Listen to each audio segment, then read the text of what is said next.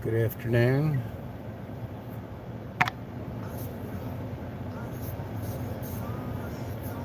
I have physically made it to Hagerstown, and we're about a mile, give or take, from the Speedway. Came over to Sheets to grab me something to drink. We drive in so that you can see who or what all is here.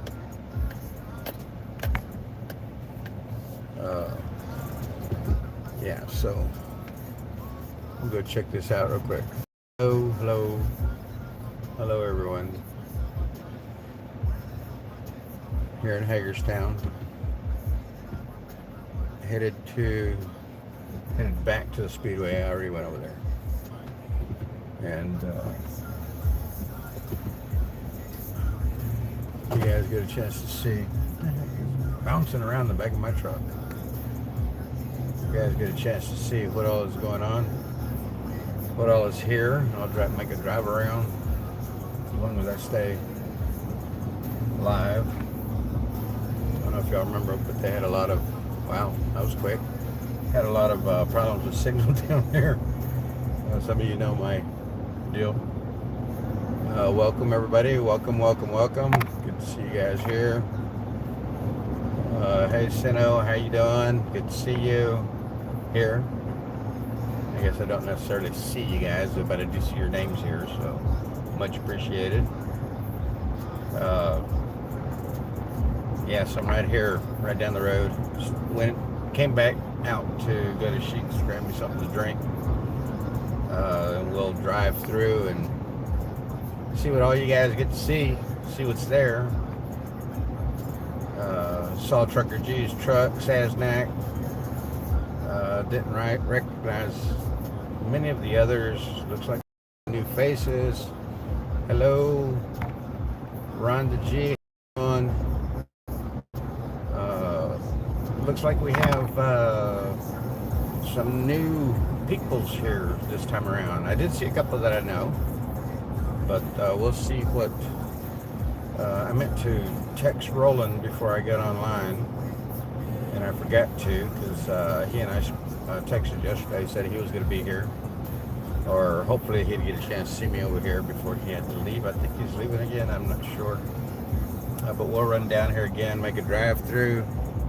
Of course, I came in with the flags flying behind, so yeah. So my patriotism. Yay, the People's Convoy is back. Yes, we are. We're here again, or at least the People's Convoy is here again. So yeah, there's a few vehicles down here. There's a couple of campers. I think some people already have their tents set up. I think they got here fairly early this afternoon. I did not follow that. I was at work. I think they got here fairly early. I'm going to say fairly early, like maybe 1-ish, maybe noon, something like that. I know that they were, I know that yesterday their trip to Brookville was not that long. I think they got there around 1 yesterday. And I think it's only like an hour, a couple of hours from here to where they came from this morning. So yeah, even though they were driving slow, it still would have taken time to get here. But yeah, they probably got here fairly early, and that was probably leaving fairly late in the morning, I guess. I'm not sure. Like I said, I didn't see it. At work, could not get involved at the time, so I figured well, you guys knew I was going to run down here. Hey, Flynn Dutchy, how you doing? Hey, Sean American Patriot. See your flag, thank you. Again, thank you guys for being here. And I had, hey Gary, how you doing, bud? Hope everything's good. So here we are arriving at the Speedway. We'll come back up and look at these signs, but people put signs over here on the left-hand side on the guardrail. And we do have security again, so we'll see how that goes. Hey, you back again? Yes, sir, I'm back again. Where you going? Thank you.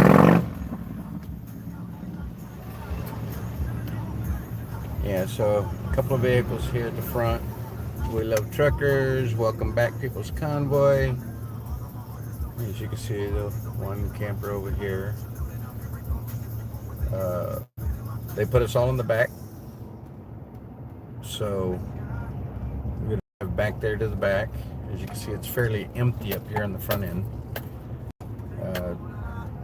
Can't say it's any more full in the back than what it was after they left. Because if y'all remember, I came back that weekend. Hello, always good to see you here. Yeah. But yeah, so here's starting the people, and y'all remember it's pretty good size back here. So we'll drive through, we'll drive around, kind of get an idea again to what all is here, or who all is here. I hope I'm not buffering. I hope everything's okay still. See, we got some tractor trailers here on the right. As you can see, there's Sasnak right back here.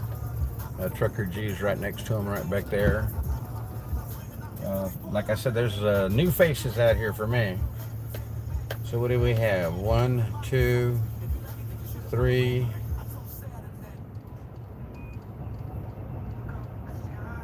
4, 5, 6, 7, 8, 9, 10, 11, 12, 13. I see 14 rigs, give or take. Oh, there's Santa. Isn't that Santa, guys? Is that Santa right there? I don't know who.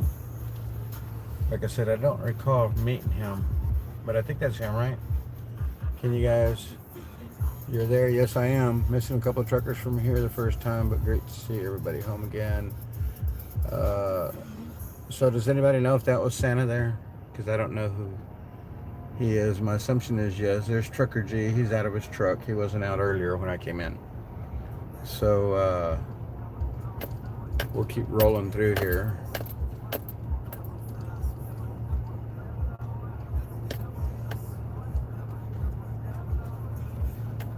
There's quite a few vehicles here. Couldn't begin to count. But yeah, so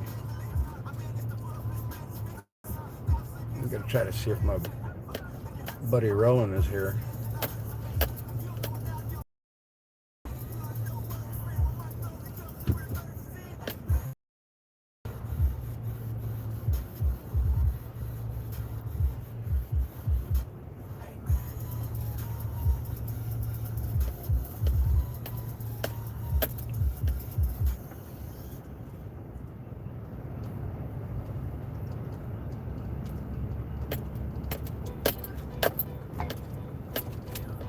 Yes, that was Santa. Okay, thank you for acknowledging. I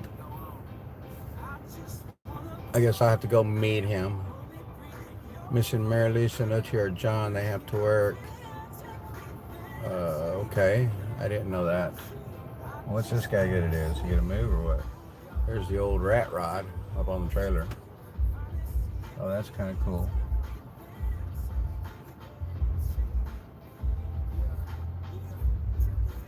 Oh, that's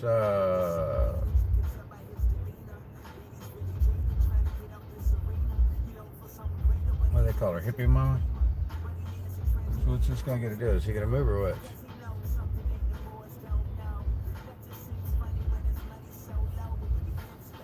I thought he was backing up. Well, maybe he was waiting for somebody to move or something. I don't know. So we got some peoples back here. Got the school buses back. Like I said, they already got some tents set up. People are already relaxing. I guess, like I said, they've been here for a while. I'll come back. Let's see. I think Roland had a gray and blue tent.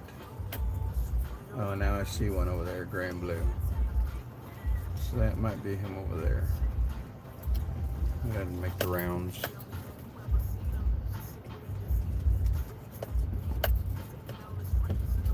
Jay was not allowed in. Nobody that stayed behind was allowed in. Yes, I'm here. You remember Freedom Squirrel? She's there too. Yeah, I do. I do know. I don't know who she is. Mel is her name. Melanie. You're a calm, peaceful presence, so valuable to receive blessings. Thank you, God's girl in the USA. Thank you for that comment. That's very generous, polite, and thank you. Yeah, much appreciated. Yeah, they weren't allowed back. Yeah, I'm here. I stayed behind. Well, I didn't stay here behind, but I stayed behind. They didn't tell me no, I couldn't be here. I went and said hello to Stan already. And yeah, so as you can see, there's more vehicles that way. They're over here cooking in the middle. But I want to see if this is my boy Roland back here. He always had a rented vehicle because he didn't want to burn up the miles on his vehicle because he's coming from Colorado. But if I'm not mistaken, that was his tent, but I don't see him around it, so I don't think he made it. Oh, there's oh, doggone it, what's her name? Another somebody that I know, yeah. I'm gonna go pull up alongside her. Her and her friend went by Thelma and Louise. Matter of fact, that might be the Jeep right here. Dadgummit, I can't remember her name. She could be pissed.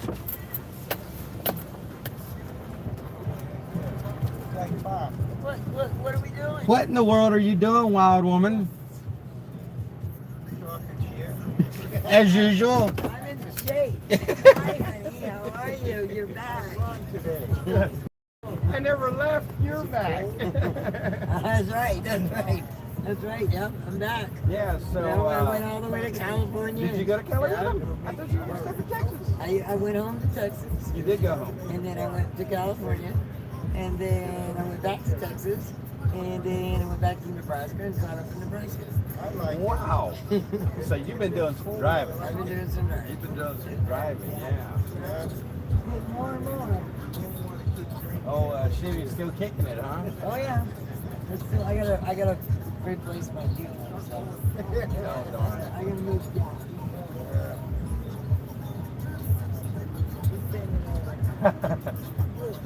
Got too much wind in his face. Probably can't breathe either. You'll find out.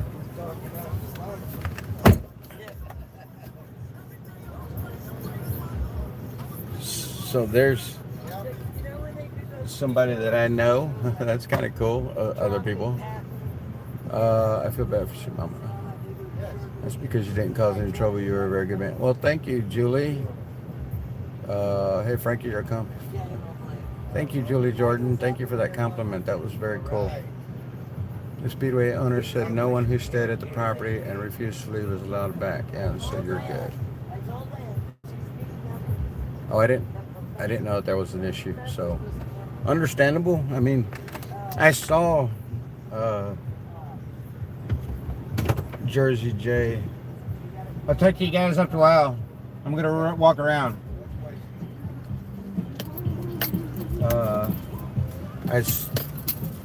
When I first got here, coming over here to the Speedway, Jen and Jay were headed out down the road. So that must have been their nope, you can't come in attitude or idea. Maybe there. But they didn't tell me anything when I got here. I just got up to security and he says, welcome, they're all in the back. And I said, you mean welcome back? He's like, yeah, that's what I mean, welcome back. So, but nobody said anything after that. So, I don't know. But yeah, like you guys say, you know, I didn't create any problems out here. So, except for that one night. And that wasn't my problem. But, yeah, so they had a chat. Oh, it was good for Jay. I don't see him back out here, so I don't know. I wanted to try to get closer to the group of people without getting out of my truck yet and see who all I recognize. Maybe pull my phone out and go live with them. I'm not buffering right now, am I, guys? He just can't be on the property. Well, then it's not all good if he can't be on the property. He didn't stay or cause trouble, but Soup Mama didn't either. JJ is at his camp.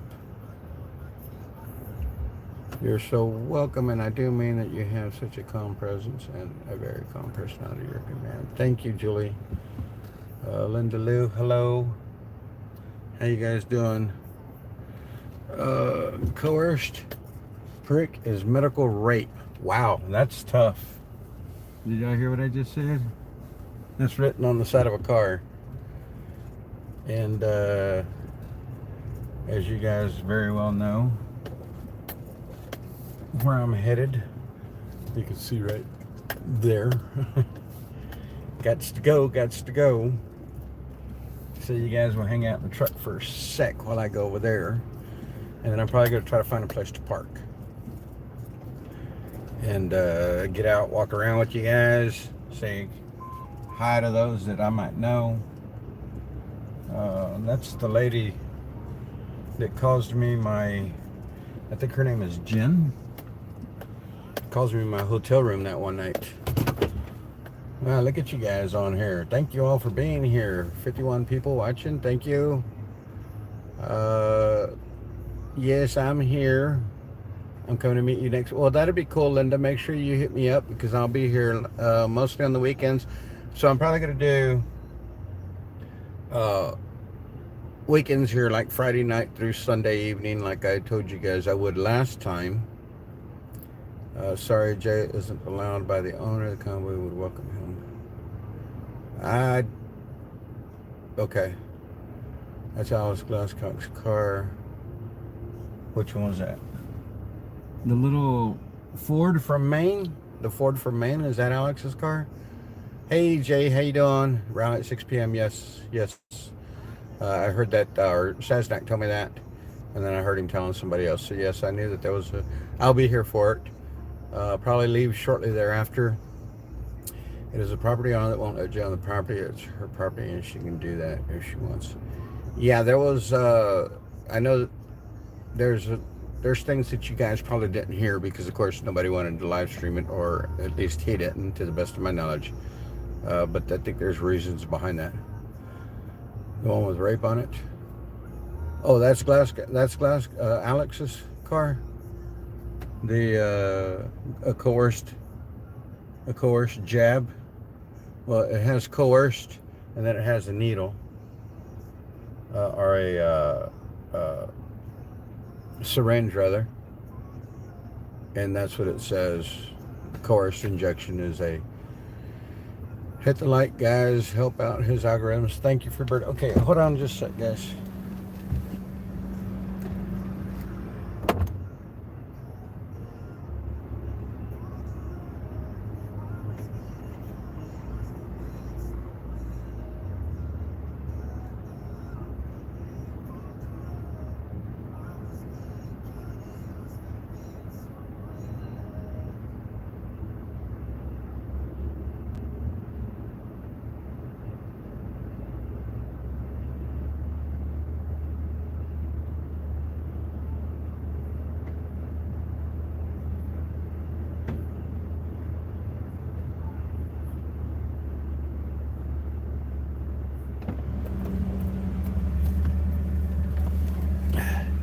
Yeah, so I made a fumble this morning.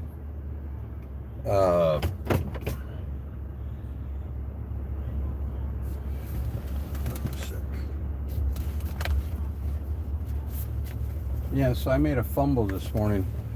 I was going to wear a normal shirt, one of my house, regular wear around out in public shirts, and vacate the property. He overstayed. He's welcome, but of course he denies it.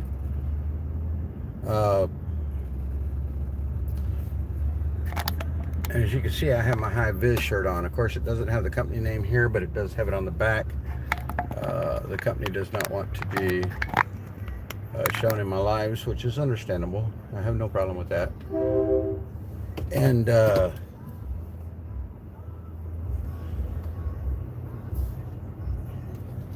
doesn't have it on the front, so I can still live.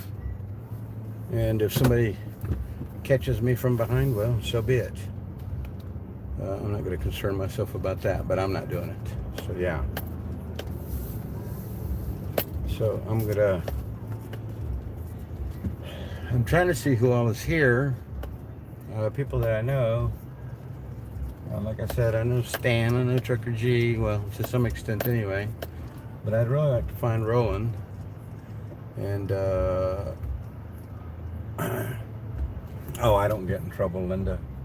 I stay out of trouble as always, best I can. If I do get in trouble, it's not because of my doing mostly. At least not anymore. Back when I was younger, of course, yeah, it was me. I'll be the first one to admit it. But now that I'm older, I keep my I mind my P's and Q's and keep my distance and make sure I'm not creating problems. So yeah, looks like that might be the stage for the rally this evening, possibly. That truck right there. Oh, that's GWT 333. So looking at it from this perspective, you guys can kind of get a handle on the people that are out here.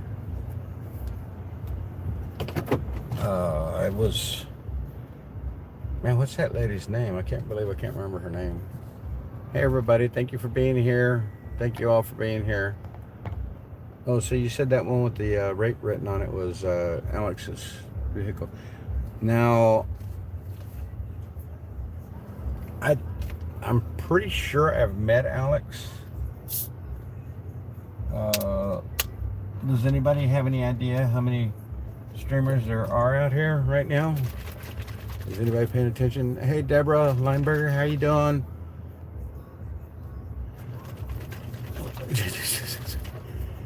Hey C10, how you doing? And everyone from Northeast Oklahoma. So we got people in the house from Northeast Oklahoma.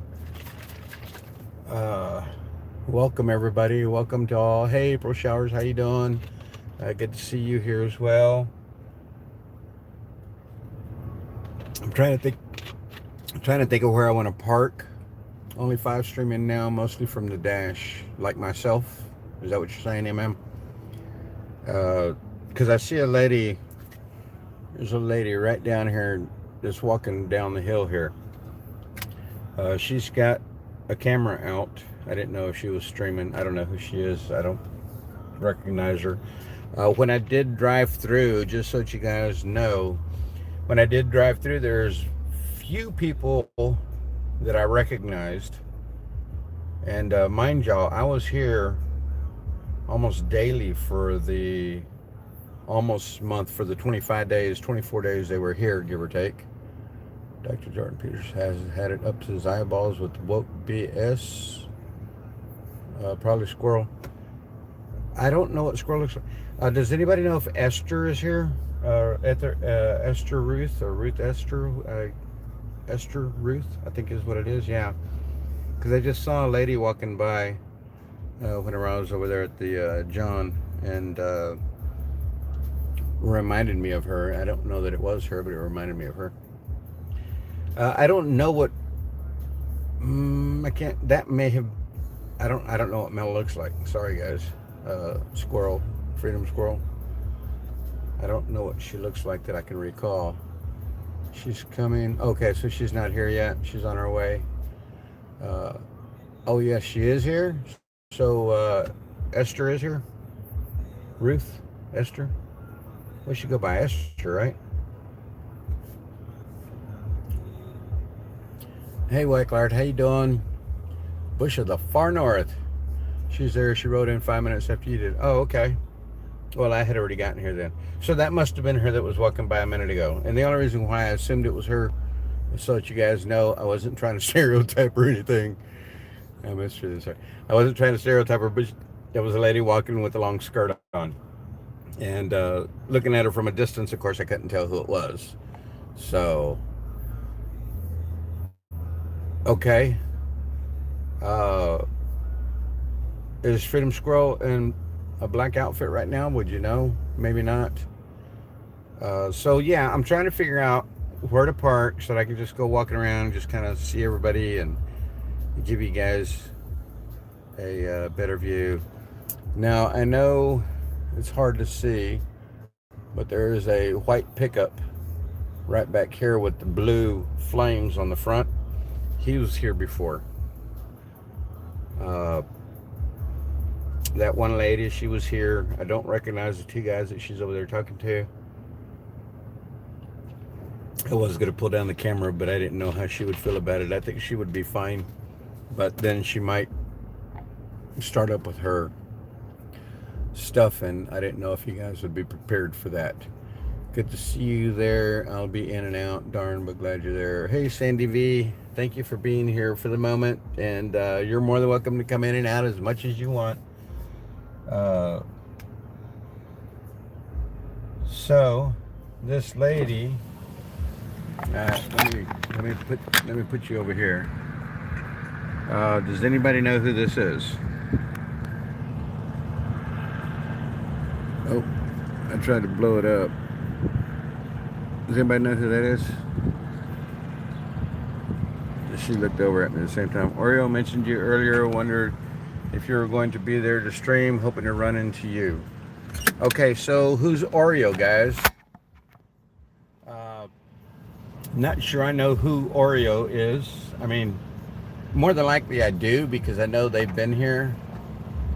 And yeah, so that vehicle there just said you got Oreo Express. I know who that is, Southern Gal. I just don't. He has OTR on his truck, right? Because I didn't see the OTR truck out here. He has OTR Express on his truck, right? Or is it? No, that's somebody else, right? You will when you see him. Okay, then I'll recognize him. Then his live streamer has been with him since the beginning. Yeah, I know. I know that he's been around. His name is Josh. Oreo's Josh. Another streamer. Oreo Express, Black Malibu. Okay, he's in a Black Malibu. Why do you want to know who the girl is? Because not only because I saw her walking around with a camera like she's live streaming, and Freedom Squirrel was with APC the other day, or APF rather, and I didn't get a chance to meet her. OTR isn't here anymore. Okay, no, don't know her. I think she was at the entrance when everyone came in. OTR's gone. I didn't get a good look, but Squirrel has a black and gray flag cape on her. Always walking around with the black and with a cape. OTR drives the black car, the Malibu, somebody said. OTR has left the convoy up in front by the sign. Okay, well, I know there were some people up there. As a matter of fact, I was hoping to be here before they arrived. That way I could be parked up there when they all came rolling through and you guys could get a glimpse of the convoy as it came into the speedway.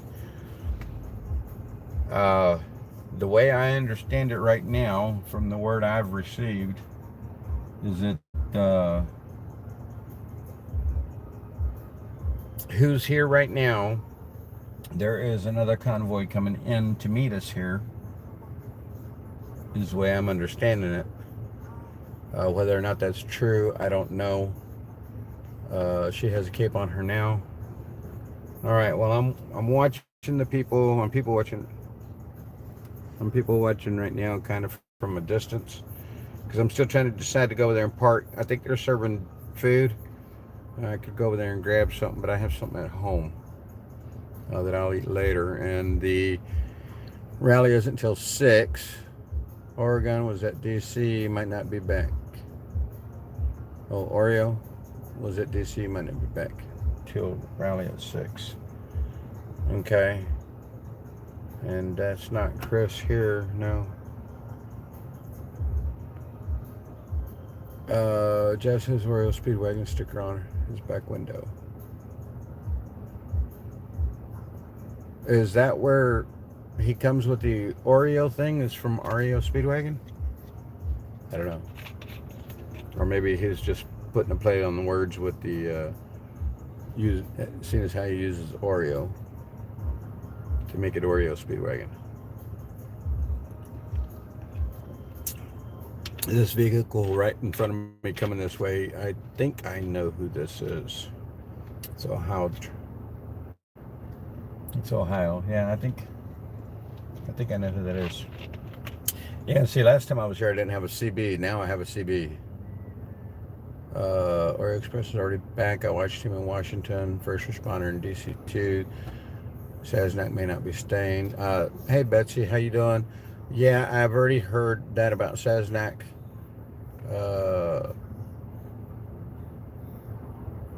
Yeah, I'd heard that about Saznak. But I guess I can go over there, find a place to park, put you guys on a stick. Anybody watch Jeff Dunham? Instead of being a jalapeno on a stick, you're going to be a group on a stick. Julie Jordan, Oreo Josh was not with Julius. He's with Quincy, the British Columbia preacher.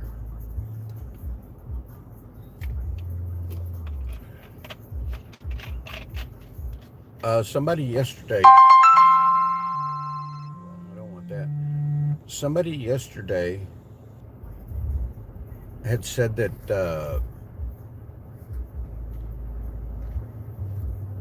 Art Pawlowski, or I forget how to say his name. Pawlowski, I think is the way it's pronounced. Was released from jail. Didn't they say that in the rally 2 days ago in Indiana or Ohio, Burbank? I think I heard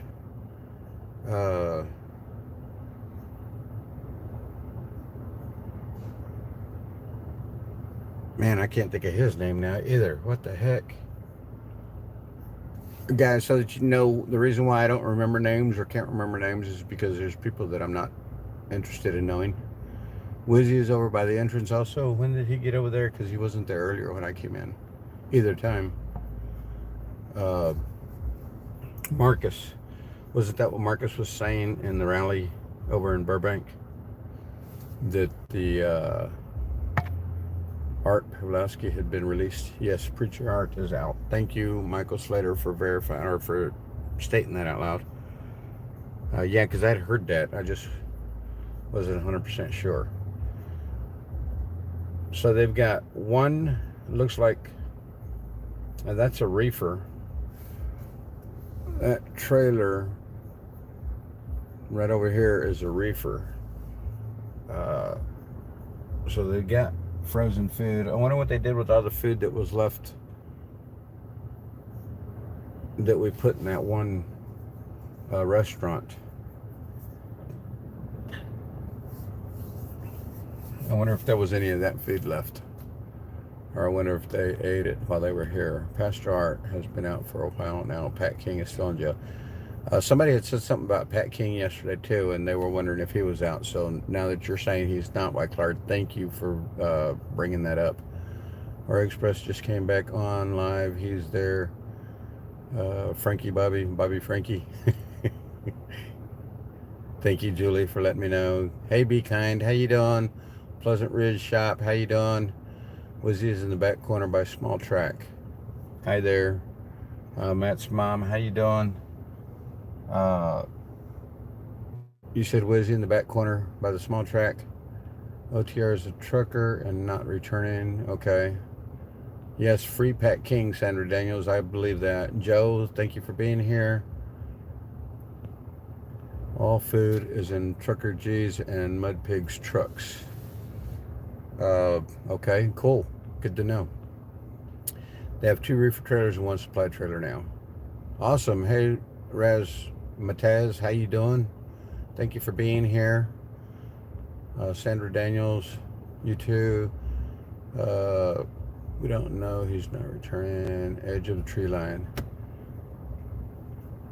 Edge of tree line is where you're saying Wissy is. I'm looking back there right now. I don't. Is he still driving his Toyota pickup? He's got work to do and catch up with. OTR, that is. Yes.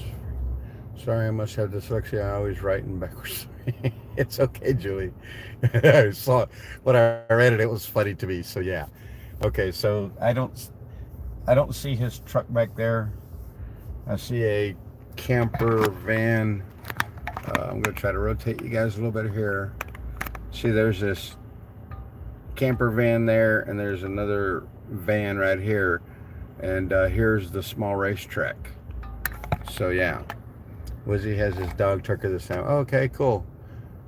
Glad you're back where you belong. Thank you, Sandra. Appreciate it. Yes, but it has a hard shell pop up on it. Whispers of Chaos. Hello. The trucker's OTR Survival. He had a trailer with OTR Survival and big letters on it. Don't know about any other OTR. Yeah, I was thinking Oreo Express and OTR were the same. That was my bad. I was misspeaking. Hey Aces, how you doing? Yes, it's been a minute. I've been streaming, but not here. But now, here I am. He's parked in the trees back there. He way back on the left side of the track. I guess that would be dependent upon what you consider the left side. All right, well, I'm going to swing back that way and go find a place to park. And then we'll get you guys out on a stick, and we'll see what's up. Okay, I see other vehicles that were behind the areas there. Okay, that might be Chris back there now that I'm looking at. It's going to try to catch a moment with Trucker G, but he's always got people. Okay, there are quite a few vehicles back there in the back corner, guys. So you're more than likely correct. Now, where do I want to park? I guess I can park anywhere.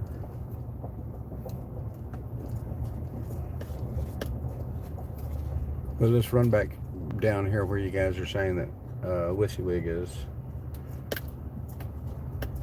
I still don't see his truck, but it's not saying he's not here.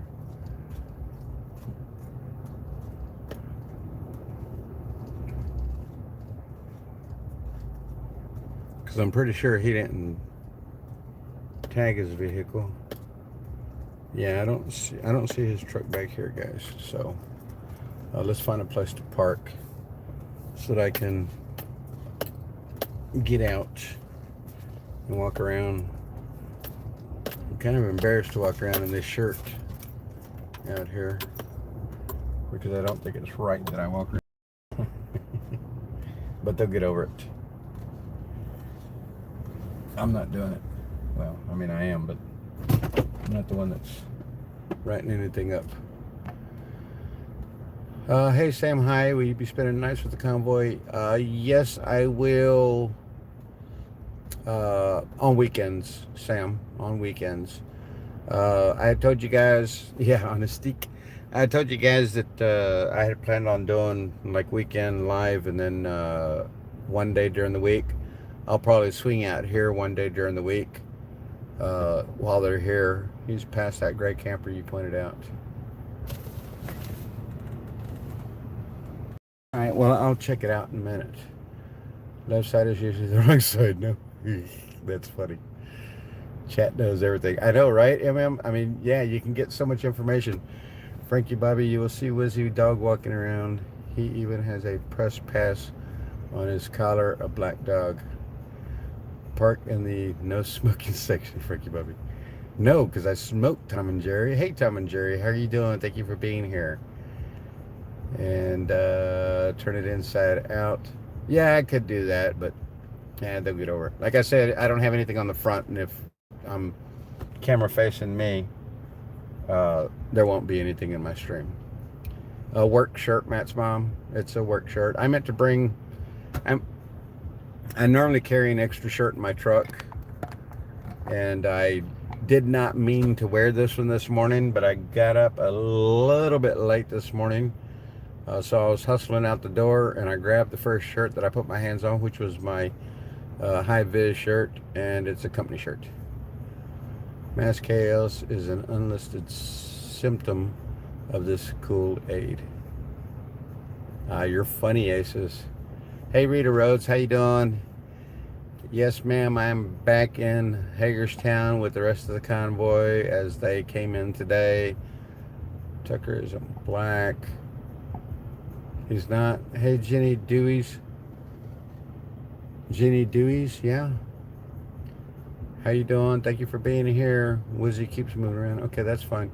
I'll see him eventually, I'm sure. Mike, really? Where does that come from, Mike? Why would you want to do that? You know, that is killing babies. Tucker is reddish brown and white. Many Australian Shepherd, more correctly, an American Shepherd. Just wanted you to know that. Hey, Blondie D.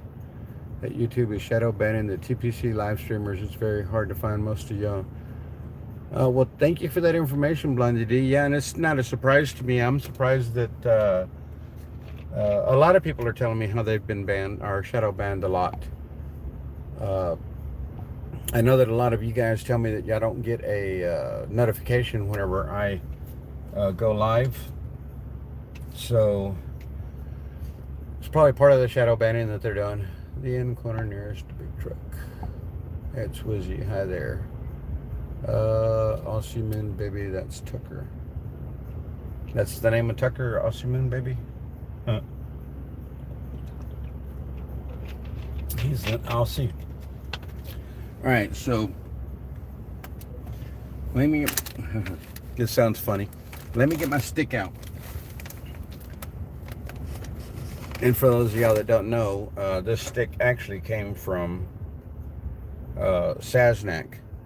I borrowed it one morning when we went to Pennsylvania the first time up to Harrisburg. You guys had told me, you know, hey, ask Stan if he's got a selfie stick, he'll probably let you use.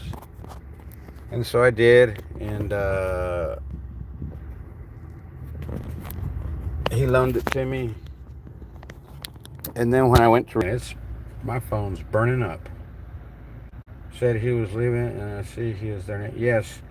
Hey, Kelly, how you doing? Good to see you here.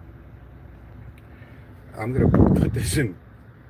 I might hear some wind for a minute, but I'm gonna have to cool this phone off a little bit because, man, this thing is on fire, dude. I took it out of the carrying case, and it is hot, hot, hot, hot. Almost too hot to handle. Well, let me see what I can do here with you guys. Hold on for a second. Make sure I don't press any awkward buttons. Go ahead and turn you around. Talk to y'all for a minute while this is sitting in front of this AC. Trying to cool it off. It'll probably be fine once I get out of the truck. That's probably, well, because I had it plugged in and it didn't charge. See, so yeah, I'm having problems with that. It didn't charge well. But yeah, so we'll go ahead and we'll get out, take a walk. And I think I just saw Esther again, so we'll say hi to her, I'm sure. And I'm guessing her sister is with her too, Tabitha. So I need to make a couple of adjustments. You guys are going to bounce around for a minute till I get this set up the way I want it. So yeah, there you go. That's the way we'll do it. Everything look good like that, guys? I wish I could wear my sunglasses and do this because it's bright and sunny out here. The only thing is that my sunglasses they have polarized lenses. Yeah, that is Tabitha and Esther. I have polarized lenses and I can't see the screen with polarized lenses. It's almost unable to read. I'm gonna flip y'all around so I can see chat. Was just behind some pickups by the trees. Same gray Toyota pickup with camper on top. Wish he drives a Yoda. Yes, he does. Aces, your message didn't come through. It looks like it was spinning circles. Just don't drop us. Everyone drops us. I didn't drop you. At least not yet. Says not taking a break. We'll be at evening rally most likely. Yes, he already told me. Smash that like button, Tom and Jerry. Thank you. Again, he Saznek is leaving again. He has a job to deliver.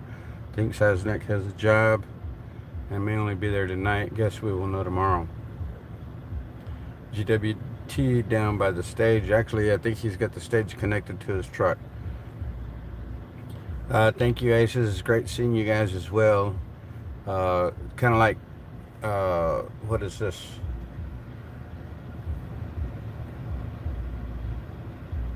Kind of like getting together for a family reunion here. Did you find your tooth? No, Matt's mom, I have not as of yet. And I looked for it frantically for a couple of days. Purple Canopy is on his stream. I don't know who that is, Judy Edwards. Oh, hey, Judy Edwards, how you doing? Thank you for being here.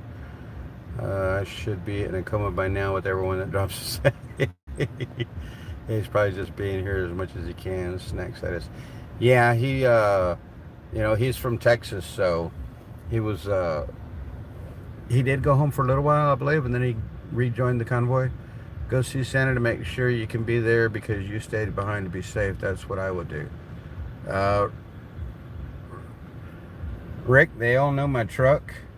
I've already seen several people, to include Saznak. I've already talked, shook hands, and everything, and yes, prescription, and nobody said anything. Thank you, Wasu Lieber, for being here. I don't know who that person is, and I'm not even gonna go look. I'm aware of Fry's network. I don't buy into his wanting control like he does.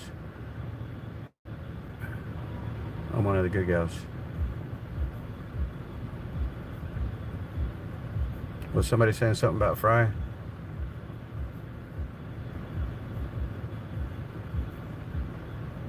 Well, just Wasu just, I don't know what he was saying or doing, but Wasu just, yeah, do your thing. Thank you. Beta interviewed Ricky Bobby, your cousin. Haha. Did you see JJ try to visit? I saw him as he was leaving. I saw him out on the road over by the Sheets, where I started you guys up at. I was getting my new brakes today, and I see you. Oh, so you got new brakes, Jeannie? Good for you. Good to see you too. Hey, Let Freedom Ring. How you doing? Never mind, he's in. Don't worry about it. Okay, cool. Hola, Frankie. Hey, MC Calcium. How you doing? Eric, bro, hugged Jay big time. Oh yeah, Eric's out here. I saw him a minute ago. I'm gonna jump out here for a second. Have you ever heard from Charlotte? No, not as of yet, Peacemaker. Again, I sent her an email. I'll probably send her another one if she hasn't responded. I haven't checked my emails today. Oreo is just pulling in. How about the baby issue? Hi everyone. Broken Patriot.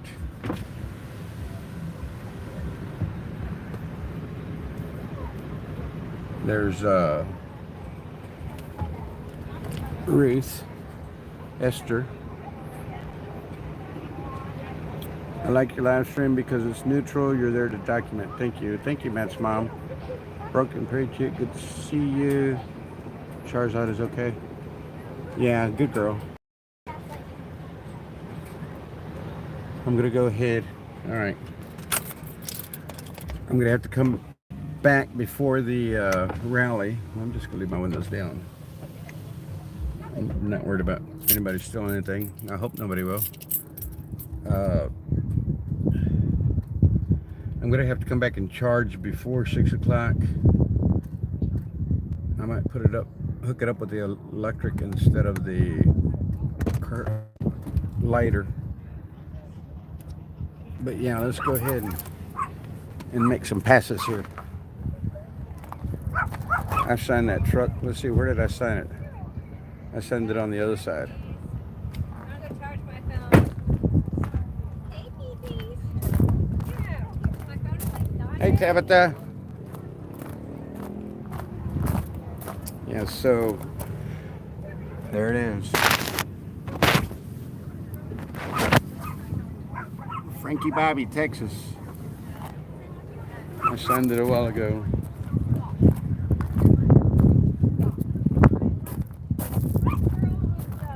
Hey, Esther. Hi. Hello. Hello, How how you are doing, young you? lady? Good, good. Thank you. Yep. Yeah. Oh, See me. flipping around. Well, I was headed on. Hey There you- guys, me. I just want to come in and give them some. How's everybody doing? You guys good? I feel it. I feel you. Like this is a I need shade type of day. I have a hard time. I don't. For some There's a blue reason. thing right there. If you click that, it'll take you Yeah, to but the it'll bottom. take me all the way to the bottom. But isn't okay? Nice. Charizard is supposed to be joining Matt in Greece. Nice. Why would the track owner have? They're talking about. Some You're stuff jabbing that- out in your comments about They're- whatever. yeah. Well, people are talking. People have heard things, and they're putting it in my comments, and I'm reading the comments with them. And Yeah, so we were sometimes you don't know kinda- what's right, what's real, and what's not real. Though it's like, is this real? Is this not real? Exactly. Yeah. So, I mean, I don't know that I get a lot of my information from the people in my comments. Okay. And yeah, so they were telling me some different things. Hi, Freedom. Free bird. Wow, I can't speak. Free bird. Free. I can't read it. That it's Oh, I know. Freebird Kate. You probably see him on yours. Freedom! Freedom. She's like, sorry. Oh yeah, I've seen him for sure. Yeah. Her, and him, her. It's I think it's Her. Freedom I'm Kate. sorry. I think it's Kate. She tells you hi. Hi, But originally on my chat, Brenda. Hi. it was Voici Libre. It was in French, Voici Libre, which Oh, is really? Freebird. Yeah. Oh, yeah, I I've didn't know definitely that. seen her. Yeah. You so you've seen it before, Her, yeah. So Jorky, Jessica can't go to the rally. Don't hold her breath. Let me get the dogs. Yeah. So. Hi, Tommy Timber. Tommy Hi. Temper, hello. How you doing? Rick Rack. Who is she? This is Esther. Who is me? Who am I? Have you've not seen Esther and there you go. I actually went and met her or introduced myself to her in Harrisburg. Yeah. So let's go ahead and move away from the noisy dog. I'm sure that's very loud all day. But yeah, so I met Esther over in Harrisburg, though. She's been around here for a minute. Yeah, I've been here, guys. And I saw her around when she was walking around with her camera early on. Yep. And eventually she got a selfie stick, I believe, right? I did not get a selfie You stick still don't have Not a selfie? yet. Not Guess yet. where this one came from? Who? Thanks to Stan. When we went to Harrisburg the Yeah. first time, not the second time when I saw you, the first time we went up Okay. there, I asked Stan if I could borrow, if he had a selfie stick that I could use. Yeah. And he said, sure, you know, so he loans me a selfie stick. He says, but I'm going to charge you for it when we get back. You can get it back to me. So we got back over here. He says, go ahead and keep it if you need it. So Oh, that's awesome. yeah, so now I got my Cool. selfie stick because So you of got that. a selfie stick, everybody. I'll get one eventually. Okay, so do you have your chat on this side? Whenever you got your phone on? You know what? I think it's on the left now. Like I this? think it's like that. Does it go Is away? Yes. It goes, And then you tap it and it comes back. right. Well, see, I know a lot of people, and this originally did it. It came out on the right-hand side. And you Okay. can see the, you know, what you're doing over here on this side of the screen, and you can always read the chat. I can't figure out how to make my phone do that I again. probably look a little different than usual, guys, because I got bangs and I'm wearing a baseball hat. Yeah, just a little bit different. I saw your post the other day when you got the bangs. I giggled. I said, "Oh, she looks cute with the bangs." Yeah. So Okay. there's Tommy, 10% now. Yep. Tommy Temper. Hey, Brent Tantrum. Boyle, Oh, how you tantrum. doing? Who? Tantrum. You're getting a tantrum. Tommy. Oh, is that what it is? Tommy Temper. You get tantrums. Oh, okay. I had Now no you know. idea. I got Thank that. you. What's his name? What's that one called? Mud Pig. Tommy. Yeah. You get pigs on your stuff. Yeah, I've I seen love that before. I I've love seen, that. I've seen that one before. I They didn't do- know they about do this one. hoink. No. They do instead of Hong Kong, they do hoink. Do they really? Oh, that's too cool. Yeah. Wait, what? I don't know. Yeah, it's a rate. Tommy tantrum, yeah. Tantrum. Well, thank you guys. 129. Oh, thank y'all. Thank y'all for raiding my live. Much appreciated. Yeah. But yeah, so I figured I'd just come out. I saw you. I thought I saw you walking by a minute ago. I was over there at the John's. Probably. And I was like, and then I asked the live stream, I said, does anybody know whether or not Esther's made it over here? They said she made it in like 5 minutes after I arrived. Yeah. So, yeah, because Oh, I got look. Wink, wink. See it? Oh, there it is.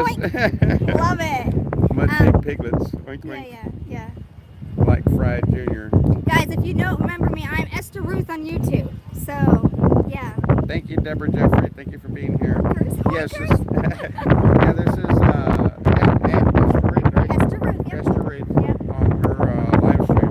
Yep. Freedom Squirrel. They say Freedom Squirrel's out here. Do you know Somebody who that said is? they heard Squirrel. I don't know, but they said they heard him or him. It's a her, I believe. Her. Her name's Mel.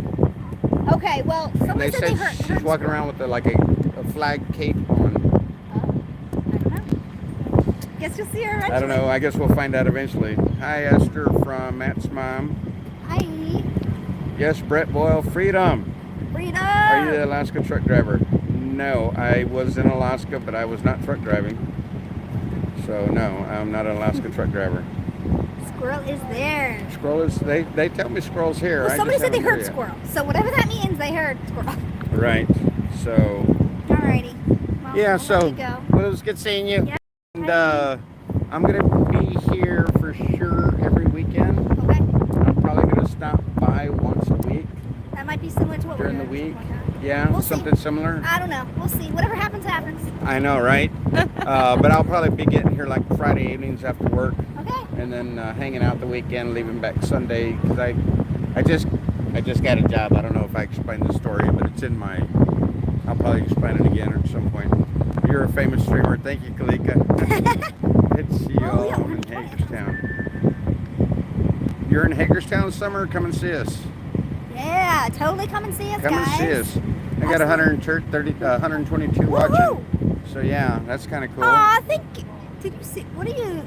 Oh, he's. Did you put my channel Yes, on? he put your channel Oh, up there. thank you. That's so sweet. He just plugged you on. Thanks, Thank you, Gary. Gary. Thank you for doing that. That was really sweet. One of my mods, yeah. I appreciate that. Yeah, so Freedom Squirrel is in the tent area. She has a tan and white kitty. Ooh, you gotta go find her. Go find her. I'll have to figure that Bye, out. guys. I'll have to figure that one out. So anyway, yeah, so here we are. They got some food set up for the people to eat. Like I said, I'm gonna eat mine. Thank you, Brett Boyle. Thank you for the subscription. Thank you for subscribing to both of us, for that matter.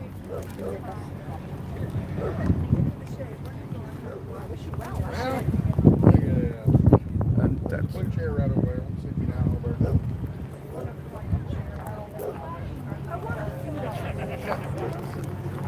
So yeah, guys, best I can see, there's a lot of new faces, and I'm assuming it changed over time. How you doing? Doing all right. I'm assuming it's changed over time. Yeah, it says neck and shorts. Hey, Frankie Bobby. Hey, Araceli, how you doing? So let's walk around, see if I see anybody that I recognize. Like Roland. I'm really concerned if Roland's here. He's a pretty cool guy. I mean, he came all the way from Colorado. I met him in Breezewood. I think I told some of you the story. Some of you may have heard the story. I met him in Breezewood. We were sitting at the intersection waiting for the convoy to come through. Subduster, thank you, Araceli. Walk the tents, I'll help you. Back this way. Is this the way I need to go then, Angela Brewster? Many joining. Yeah, there's a lot of new people. I know that some people dropped off because they had to go home, take care of businesses, take care of making money, of course. And she drives a Honda Civic. Yes, and we're all concerned for our country. So those that had to go home, well, of course, the gaps have been filled by the newcomers, whoever they may be. And a lot of these people to me are kind of new. Hello. A lot of these people around here look fairly new to me. Some of them might be from the old group from when I was first here. So am I going in the right direction, guys? She drives a Honda Civic. We are concerned for turn left. That way? Freebird that way? Because it, or do I need to go to tents? Those tents, there's somebody's playing music right there. That's why I walked away. But I walked around the other side. So what color Civic does she drive? What color Civic does she drive? Going to DC with her on her return trip. Cool. Angela is a troll. Angela Brewster is a troll? Is that what you're saying? I thought I'd seen Angela in my chats before. Ask where the tents are. Just wanted a 360 view idea. Okay. I think blue. Okay. I'll just keep walking. Organizers need to remain consistent or our message will be lost. That is very true, Matt's mom. No, I'm not a troll. I'm odd for Santa. I thought I saw your name before, Angela. I'm pretty sure I've seen you in my chat before, right, Angela? So, yeah, I don't think you're a troll. That's why I was asking. You mean Angela Brewster? I don't think so. But, yeah, so there's some tents back here, guys. Well, there's 1, 2, 3, 4. 4 tents back here. There's a couple here in the middle. There's a couple back there in the back. So I've seen Angela before too. It's all good. Thank you for Bird. Yes, Brett. No, I don't think so either. Don't say anything, please. Remember, one of the things that I appreciate and expect most out of my chat comments is no negativity. And if you're calling somebody out for being a troll and it's not true, that's definitely negative, much less demeaning and mean. So try to refrain from saying things that you're not 100% sure about. That's what I do. When I tell you guys things, I always tell you in my opinion, or I always tell you it's hearsay to me. I don't know for a fact. And I'd rather keep it that way because that's just seems kosher. You know, like we shouldn't be saying things. It's time to stand for freedom, guys. Oh look, there's an and we know. Check it out, guys. So this is new. Can y'all see this here? Let me try to, I guess, get up closer. Get out of the sun. He's got an and we know flag up on his banister here. Rally at 6. Yes, it is. She is a mod, but she is also.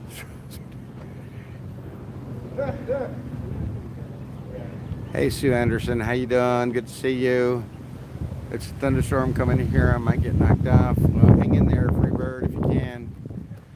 I'm a new subscriber from Tommy Temple. Well, thank you, Todd G, for being here. Thank you kindly. Zot channel has moved to European travel, it seems. Kids are living, eating, and exploring the world. Well, good for them. Good for them. Very happy for them. And I think that if anybody had an opportunity to go and explore and have an opportunity to go overseas and tour, I think that is an awesome thing for them. The older we get, the less opportunities. Hey guys, how you doing?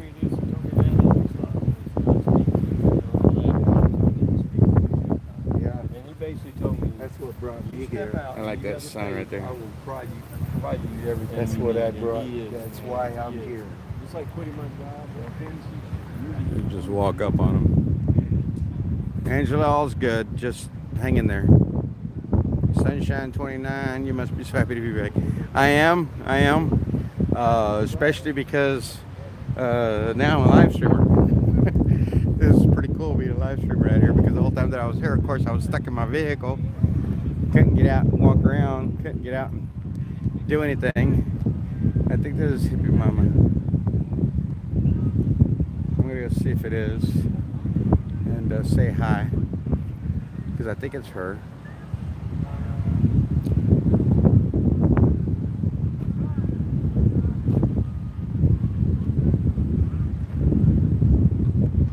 Be safe. What happened to Fried TV? I don't know.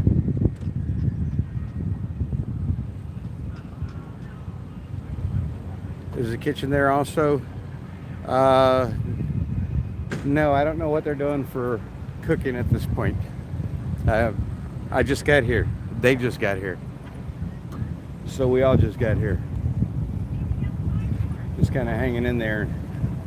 I guess we're figuring things out as we go along, kind of thing.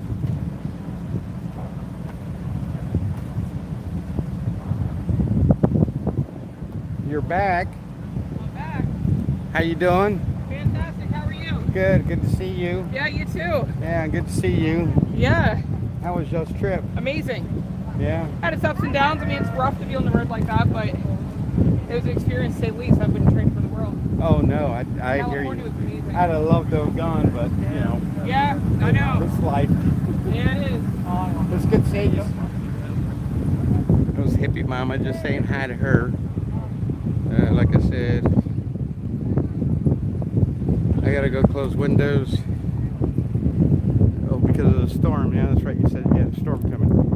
So has anybody seen the vehicle that we're looking for yet? Hello. Has anybody seen the vehicle that we're looking for yet? For the squirrel? Because I still haven't seen the squirrel.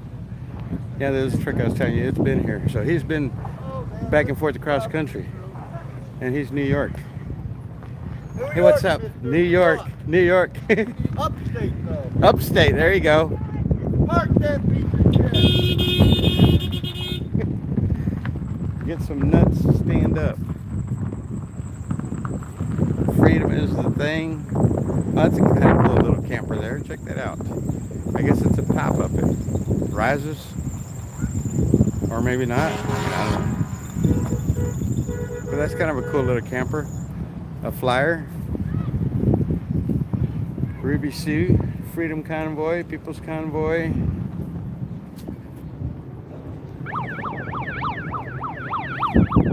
No more mandates. So have we found the car, guys? I'm sorry, I'm having a hard time keeping up with chat because I can't read it in this sun. The glare on my phone is so incredible. And it's hard for me to read and see what you guys are chatting. So my apologies if I missed your chat about the vehicle. We just said y'all thought it was blue. See a little blue one down there. Let's walk back up here by this truck. I'm going to try to read some of the chat here, guys. Brian will be back soon. Eddie is still with the convoy. Is it Frankie Bobby? Yes, Kathy Poulton, it is. Frankie Bobby here. Hi, all. Hey, Georgia Peach, how you doing? Let me see. Long brown hair, baseball cap. He took a break. Cindy, I think Fry is in love. I do not think so. Just had a couple of days off finally. Angela's cool. Georgia Peach is another.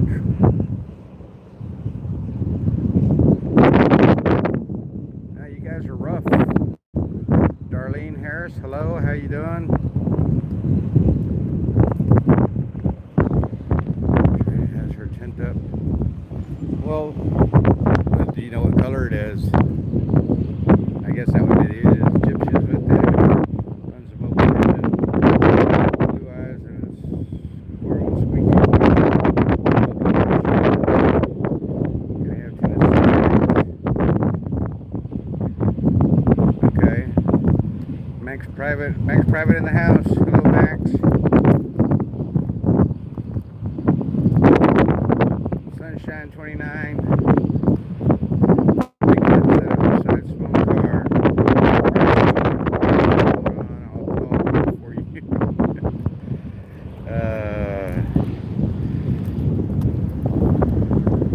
Upstate New York. Yes, he's from upstate. Tennessee plates and a Honda with a tent.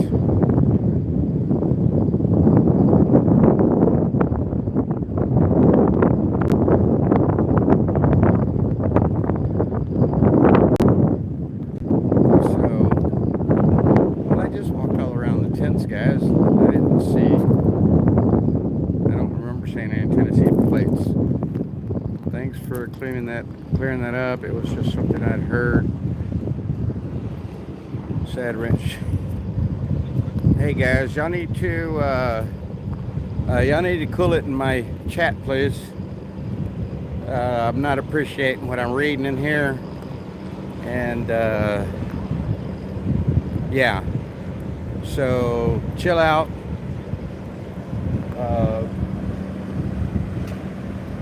All things get straightened out. If there are things like that occurring, it's going to have to occur till it's caught, in my opinion. But I don't appreciate you guys chatting from phone yesterday. Is this cool? Do you have an email? Can you put my email up here, Summer or Gary? Hey, hurry up! Start shaking it. I don't know which one she said. She's not going to talk about the third either. Would you do me a favor? No. Would you hold this while I go? Yeah. I'd appreciate it. You can Yeah, I talk had to the them if same you thing. want. This thing's awesome. They're in there.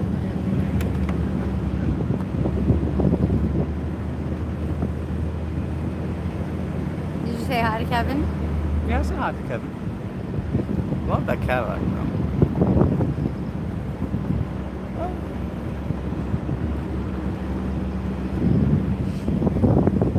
You know what? Never mind. You're on live. Hold on. I'll talk to you.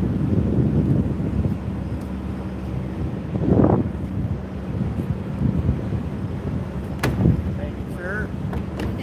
Appreciate it. He's just standing How there. have you been? Oh my God, I didn't Good. recognize you. Yeah, I know, right? I I knew I recognized you when I saw you. How you doing? It took me a minute. I had to look into your eyes. Is that what it was? You had to look. You had to see me in my eyes. Huh? So many people. So many people And the it's past crazy. month, man, dude, it's. Oh, It's changed. Yeah, Yes. I see the somebody thinking they're turnover. somebody and they're really not them. Yeah. Well, I yeah, see the we brought our turnover car. because there's a lot of new faces here Yes, for there me. is. Yes. A lot of same faces, but a lot of new faces There as are well. a lot of new faces. I will say that. Somebody was telling me in chat that they said that a lot of people showed up from, if y'all don't mind, y'all mind? Oh.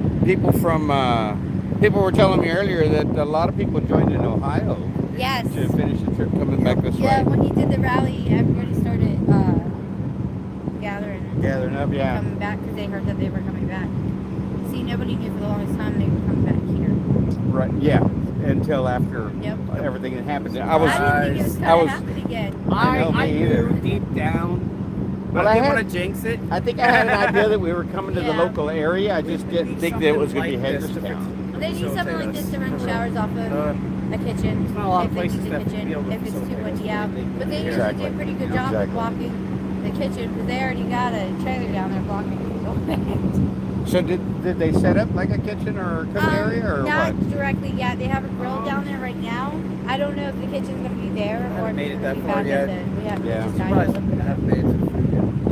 I haven't made it. Well, I walked by there just because I wanted to go. Gypsy's cooking is Esther was amazing. over there. It's Yeah. Gypsy didn't cook today. No. It was another cook. Because after people came before the convoy and set up and so by the time they got here. Well, it's kind of cool though that we're back here. Yeah. Yes. Everybody calls this home. Home base. Everybody's telling me that on my chat. They said we're going home, Frank. We're going home. Yep. So yeah. Everybody's home. And this is you got to think this was probably the biggest turnout that we've actually had when it took place right here. yes. You Yes, know? we had a huge I mean, turnout there here. was, Yeah, there the was first time we vehicles guys parked were back there here, was so many, there was clear a up lot to the more gate, people the and you first couldn't time. even walk to the vehicle. I know you Yeah. couldn't find a parking spot. Yeah. And they're not done yet. No. It's just We- right we now. ain't- This we is ain't done yet. the first day home, so they're trying to keep everybody out. We had a long trip, man. Yeah. We came back a little Long early, trip. but I mean, there was a lot of stress out there. Well, I can imagine. There's a lot. You know, I was going on the road, and I got a job yeah, we remember that, yeah. 2 days before y'all were leaving. Yeah. But I was remember. going. I was going to make that trip with you guys and come back. Yeah, we got lucky. We And Andy, didn't do it. Yeah. Andy, Yeah, the guy and- that turned into a mechanic from Washington. Yeah, there was a State. one White Dodge. van, Dodge. Yeah, and it's not yours. Oh no. No, he's not here. You know, the Jake down there is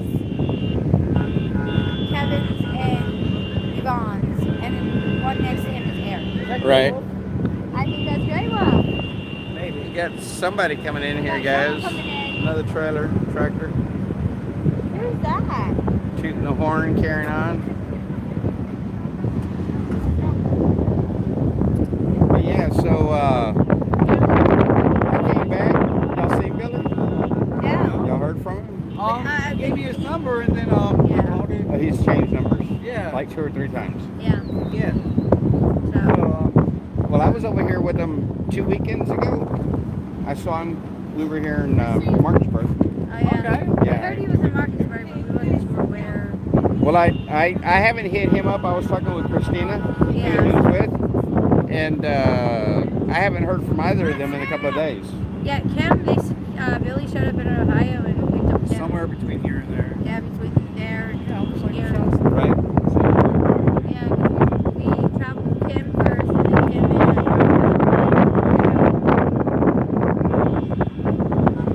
Yeah. So, we were posted. do y'all know who Freedom Squirrel is? Yes. Y'all do. Yes, we do. You know Melanie. Okay. See, it is Mel, guys. Where's she at? Do y'all know? I saw her. They're telling me she's got a I'm trying tent to up. survey the area real quick. They tell me she's got a tent up. See their car? They're back. They're They back. might be back They're gonna there. be back there in the back. Okay. Yeah, that's where I've seen their car at.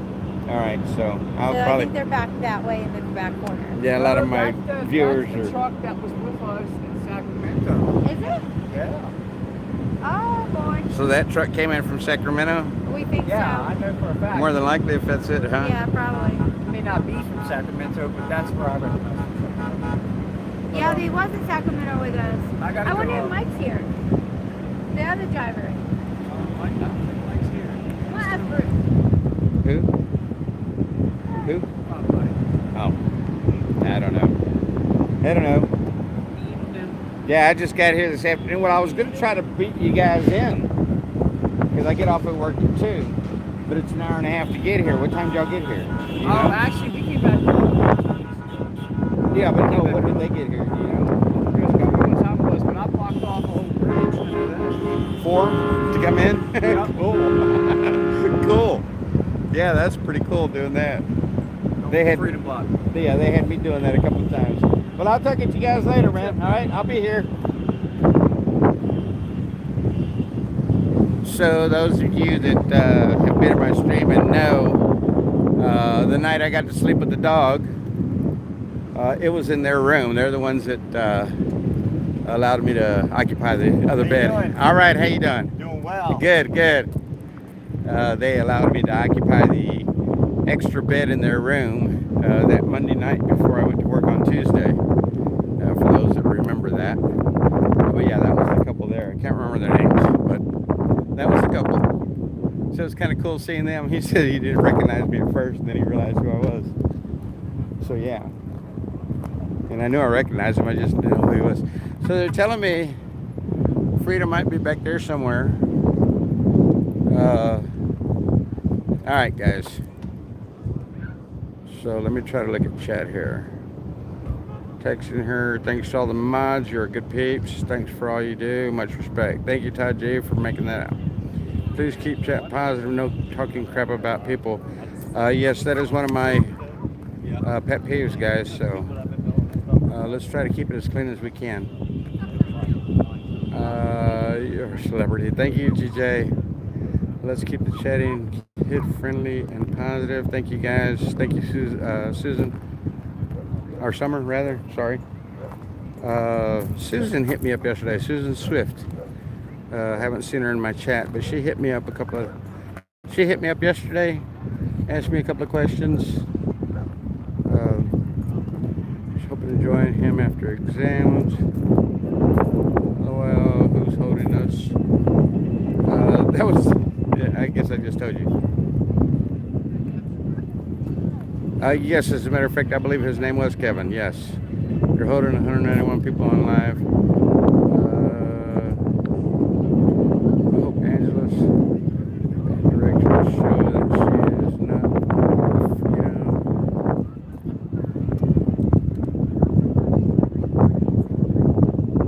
The car is in front of you. Which one? Y'all said blue, but that's a Chevy. This blue one, Toyota. Somebody's sitting in it. Looks like a gentleman. I'm assuming it's not one of the others. Squirrel, her phone is dead, not answering. I miss Mrs. Swift. She's around, guys. She's around. Now you may have walked past it. You guys can point it out to me. I can't see very well. I know, I have the same problem, Angela. Huh? Shout out to the Doe crew. Wait, Charlotte comes back. Turn back.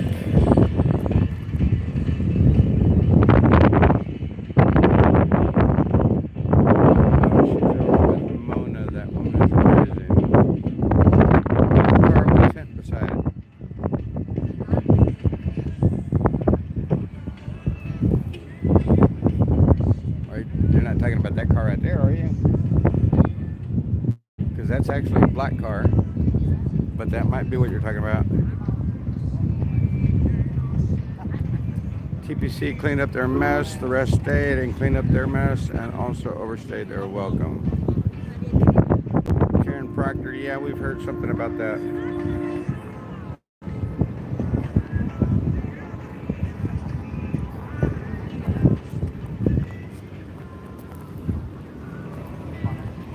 Okay, I'm gonna be brave enough and go look. When you get a chance, watch Stay's story, getting his donated truck, X-ray vision on YouTube. Very moving story. Yeah, I'm not sure. No. No, I haven't found her yet. Well, I'll give you a little hint. She's up by the bathrooms. Is that her? That's her. Okay. Go pee. Thank you. She's going pee first. Oh, by the time I get over there. Yeah. Yeah. Thank you, guys. No, I don't think I'd be going there. Sunshine. Yeah, that's what they were just telling me. Tell him little man says hi. Is that Windgrove? Yes, I think by the dump trucks.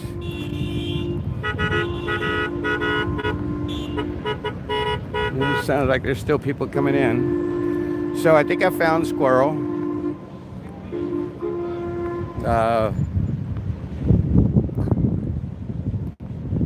Yeah, so I think I found Squirrel. I'm not sure.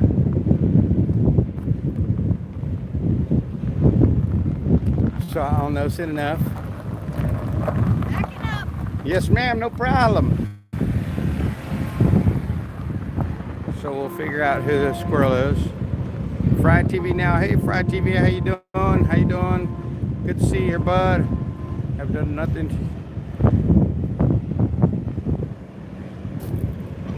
I guess everybody's hitting you up, right? Or trying to? I said I think everybody's trying to hit you up or trying to anyway. Not really. Yeah, because they wanted me to come and find you. Really? Yes. My viewers want me to come and find you. Well, hello, viewers. I'm Frank. Frank, nice to meet you. Melanie. Frankie Bobby on here. Oh, Frankie Bobby. Yes, yes. Yes, Frankie awesome. Bobby on here. You look different in So, person. yeah, maybe just a little bit, right? Hi. So here's Freedom Squirrel, guys. Hi. I found her finally. They kept telling me she's got a blue car, she's got her tent set up. And I'm like, look, guys, there's blue cars out here, there's tents, I don't know. And they said, I think you walked by it. I'm like, I didn't even walk by a tent. I don't know. No, see this one pulling up right there? That's my car. That's driving right there. The gray one with the flag on the Silver, side? yes. The silver, and the light yeah. on top. Yes. And okay, then, that's you. Our So it's partner- gray, guys. Yeah, Sig has the blue car, the blue Honda. Okay. It's bright blue like that one parked there, Right, but that's right. not it. That little one there in the It's middle. parked back there. Where our segment's back there in the street. Hi. Where's your tent at? Right here in the It's middle back, or the back back? there in the woods. Somebody told me back in the back, Hi. so yeah. Hello. Yes. How are you? Good. I just got back. Awesome. Yeah, we just got back too. Yes. Awesome. Hey, little one. Right to the potty. This is Sid Vicious. Sid Vicious. I think we all just kind of got back, didn't we? Yeah. I'm Well, Frank. hi. Nice to meet you. No, I actually had veered off from the convoy from Ohio when we were in Burbank, and I went and visited with an old friend, and then I found out that there's black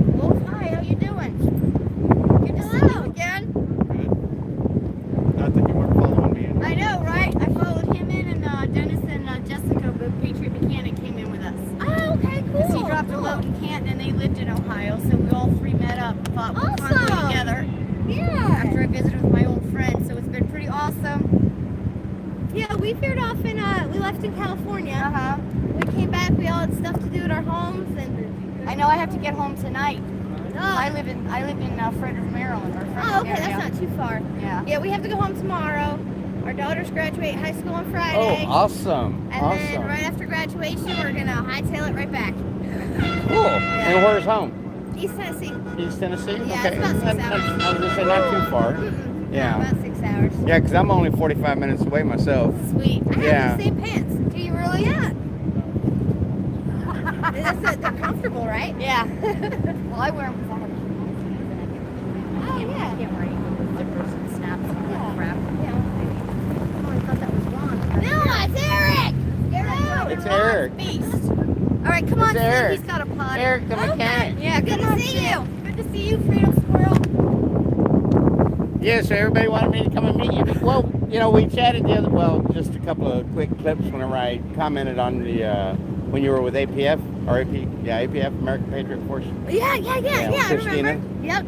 And I'd commented then, but I hadn't met you yet. And Yeah. everybody kept saying, you're going to have to meet her eventually. And I was like, well, yeah, I will. I will. Yeah. Yeah, and I've seen your streams and stuff. I've never actually never actually gotten to meet you. Yeah, so we this hadn't is awesome. had an opportunity to meet. Well, when I was live streaming before everybody left, I was still stuck on my laptop. I couldn't, and then I picked up Prism when we went to Harrisburg. Nice. And so I was able to live stream. What's up, Eric? Eric, What's up? How you doing? How you my doing? man. Hi. Hey. How you doing? Good. How are you? Not bad. Man, you live stream like 24/7. It's always on in the Not middle live of the streaming night. now. Well, you're the only one on in the middle of the night. Oh, okay. It used to be me before I I got a job. Yeah, right. You, it's actually kind of funny. A lot of guys, I've gone by them, and they got like 100. I have like 500 people watching me in the middle of the night. I know. Oh, it's I know. crazy. I used to get like see 250 and that. 300. Yeah, it was Who are crazy. you? Frank. Frankie Bobby. Frankie. Oh yeah. The- Oh, the- hey.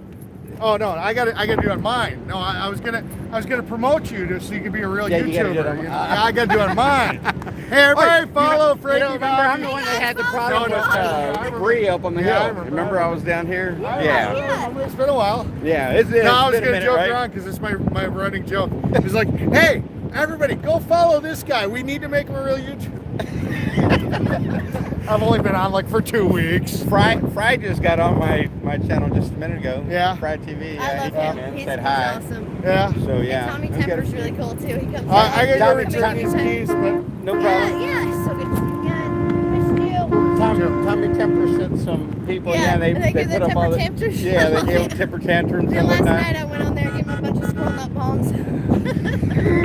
Well, I had a bunch of pigs come on one day from Mud Pig. Yeah, I had a bunch of pigs come on. They put up all their little snouts and whatnot. That was kind of cool. yeah, I love it. Yeah, it is And I get a bunch cool. of bacon from OTR. Yeah. Yeah, I love it. So they said Oreo is here, and somebody I wants heard to that see Oreo was in Oreo. DC earlier, They but I said don't know if he's. still in DC. He hadn't made it here yet. I don't think know. is what people are saying. It was 'Cause before I got here. he was with first responders. Yeah. too, So yeah. Yeah, and the Black Patriot, Christian Patriot, Black Something like that. BCP or Is that what it is? BPCP, something like that. I think it's BCP, Black Christian Patriot. I think Yeah. That's what it is. Yeah. So. Yeah. But yeah, so we should have a few streamers out because Esther's here. I don't know. I swear. You don't know Esther Reed? No. No. She's a streamer. She's from Pennsylvania. Her and her sister Tabitha. Awesome. They followed the convoy down to all the way to Tennessee. Actually, Oh, really? yeah, they went all the way to southern North Carolina, wherever y'all went, and then back Yeah. over to Tennessee, and then from Tennessee they came back up here. Oh, okay. Cool. Yeah, so they've been around. She's out here running around. I just saw her. They said she got here about 5 minutes after I did. So yeah, because I came straight from work and I wasn't supposed to wear this shirt, but Well, now like everybody can find you, like right? I said, they can't sit in the Oh. back. So Whatever. the company told me they didn't want me to promote their names in my stream. So I have to. I don't want any troubles. Yeah, no. I mean, it's your job. Yeah, I don't want any troubles. And the job I just got. Yeah, yeah. So, yeah. So you need that. Yeah, so I don't want that to go away just yet. Keep going. Well, yeah, because it enables me to be able to do this right now. Yeah. Because for real. before I was living in my truck here from March 4th till, So they left, right? well, the 29th I began my job, so the 28th, I don't know if you know Kevin and his wife, but I stayed in the hotel. Remember everybody got in the hotels Yeah. Monday night, Sunday night, Monday night, because it was real cold out here? Yeah. Well, I got in a hotel Monday night, so I took my shower there that morning, and I went straight to work for a brand new job Jeez. for orientation from Yeah, here. I think I got one, what did we leave on a Thursday? So I got one, we paid for one Monday night, and then OTR bought us one Tuesday night. Okay, We yeah. wouldn't accept any of the donated ones, because we're like, no, there's old people here, there's children here, like, That go need get 'em, somebody yeah. else. And we had the little propane heaters and stuff, so let's just give it to someone else. Yeah, we'll Fine. make it work. Yeah. But yeah, I mean, I was living in my truck, but that's my truck down there on the other side of the veterans flag. Oh, the one you can hardly see behind the tree? Burgundy. Yeah. The Okay, burgundy cool, one down there, that GMC. Yeah, it was parked up here at the top of the hill forever when we first got here. Yeah. Because I went up to Breezewood and met the convoy over there because I wanted to be a part of it. Yeah. And rode all the way back down here with them and stayed here Friday night, Saturday night, Sunday. I went home early in the morning. Got up, took a shower, saw Stan was talking about making a loop around the Beltway. I was like, well, shoot, they had to wait till today. So I hurried up, took my shower, and I hauled down 66, back up 495, caught you guys on 270 for that first loop. Oh, that's awesome. And then I followed you guys around for So the we loop. were standing on a bridge in White Pine, because the southern portion of the convoy was supposed to come through. Right. And I had gotten fired on Monday, because I wouldn't wear 2 masks after turning in a mask exemption. They wanted you to wear 2? Yeah, I couldn't wear an N95 because of my asthma. Right. So I turned in a mask exemption note from a legitimate doctor. So they said, no, that's not good. Now you have to wear 2 masks. So I did. I folded the bottom one underneath, so it was, above my nose, I could breathe, and then Right. the other one just kind of hung there. I was like, whatever. Within a week and a half, I was fired. Well, they fired me because I wouldn't take the injection. Well, yeah. And I lost my job for 9 months. Yeah, I didn't have a job for 9 months, and then the convoy was coming, and I was waiting, but I didn't have the gas to go meet. Mm-hmm. And then I caught them in Breezewood just because I didn't have the cash to get up the toll road to meet them farther down the road. You know what I mean? Well, we were sitting on that bridge, and I was supposed to start work a new job that night. Right. It was a Friday. It was the Friday, that Friday, March 4th or something. Right, March 4th, yeah. And standing on the bridge, they're about an hour late, and I got a phone call from the job that said, "Oh, your background check didn't come back in. You can't start until Wednesday." And I looked at my husband. I said, "Screw this bridge." I said, "Let's go pack a bag. We'll catch them down the interstate." so we were only coming for a few days. Right. And we wound up going out to Cali with them. Did you ride all the way out to Cali? Yeah, we went out there. But y'all came back early. Yeah, we left the same day they went to Sacramento. Okay.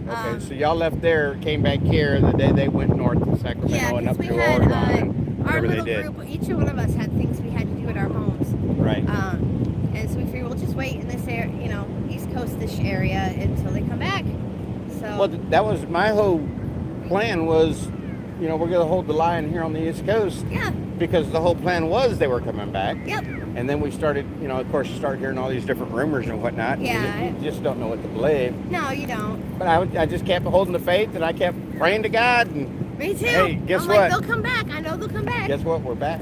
We are. And we're strong. Everybody's telling me online that we're back home. Yep, We're that's home right. where When we I belong. was at the entryway, there was filming. I'm like, "Welcome home, welcome home." And somebody's like, "It's my first time here." I'm like, "Welcome home." What time did they roll in? I don't remember. But you were here when they rolled in? Mhm. Yeah. Yeah, I was on an overpass, and because my plan was I was gonna be on the overpass, get that view, and then they were supposed to do a gas stop. Right. And this, while they did, I was gonna tail in the end, and when they pulled for the gas stop, I was gonna pull out this way and get here. Right. But they weren't gonna change the gas stop place. They changed the So location. I was like, all right, screw this bridge. We got somewhere else to go. Screw the bridge. Yeah, so. We'll catch them at the speedway. But yeah, so I mean, I'm going to be here, like I was telling the streamers, I'm probably going to be here one day throughout the week, and I'll Awesome. be here all weekend. Cool. So I'll come in Friday evening after work, Yeah. And then I'll be here Friday, Saturday, and Sunday. Leave early Sunday, go back, get ready for work on Monday morning. Well, that works. And it's only 45 minutes away, so it's Oh, not that's that not big bad. of a deal. Yeah. It's not Yeah, that and like big I of a said, we're deal. leaving tomorrow. We'll be back in the middle of the night Friday. I want to hit that Justice for Kids rally. That's Saturday at That's 1 at the Washington Monument. Oh, okay, okay. I don't know if the convoy's planning on doing that, but it's something that's affected me personally, the things they're fighting for, and Right. so I want to be there for it. Well, yeah, that would be a good thing to be at. I went downtown Sunday, Mother's Day, and man, town was packed unbelievably. I heard they were doing protests that day in front of the churches, and I was like, They were protesting in a lot of different areas, that day. and I was like, told my husband, I was like, look, why don't I just put my college sweatshirt on, right? And I'll put my college ID and I'll hook it to a lanyard, and I'll go in there with my camera and I'll pretend that I'm doing a research paper for school on protests, and I could just interview the protesters, Right. And be like, why And are find you out what here? they're talking about. Yeah. He's like, no, it's too dangerous. We don't have backup. You gotta wait for the convoy to get back. Yeah, And I'm like, it probably would be dangerous, but at the same time, I mean, like you said, if you went in there pretending to be a college kid, yeah, but do you really think you can pass for a college kid? I don't know. Do you? Well, I guess nowadays college is for everybody. Yeah, So I mean, there's really I just like no age graduated limits like anymore, 4 right? years ago, so Oh, well, that wouldn't be bad then. yeah. I mean, Should I'm be 40, fine. but I mean, I just graduated 4 years ago, so I mean, the ID's not that old. It would probably work. It probably would have worked. Yeah, You never know. I like Like, the idea. Yeah, you never know until you try, right? Yeah, and I really want to talk to people like, why are you doing this? Like, what's your real objective? Like, do Right. you really know what you're doing this for? Yeah, when we were on our way to Cali, we stopped at a rest area. Well, some of us pulled off at the rest area, and there were some people in the rest area all waving, and yeah. There was one guy on a motorcycle giving us a finger, and so after I used the restroom, I came out, and he's still there, and so I just walked up to him. I was like, hey man, I was like, I noticed when the convoy's going by, I said, you're giving everybody the finger. And he was like, yeah. I was like, I was just wondering, like, do you know why we're here? And he was like, yeah, you guys were mad about the election. And I was like, no, that's not why we're No, here. that's not the. And he's like, it's not? And I was like, no. I was like, we want the mandates ended. We think that people should have free choice. And he was like, well, I don't agree with that. I was like, that's totally cool. I was like, I just wanted you to understand, make sure Yeah. that you were giving us the finger for the reason you thought you were giving us the finger for. Yeah, it's not He because of Trump. apologized up and down. He Oh, said, did I'm he? sorry, I won't give you the finger anymore. Well, Like, good no, for no, him. No. Keep giving us the finger. I said, that's your right. I said, that's your First Amendment right to show how you feel. Keep giving us the finger. I'm going to keep giving you the peace sign. I said, because that's my First Amendment right. I said, it's totally cool. Yeah, I but said, you totally I just wanted to debunked make him. sure that you knew why. And we're doing it for the right reason. Yeah, That's you all. totally debunked him I whenever did. you He told shook him my hand. He for the reason. apologized. It was great. He said he was apologizing all over himself. That would have been cool to see. Yeah. See. Yeah. It was before I started streaming, though. Oh, was it? Yeah. Oh, darn. So you didn't even get it on stream. Yeah. So how long you been streaming? I started in Banning, or when we were going to Hagerstown. Okay. So I'd been like recording some stuff and uploading it, but I didn't have the subs. And then Mud Pig shouted me out, and all of a sudden in 3 hours I gained 1,200 subs. Cool. 3 hours. Cool. That's good. And then he taught me about Prism. And so I was live that day, and I was like, I don't know what to do. And Well- then there were people in the chat, and I'm like, babe, there's real people in here. Look, there's people. There's actually people talking to us. Check this out. It's crazy. Chris Wissywig got me started the morning that we went to Harrisburg.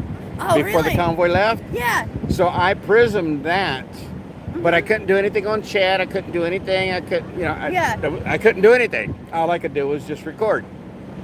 And then my phone died early. Yeah, you gotta get that charging thing going And on. I've got it. I had a charger, but for some reason it didn't work that day. Well, it was kind of cold that day too. So, Yeah. but so they didn't work. So I wound up not being able to stream the majority of that.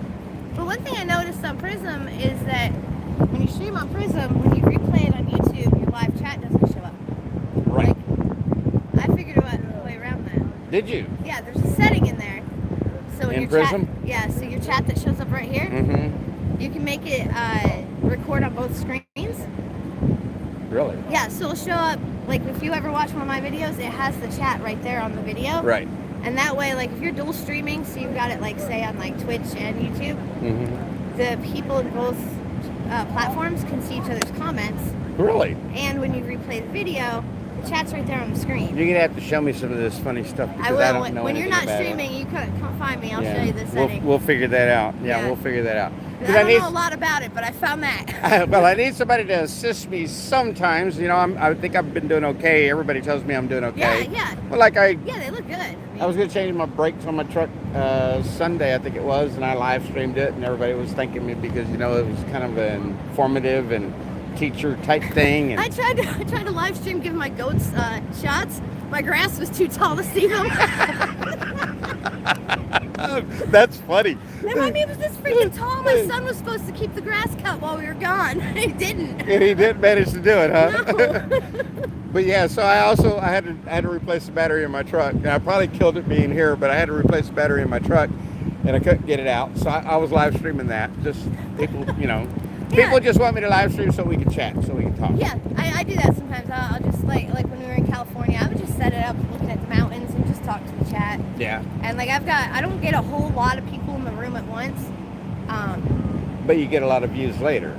Yeah, I get right? the views The later, views come and up. I've got some like very loyal people. It's always the same people in there. I've And got so- those people too. Yeah, I Yeah. love those people. 'Cause I know, we really right? get to know each other. Yep. So you know, and I think being here, it's gonna, you know, it's gonna get bigger. Well, the 161 I'm showing right now that's watching is Yeah. the highest my view count has been since the convoy left, I think. Yeah, the 39 I had earlier was the highest it's been since Yeah. Barstow. So. Well, I had one right before the convoy left.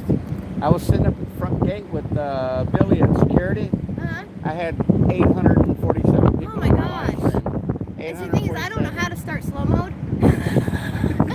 I'll have to show you. Yeah, But I don't know actually, how to do that. So but if actually, if you I know ever what? need it, I'm gonna be screwed. But actually, I don't think that you can do it on the phone because I haven't seen smooth on the phone. I've only been able to do it on my laptop. Yeah, I have no idea. But they will interconnect. Because the other day I shut down the phone. I went on my laptop, you know, because the chatting will continue. Uh-huh. I went on my laptop right after I got off the phone, and I was still chatting with them in chat.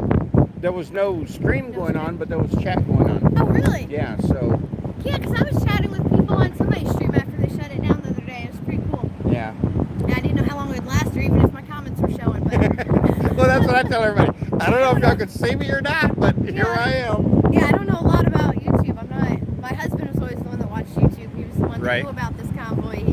He watches it. He gives me the news. You know, because I was working. Hey, all it the works time. that way, right? Yeah, I'm working 70, 80 hours a week. You know, Screw that. I was the sole income in the household. I gave that up years ago. I gave that 60, 70, 80-hour work weeks up Yeah, a well, I few was years the sole ago. income in the household. 5 kids. 5? Well, good on you. Yeah, we got that tax return back. Paid off all the like loan payments except for one. Awesome. Yeah, his ex-wife's been going with us for last year. She now pays the electric. What? Yeah.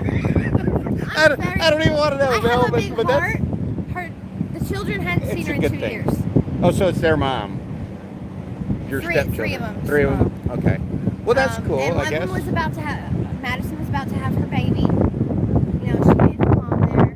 Alexis, the youngest one, she really missed her mom. You know, she needed her mom. She was, what, 10? You know, so Well, I can already tell you're a great person just because of that. I mean, she didn't have anywhere else to go. So she's been with us for a year. So I'm like, We- all right, here, look, you pay these bills. This electric bill, the internet, and the washer dryer rental fee. Because I couldn't afford a brand new one. right. And we're out of here. Keep the house clean. The kids take turns buying the animal food. So she's staying at the house right now, and you guys are out on the streets. Yeah. Yeah. So, I mean, Awesome. she'd already been there a year. That's awesome. You know. And yeah, so we just gave her the bills. The kids take turns buying the animal feed. Our son takes care of the outside stuff, except the grass. He let that get out of hand. And you know, we're really blessed that I already own the home. Hey, babe. Wait. Getting more stuff. I need something. I'll talk to you Yeah, later. it's great to talk It was to you. Go nice to back finally down. meet you. Yes, you too. Here. On campus, right back there. If you ever want to Okay, stop there you go. by. All right. We'll see you later. All right. Well, that was pretty cool. Hadn't met her before. She was all, yeah, she said peppy, no doubt about it. Good lady though. I like her. I like her. She's a nice lady. Had a lot of good information. Okay, so I found squirrel, guys. Now what? What time is it and how much battery juice do I have? Okay, I'm going back to the truck, guys, so that I can charge this before the rally. I don't want this to die with the rally coming. I want to be able to live stream that. So we'll go back to the truck and sit down for a minute.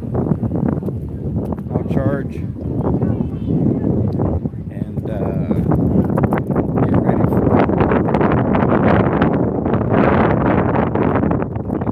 the rally. Still got vehicles coming in from everywhere. There's that's that Dodge that we saw up in Harrisburg, I'm sure. But yeah, so it's pretty cool being back out here. Looks like everybody's pretty excited about being here too. Try to keep that. Hey, $5 if you have me on stream. $5. $5 for what? You gotta give me $5 to put me on camera. Licensing agreement? Yeah, you gotta pay. You still hadn't even give me a shout out, so you owe me. Yeah, but I got you better viewership by doing that interview with you in Hagerstown before. Maybe. I think Bree had the upper hand that day. All right, Eric, we'll see you. I'll be.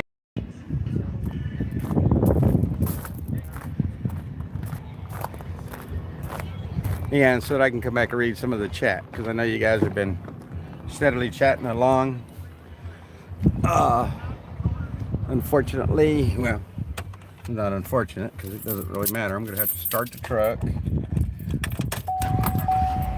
I'm going to use my inverter, my electrical inverter, to try to charge my phone. That's for the iPhone that I got from work. Gave me a phone.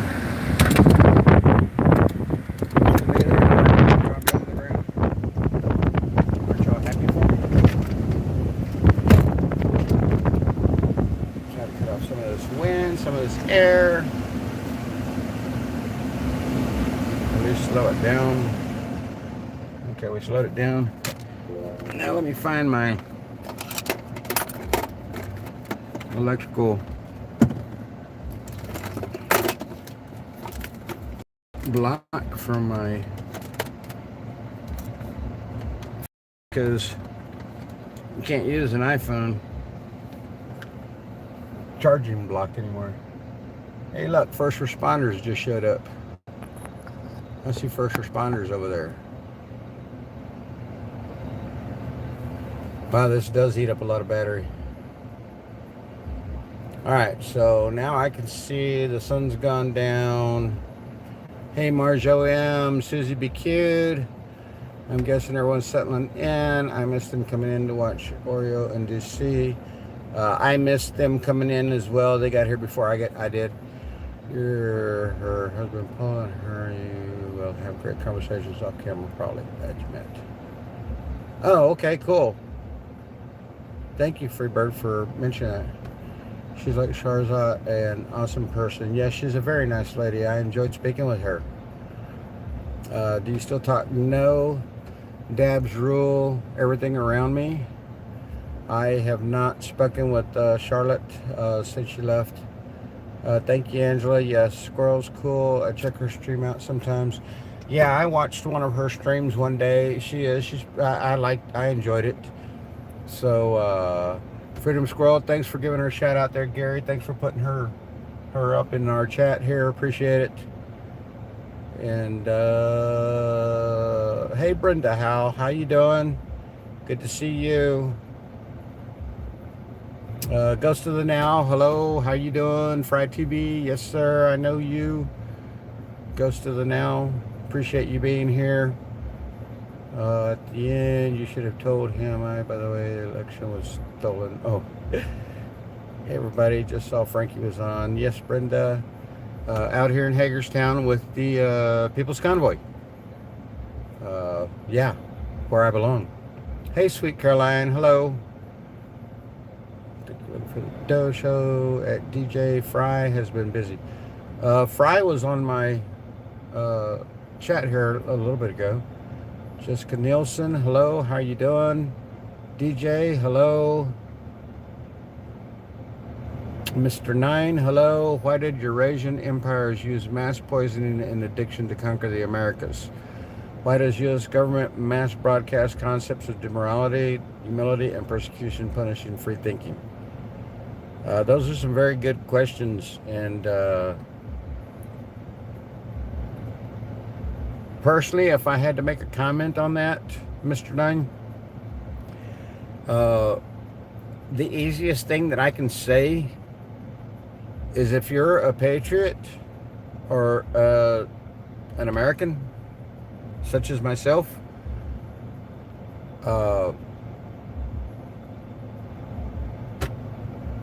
the world, especially the United States, has been doing this for eons and leading us on and making us believe that they were always telling the truth. I was thinking about something today, and I wanted to share this with you, and reading that just popped it back into my mind, so I'm going to go ahead and share it with you real quick. Gary Reed posted the link to Fry TV. Oh, okay. Thank you, Summer. My Fry is taking a break from streaming chores and chat sometimes. Hey, Carol Johnson, how you doing? Good to see you.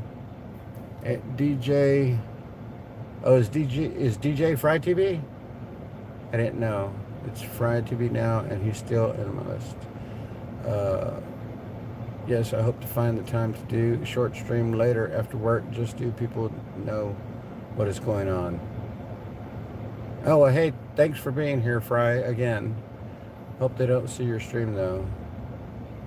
Can't find Fry TV on YouTube anymore. Does anyone know where James is? Professional recorder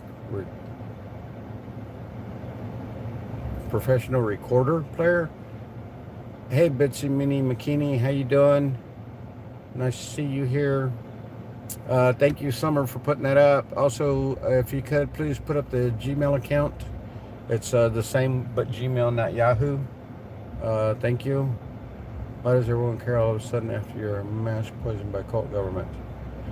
It's cool. Just glad the rumor spreaders were wrong about your strike. Stinky Pinky loves the squirrel and the family. Let's go freedom. Hey, Stinky Pinky, how you doing? Cummings Engine, how you doing? Good to see you here. Got a strike now, for I cannot stream anymore. I haven't gotten a strike, but I have had 2 videos demonetized for music in the background. The one was when we did the walkabout on Fisher's Hill, which doesn't matter to me. And the other one was wherever it was that when we went out to Harrisburg, when Brian flew over here to speak in Harrisburg. I got a strike on that one for playing Freebird, the Leonard Skinner song. So I haven't gotten strikes, but I have had 2 videos. They're still available. They can still be seen. They didn't tell me I had to remove it.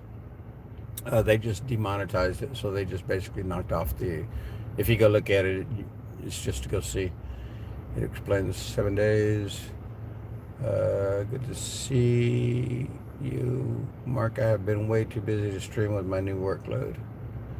All right, so I'm going all the way to the bottom of the chat, guys, so that I can see what you guys are talking about. FrankieBobby65@gmail.com. Yes, thank you, Freebird. We need to take the bullet and ride it Teddy Roosevelt style. Good, glad you're good. B-Bird, hey, B-Bird's here. Hey, B-Bird, how you doing? Good to see you. Cheryl Giddings, I think you've been here. People as a whole are too busy trying to divide by picking about stuff that doesn't matter. and losing focus on the good. They like to be critical of everyone and everything except those against. And that's one of the reasons why, Angela, that I say what I say whenever I do my chats, request that people keep negative connotations, keep negative comments out, because I know that negativity creates more negativity, and I would rather it be a neutral comment or a positive comment, because again, positivity creates more. And that's one of the things that I stand on the most about this. And it's going on 6 o'clock. I burned up all my phone battery, but I do have my power pack. Let me see here. I can't find my other one. I have this one. I can't find my other one. See, and this one doesn't ever seem, you can't even see the lights. You can barely see the one light showing on it. I don't understand why this doesn't charge the way it should. So I'm going to pull up closer to the location of the stage and sit there while they get prepared, while my truck is running and charging my battery, because everybody's starting to make a move over there. As you can see, everybody's walking out that direction. So I'm probably going to go pull up somewhere over here for now and keep my truck running while I'm trying to charge my battery. And there I said battery again, and I never say battery. I don't know why I did.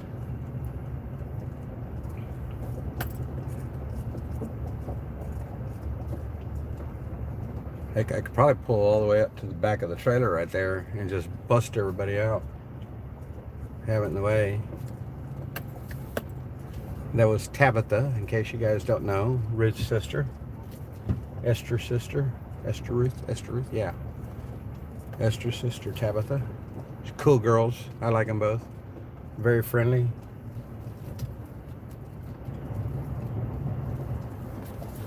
So I'm going to try to do like these guys here and face the stage.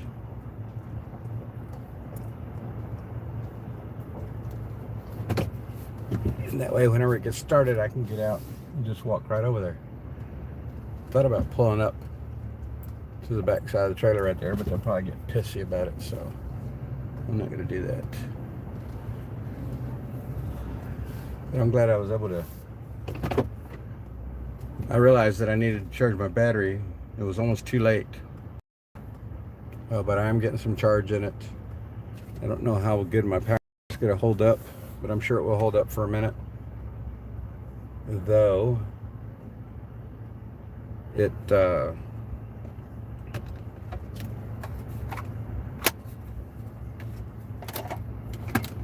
would probably be long enough for the rally. Hold up long enough for the rally. I lost the lighter today. I don't know where or why.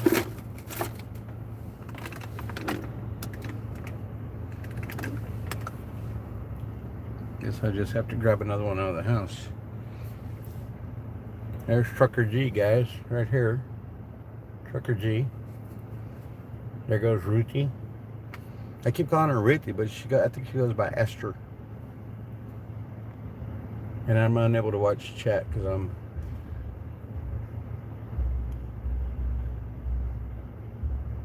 now what happened after that, I don't know, Rick. That's not accurate. The stuff was left there so Soup Mama could feed the homeless because they helped them.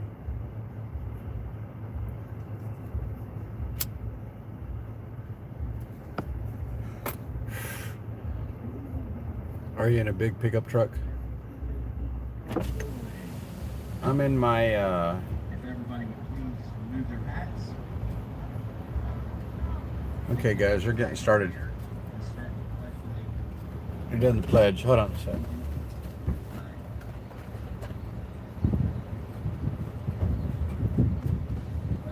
United States of America, and to the republic for which it stands, one nation, under God, indivisible, with liberty and justice for all. All right, y'all. Thank you for coming out tonight. Got a speaker here. All right.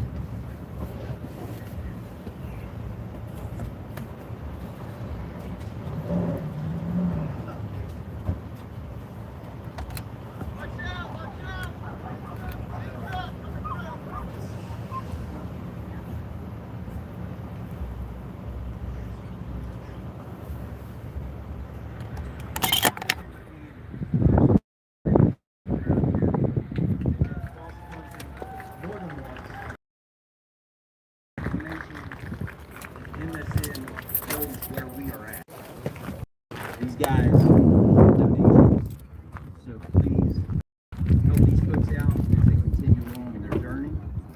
I want to have a sign. At some point tonight, we're going to snatch a picture. Stop the mandates. One of our speakers, Jonathan Jenkins, is gracious enough to bring some up.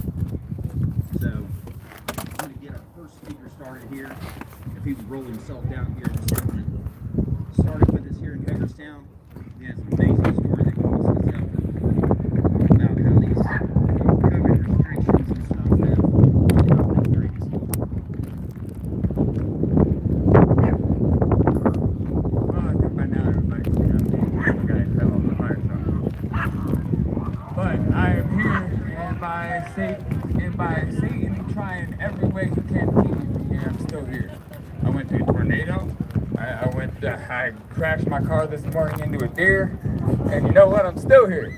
But that's not what I'm here to even talk about. I'm here to talk about something that happened back in 2020 to me that completely devastated me and my family. In April of 2020, the state of Maryland started releasing people who were pending trial on some pretty serious charges. One of those men being Justin Wilson. In July of 2020, on the 23rd, that same man that they released because he had asthma, right? These freaking mandates. Wound up murdering my father in his own home, my childhood home. That my whole life since then has completely flipped.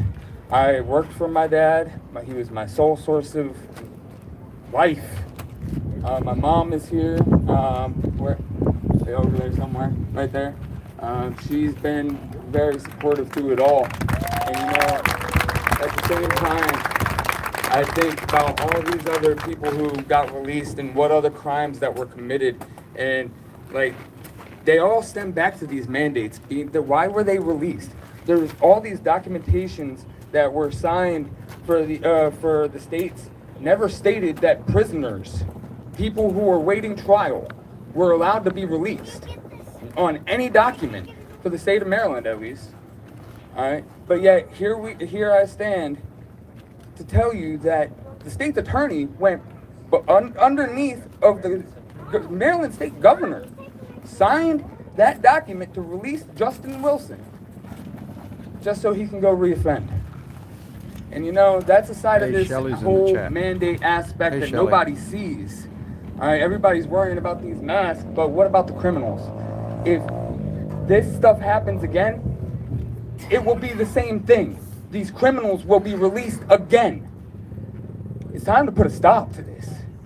And I mean it, under God. Because God is our judge.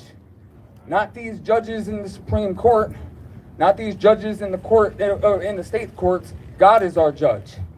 And under God, I will die for the freedoms that we stand for today. And with that, I mean, God bless everybody. I'm here. I made it back. And I am very proud of the welcome that Maryland has brought out here today. Amen. All right, I realized something. We did not stop and have us a little prayer. So this is what we're going to do. I'm going to say me a little prayer. You guys, it's your choice. You bow your head if you want. I'm a devout Christian. I'm very backslidden. But I'm going to say a little prayer for the convoy, say a little prayer over the grounds. At the end of that, I'm going to rest my mind for 30 seconds and say a prayer to myself. I hope that you guys out here in the crowd, I hope you guys will take that time to pray about what is about ready to happen. We know where we're going from here. They know where we're going from here. So I want you guys to take your minute, your 30 seconds. I want you to think, meditate, whatever you want to do. I'm going to pray. I'm going to pray for safety for each and every one of you guys out here in the crowd that are going to follow us from this location to where we go to. Dear Heavenly Father, I thank you for the opportunity to join with the People's Convoy here at the Hagerstown Speedway. I pray for each and every soul that's out here. I pray that they would seek you and that they would find you. I pray for their safety. I pray for the safety tonight. I pray that you would take and lay a special hand on leadership and help them to lead these folks to where they are supposed to be. I pray that you would soften the hearts of the folks in D.C. and the ones that are not there because of all of these stupid mandates and the stupid laws that allow them to vote from anywhere that they want to be in this great nation. I thank you for our great leaders that founded this nation, and I pray that you would continue to keep this a great nation blessed by you. In your name I pray, amen.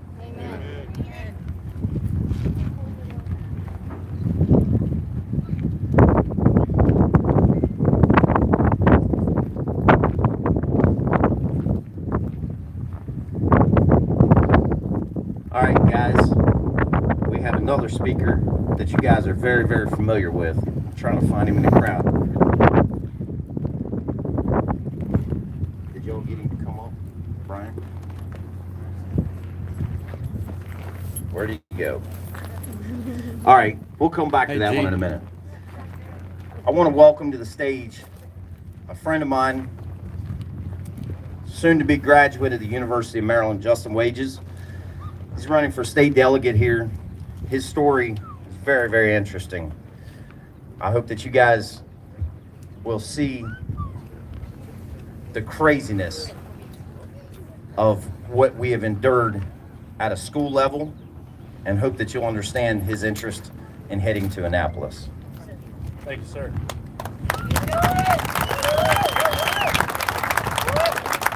Hey, B-Bird, good being here, though. It's Thank great you to for be being back here. here in Hagerstown. I'm sure you all agree with me. I'm from just 30 minutes down the road here in Frederick, Maryland, one of the places that the convoy rolls through heading down to the Capitol Beltway. And yeah, I'm just here to tell you a couple stories. It seems like everybody likes to say, you know, all of our opponents like to say, well, what are you guys doing? What are you protesting? There's nothing to protest. Everything's over. Just go home, you know? And I look at that, and it doesn't speak the truth of what's going on. They like to act like, oh yeah, everything's over, but they don't talk about how we still have the national emergency, which is the biggest thing going on here right now that we're trying to put an end to. But they don't talk about everyday people who still face these mandates and are left with no choice whether to be expelled, fired from work, or else if they don't follow these mandates and bow down to the government. So I'll tell you a story. People's Convoy. I am graduating. I'm walking across the stage at the University of Maryland tomorrow night with my degree in business management. Thank you. But I was this close to not having that happen. So I graduated from high school in 2017, went to Frederick Community College for 3 years, got my associates. That's the cheap way to do it. That's the way that is fiscally conservative. I don't want you guys paying for my college degree. It's something that I take on myself, and I'm taking that loan out. I need to pay it back myself. It's not your obligation to do so. So I started out at community college, but I go to transfer to the University of Maryland to finish my degree, and it's fall of 2020, and I get hit with the ultimatum: you need to be vaccinated or you cannot attend our campus. And the craziest thing is, everything was completely online at the time. There was no reason to come to campus, but they still wanted to tell you, oh, well, to attend our school, you need to be vaccinated, but nothing's in person anyway. So, you know, how do you come to that conclusion? But we get around, I slide through, I never get vaccinated, and, you know, I slide through that first year of online school. But here we come, they're opening the campus back up this fall, right? This past fall 2021. And I'm again hit with the ultimatum: you need to be vaccinated or you cannot attend our college. Luckily, University of Maryland was one of the places that were approving religious exemptions. But I got my religious exemption, but it was not easy. They did everything they could to make it difficult, make it burdensome to get this religious exemption. So here I am sitting. It's 3 days before campus opens, before classes start. It's late August. They have still not responded to the religious exemption that I put in 2 months earlier. It's been 2 months. And they've got a whole department that's working on these religious and medical exemptions. It's been 2 months. They still have not gotten back to me. I give them a call. Oh, you just have to wait. They'll get to you soon. But if your exemption isn't approved, you can't come to campus. So I'm sitting there 3 days before campus opens, and I'm being told I can't come to campus. Eventually they did approve that exemption, but it doesn't stop there. We had a 98.9% vaccination rate on campus, but they still required the unvaccinated students, myself, some of the unvaccinated staff members, to get tested twice a week. But they didn't have that requirement for the unvaccinated students. The unvaccinated population could do whatever they wanted, they go to whatever parties they wanted, nothing happened. But if you were unvaccinated, you were forced to be tested 2 times a week. So we keep on going, we're going on down. I'm not getting these tests. I tell you, I did not get these tests. And I got a conduct, thank you. I got a conduct referral. Office of Student Conduct sent me an email that said you are facing suspension or expulsion for not getting tested. And still, I'm sitting here. Okay, you're not testing the unvaccinated. You're testing the unvaccinated. You're not testing the vaccinated. Where do I become a second-class citizen because I refuse to take a jab? Why do I have a secondary set of consequences because I refuse to take this vaccine that isn't working, by the way? So we get on down the line. We're here in the spring semester, and they finally drop the testing requirement. But the whole time in these testing offices, they had signs that said, and they know that the people getting tested had religious and medical exemptions, but they still had the signs up. Contact the school health department for your vaccination today. Still thrown in our faces, even though we have religious and medical exemptions. But I'm here to tell you that I made it through that. I'm going to be walking the stage tomorrow, but we still have a mask mandate. The University of Maryland has a KN95 mask requirement in classes and in transportation at all times. We're 2.5 years past this thing. It's time for that to stop. So when I hear people that say, oh, these truckers, they're just selfish. There's nothing that they're doing. They're not protesting anything. They're protesting mandates that have been dropped years ago. I'll tell you, there are kids there like me. There are kids at the Air Force Academy. I don't know if you guys heard this. It came out a week ago. 4 cadets at the Air Force Academy in Colorado that were told they will not be able to graduate this week because they are not vaccinated. And anybody who's went to any of our service academies, you know that you go there to become a commissioned officer. If you don't graduate, you're not a commissioned officer. Everything that you put forth for the last 4 years does not come to fruition. And they're telling these 4 brave Air Force cadets that they are not allowed to become a commissioned officer and they are not allowed to receive their degree just because of their personal choice to not take the jab. So like I said, when it comes to that, there are still mandates to be fought. There are still people suffering. There are people losing their jobs. There are people being turned away from their college graduation that they've worked for 4+ years now. So don't let anybody tell you that, oh, the mandates are gone. There's nothing left to fight for. There are plenty of people left to fight for.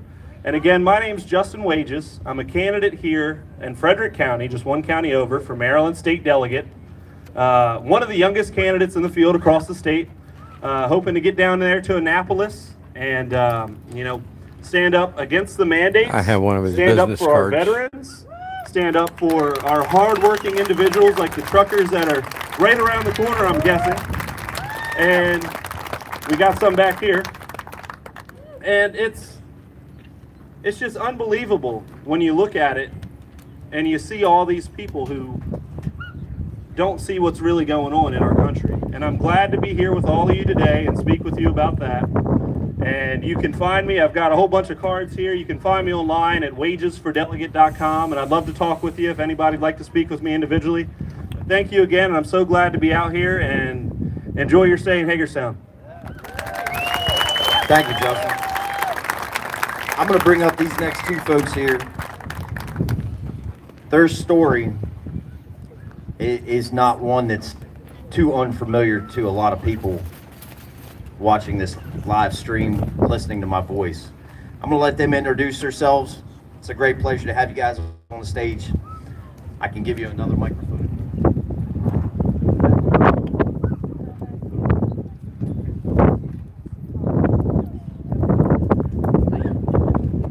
Thank you so much for allowing us and giving us the honor to be able to share this.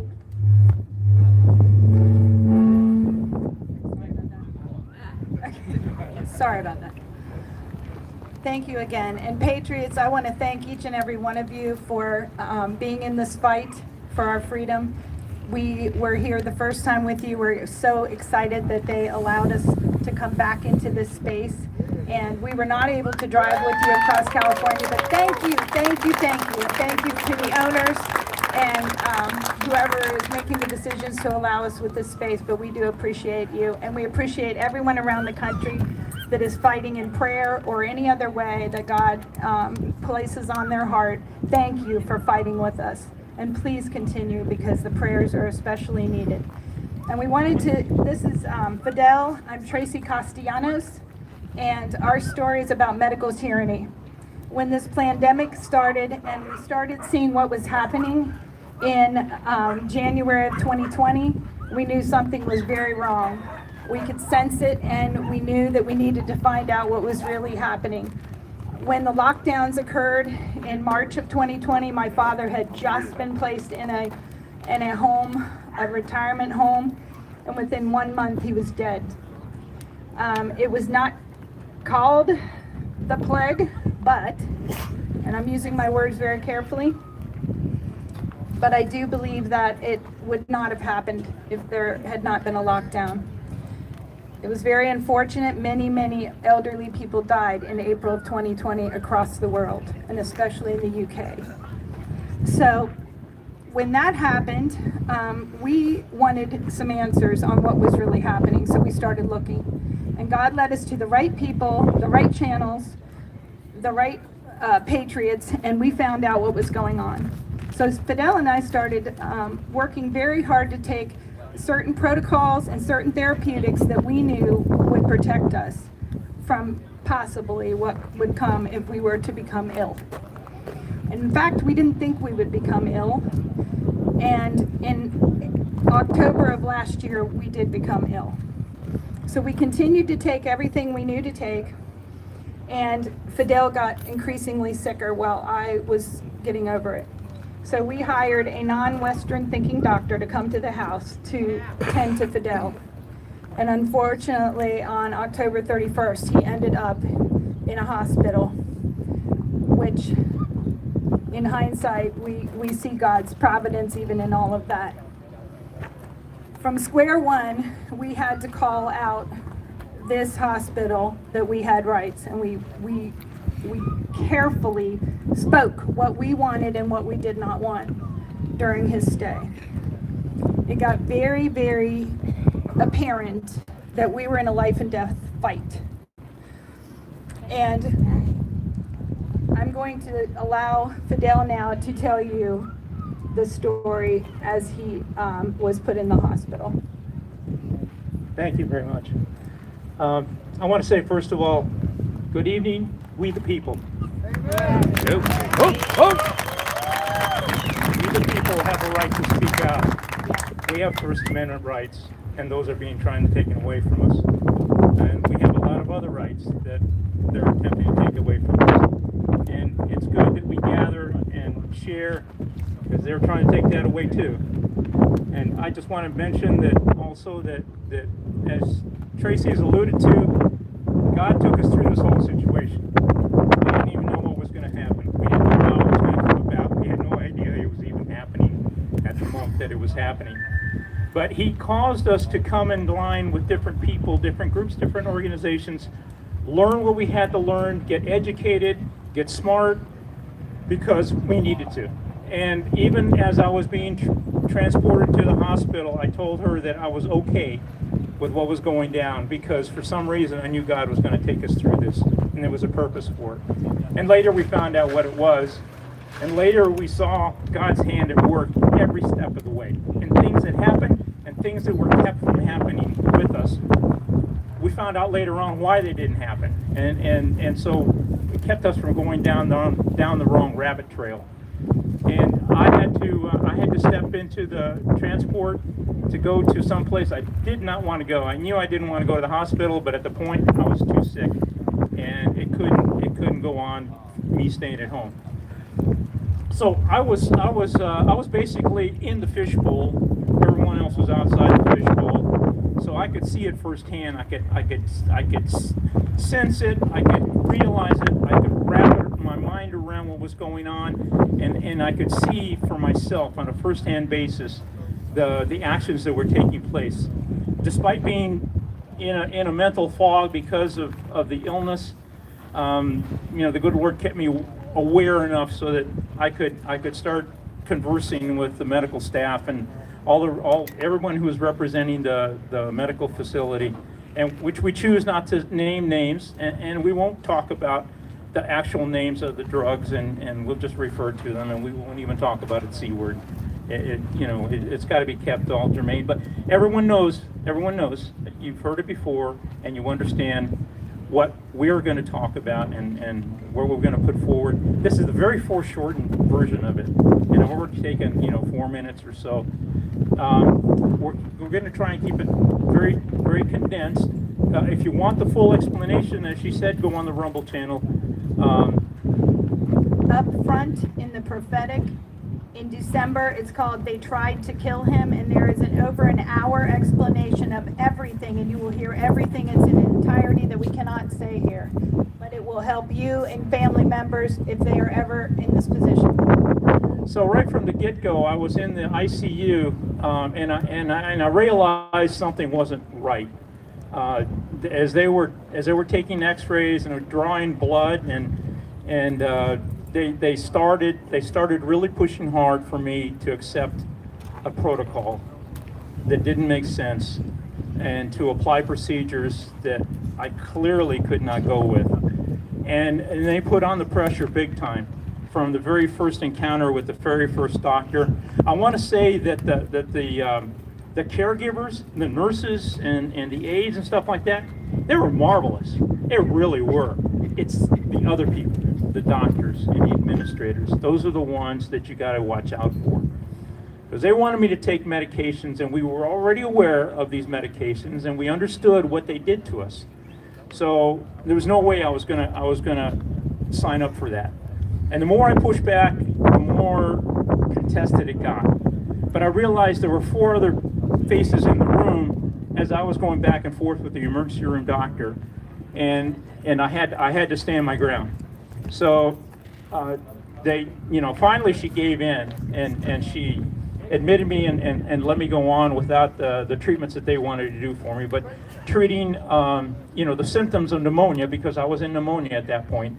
So we were going to go and go forward as far as I was sick with pneumonia, and go from there.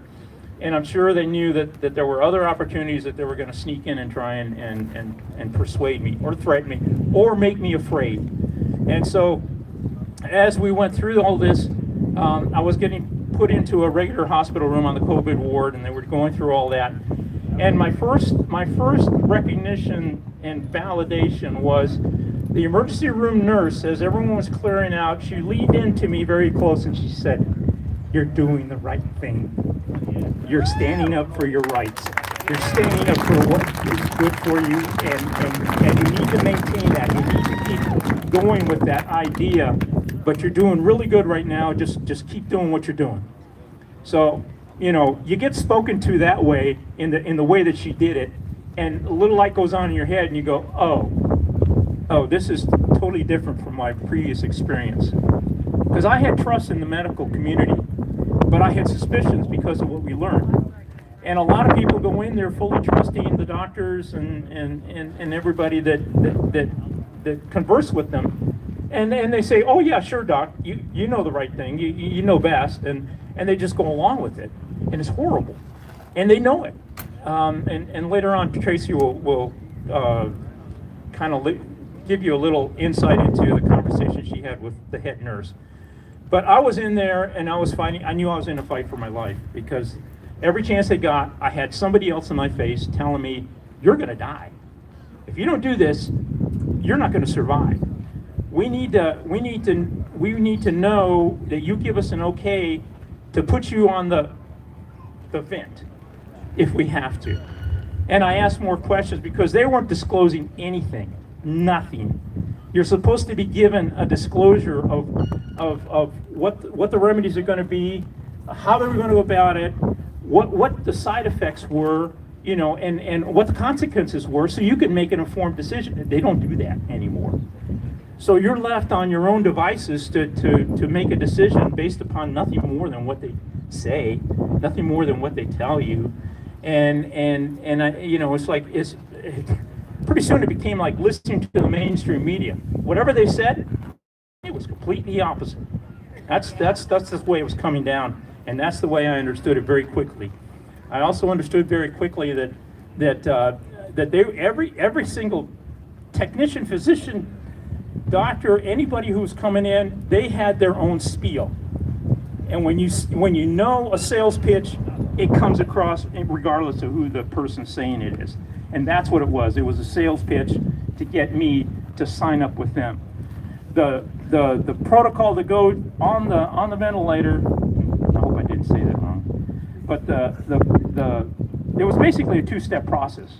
I wanted to know, well, what's the decision tree that you go through to make that decision and have me go down that path? And they said, well, if we think you're getting worse, you're going to the ventilator. And that was it. That was, and I realized just what a serious consequence that was. So that was my big struggle, was to stay away from that. And okay, so they put me on different medications, steroids and things, to combat the inflammation and the pneumonia, and they started with some supplements. And it was completely inadequate, the supplements. They weren't worried about nutrition, really. I'm a diabetic, and they were trying to push on me cookies and milk for my snack in the evening. If anybody knows about about diabetics, you can't have that kind of stuff. You can't have all the things that they were trying to get me to take, which would have weakened me, and they knew that. And so I negotiated with them. At least I got vegetables and fruit, basically fruit to snack on, which was okay. But meanwhile, my sugar was getting pushed to the moon because of the steroids. So I had to be aware of what I really needed and what I could say no to. Okay, so I got through all that. They gave me a medication that I didn't even realize I was being given. And when we figured that out, we changed it around. We dropped that one. We got another one added on. We finally started convincing the head doctor that we could do this. We could go that route. And through God's grace, and kind of pulling the wool over their eyes too. They were doing it to me, so I did it back. They didn't know I had the medication, the I word. And we got it in there, and they gave us permission to do it. They didn't realize they were doing it. They said, whatever you're taking at home. Okay, thanks, Doc. That really saved me a lot. And then it was just really high dosages that we went to. So let me give it back to Tracy, and she'll tell you this conversation. So please go watch the real story, the rest of the story on Rumble up front, the prophetic. They tried to kill him. And you will hear what the head nurse had to say to me, and it will show you that these nurses need lots of prayer. Please keep praying for the nurses. They are trying to fight, and some of them are losing the battle and getting canned, basically, because they said they were trying to get rid of all of them. So we thank you so much for your time. We appreciate all of you, and keep praying for our country, and keep praying for all these patriots and all the others fighting around the world. Thank you, guys. Listen, I used to ride around on the ambulance as a volunteer fireman. When you have a patient in the back of the buggy, you want to have that patient advocate. Where did that patient advocate go during this time frame that we're at? Why haven't we all raised our arms up and got mad about this and fought at the county and the state level? That's what this is about. This is a national cause, but the fight is at the state. This stuff needs to end. Not only did they come after our loved ones that were our partners, they came after our kids. They came after them in a horrible way. We were all given the opportunity to watch what happened because of where they were at. They were home with us. I want to bring a friend of mine up.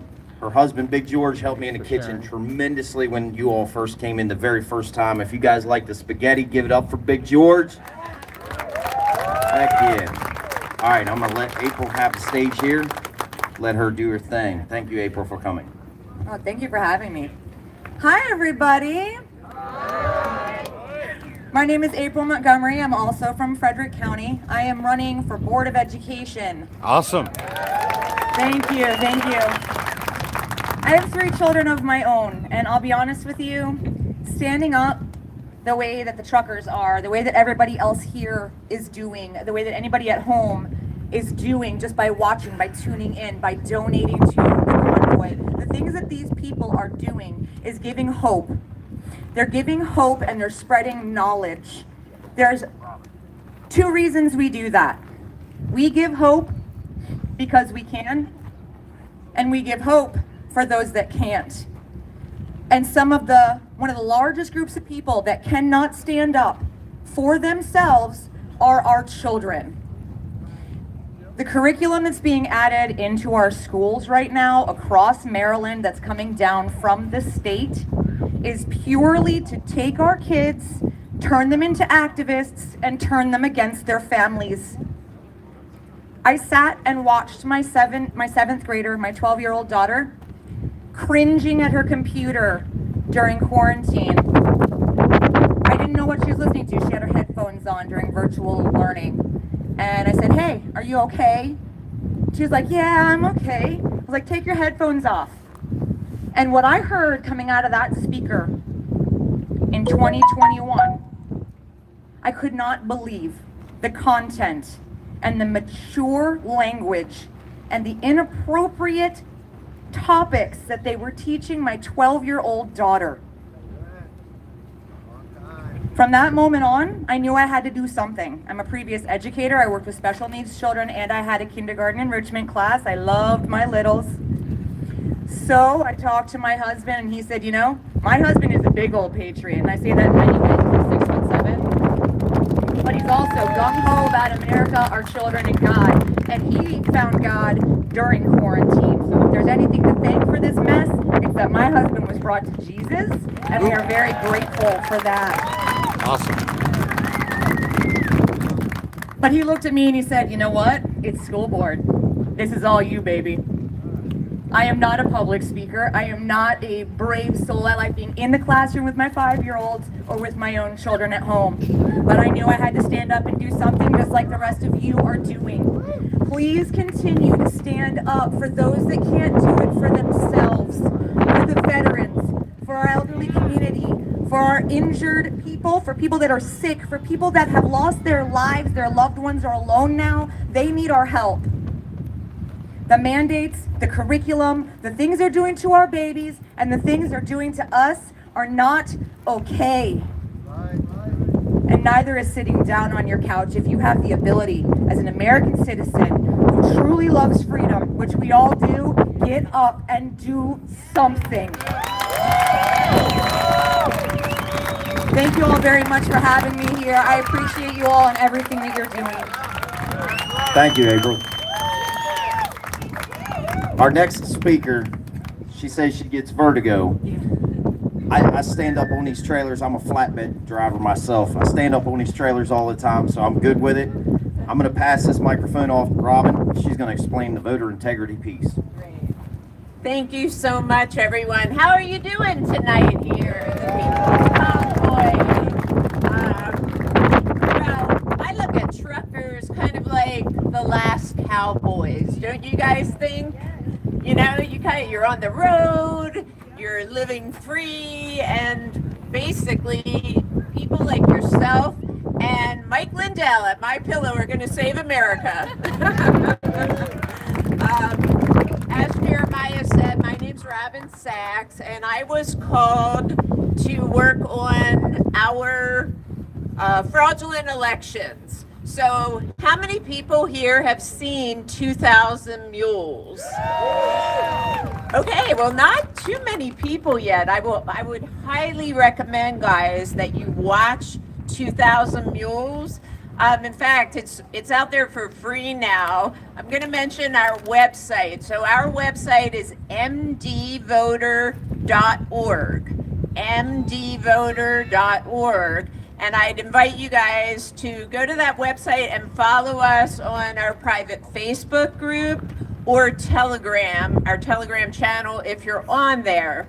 So how many people felt that the 2020 election was a free and fair and transparent election?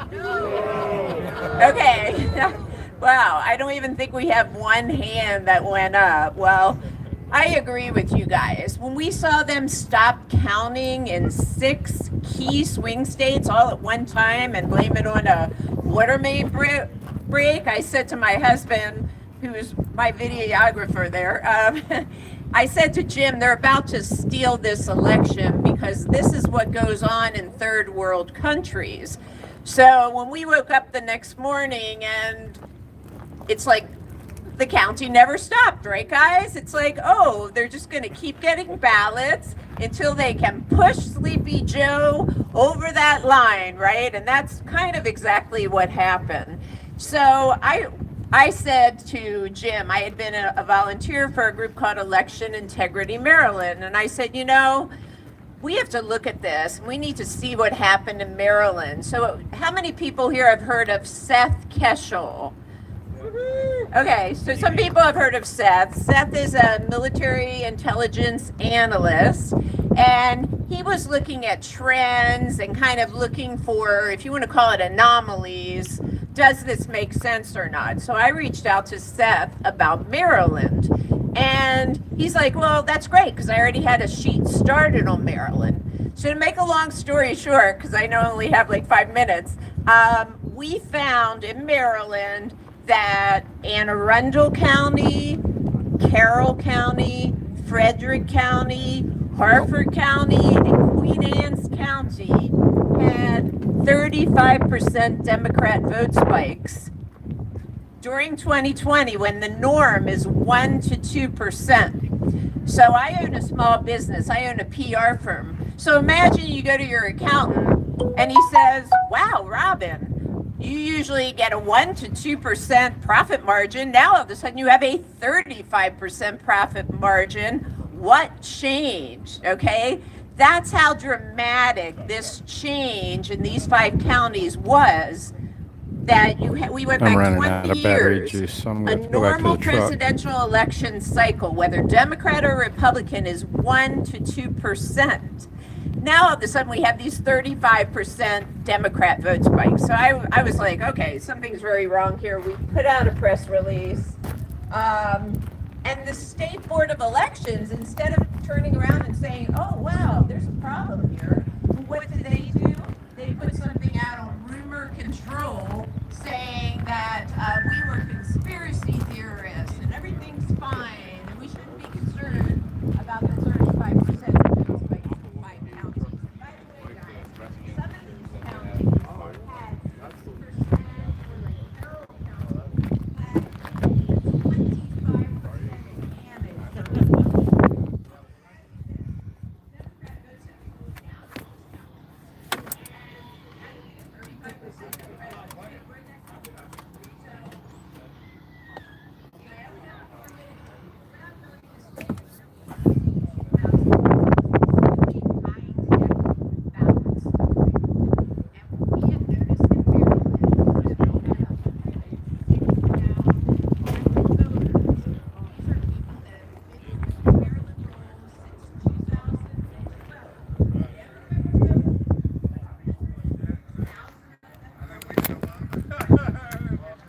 Can you guys still hear what's being said?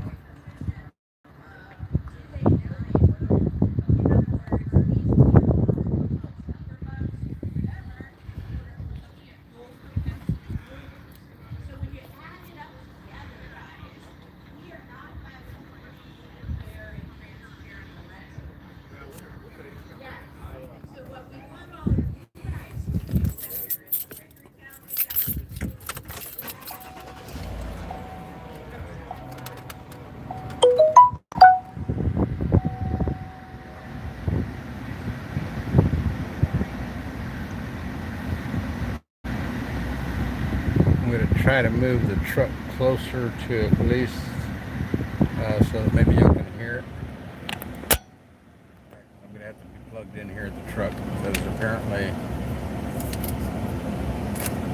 I wasted too much battery talking with other people. Didn't realize how close it was to 6 o'clock. So, yeah, I wasted all my battery juice, guys. Sorry.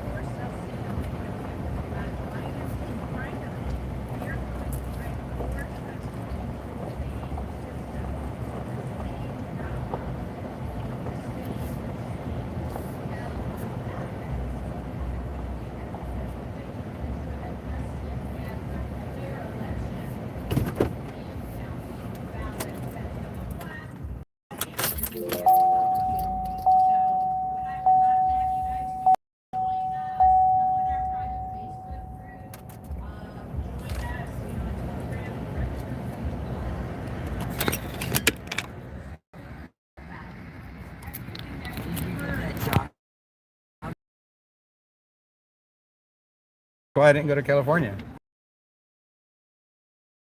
Are you live? Yeah. Thank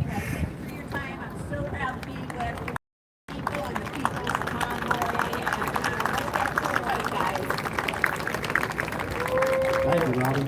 How many signatures did you say you had? 815? I'm 816. Here's the free and fair elections. My next guest speaker, he's running for right here, congressional seat 6. You're running against a couple people that you debated last night. Yep. We're not going to talk about any more politics. This is my last political speaker. Okay, are here I now? want this gentleman to come up here and tell me what he's going to do when he goes to Washington. Oh, thank you, Gary. My name is Jonathan Jenkins, and yes, I run for Congress, because yes, you need somebody else to hate, but no personally. Right? Congress right now is an 11% rating, right at cockroach level, so I'm trying to get a little bit above there. But very serious, I'm not a politician. I'm just another gunny, just a dumb Marine that is very fed up, another pissed off dad about what happened here. This is not the America I grew up in. It is not the America that my little kids and my little heroes in, like Kristen and they have not really witnessed America. With jazz, it's amazing how much education they lost. I kept them in private school. We also got booted out of there. We have a lot of teachers in there that were told them how to get frequently tested, how to get the jab. That's inappropriate.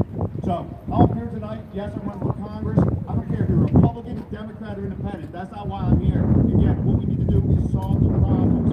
I have been blessed with a lot of things over time to be the best candidate because I understand the external threat, being a Marine, being a Iraq war veteran, understand the cybersecurity, machine learning, going into Russia, and after China and all that. But guess what? I've also been blessed accidentally for what we're facing right now. I have consulted almost half the federal agencies, which includes Health and Human Services, Centers for Medicaid and Medicare, and guess what? One of our favorites, NIH, several institutions within the NIH. I understand the systems in there. I have talked to leadership and stakeholders in there. There's a lot of work that can be done. So, by me having an understanding, I can immediately step in, start having clean bills. Some of the things I want to do immediately is understanding why verbiage changed. So I'm going to be using my background in artificial intelligence, specifically text analytics, to look at all the verbiage that has changed on the website, especially CDC and NIH. Why would you change the definition of virus 3 times? That makes 0 sense, right? It's insane. They are hiding from us, and there's ways to go about this. There's technology out there they call Wayback Machines. We can actually look at what those websites looked at over time. So we need to go back. Why did you change the information? Who changed the information? Who told you to change information? We got to chase these people out of here. The other thing we need forensic accounting. We need forensic accounting because NIH themselves even admitted the other day, $350 million worth of payments coming in from China, coming in where? People that work at the NIH. How can that be? Amazing. If NIH is already ratting themselves out, what does that tell you? Right? Do you think it stops at $350 million? Do you think it stops at $1 billion? No, it does not. I don't know what that number is. Now I'm a Marines, can't count too many zeros, right? How do we used to count? 1, 2, 3, another. But I do know there's a lot of zeros out there. There is extreme corruption. I'm not saying it's for publicity, but we got to get rid of Fauci. And I want to look for him for criminal charges. He is the modern day Mengele. Lock her up too, right? Lock them all up, baby! But seriously, even other people, they know what's going on. What did he do for AIDS? He ran away from the whole AIDS thing, right? He didn't want to make it a culture issue, and he allowed it to progress. He allowed this to go on. Masks didn't work until masks worked. Just insane what's happening here. So all I can tell you is, I know what I'm doing. I have the technical background. I'm unwavering. I'm unapologetic. I know what to do. I know what the laws are. I don't care who's in the president's office or not. On the Republican side or Democratic side, clean bills, go after these people. And the other thing, the last thing I want to talk about is correcting what happened here. So many people got jabs. What is the long-term ramifications? Right? We got the little boys with heart palpitations. What about the women that may start having problems not being able to give birth later on? That is insane. There's going to be a big children coming out here, and we need to allow everybody that had the jab, whether it's forced or not, to say, you know what? I had Johnson & Johnson, I had Pfizer, whatever it is. Get on a list. Let's get the data. Can we track you? It's up to you, okay? But I think people should allow themselves to be tracked. If they start having issues later on, these companies that literally made trillions of dollars, right? $17.5 trillion. $17.5 trillion for all this medical stuff in less than 3 years. Iraq and Afghanistan, 6.5 in 20 years. So look at all the money these people are making here. That money needs to be making you whole again. You probably can't completely, but we got to do something about it. Stay strong, don't care, be unwavering, unapologetic. I absolutely appreciate everybody being here. I heard somebody was talking about $1,800 every time they fill up. Absolutely insane. We've got to fix that, okay? You have a friend here, please meet me afterwards. And for the children, please take these signs. The children have to learn now. No mandates, no inflation, no giving in to this stuff. No giving in. Thank you very much for being here. Appreciate it. Thank you, Roger. I'm going to bring up a friend of mine, Rusty all day. I'll give him a couple of seconds here to say a few things. Thank you again for all the coffee that you made for this trip. Thank you, Jeremiah. Jeremiah called me up and asked if I could say a few words, and I said, probably got about 4 or 5 hours. He said he'd give me 4 minutes last night. I've got to give him 1 minute right now. So, you might remember me at a group from the Maryland Salt and Light Brigade back when the Convoy started. We got 2 days notice. We got prepped up with supplies for 1,500 cups. So they thought that would be sufficient. We were here pretty much for 3 straight weeks from 6:30, 6 o'clock a.m. until sometimes midnight. We stopped counting at 10,000 cups. So all that coffee was donated. We put the word out to the community. The community really supported us. 70, 80 some containers. 70, 80 containers of Folgers coffee. Thousands of cups. We kept pouring in. I was thinking, this is way too much coffee. I think we had 3 or 4 left when we got done. So we had just enough. And I can't mention all the names, but you guys might recognize this. This is in front of our stand. I'm going to the wall. Got a little bit of wear and tear on it, but you've got dust, dirt, coffee, snot, and everything on there from about 3 straight weeks. And we're not a coffee organization. That's not what we do. We're a boots on the ground organization to wake up our country, wake up the local politicians, wake up, get into the spiritual battle. We've got a monthly meeting just about every month. If you'd like to get in the game, I'll be milling around here. I can give you a little flyer of when our meetings are and give you some more details. But we're all over the place. You know, we've been in New Orleans, New York, Aberdeen, Maryland, Louisiana. We're a pretty small organization, but we're out there fighting for our rights and fighting for the man upstairs, Jesus Christ. Thank you, Rusty. This next gentleman goes without an introduction from me. I just met him for the first time tonight. We got to give him that. I'm gonna give you the floor here, sir.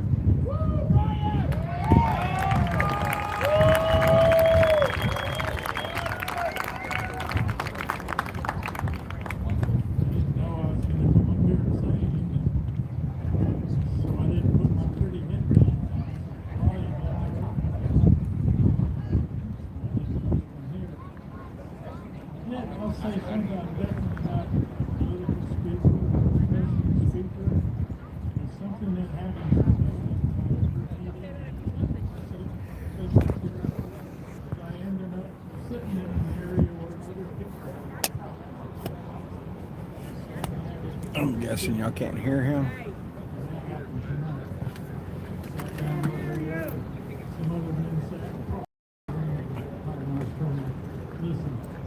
Well, thank you for being here, Brenda. Be careful, be safe. I don't remember that very good either. Is that better? I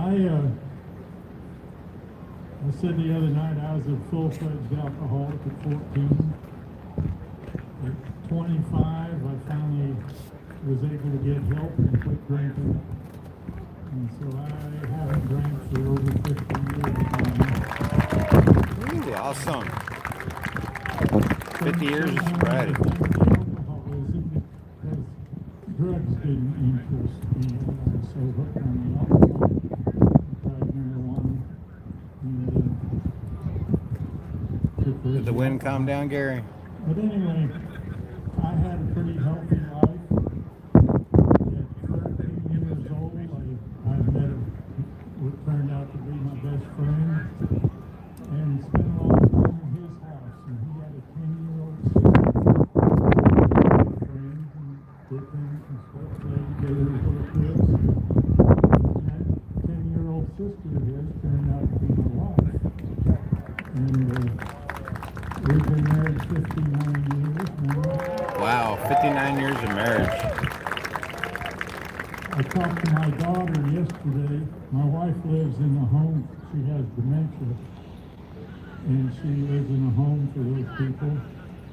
And she hasn't really recognized me or even known my name for about 2.5 years now or so. And my daughter told me yesterday that she lost her mother and my wife, and showed her me talking on the platforms the other night. And she said that my wife pointed her finger at me and said, "Fine."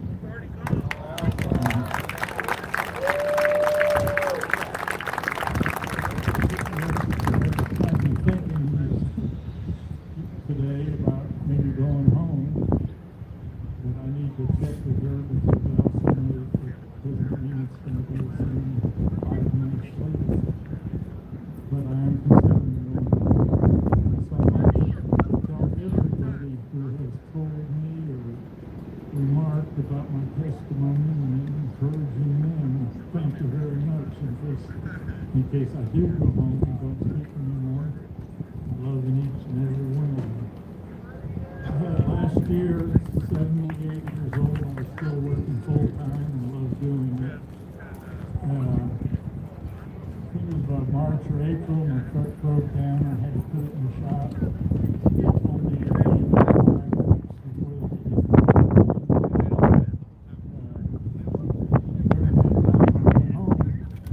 could get for a couple of years before that,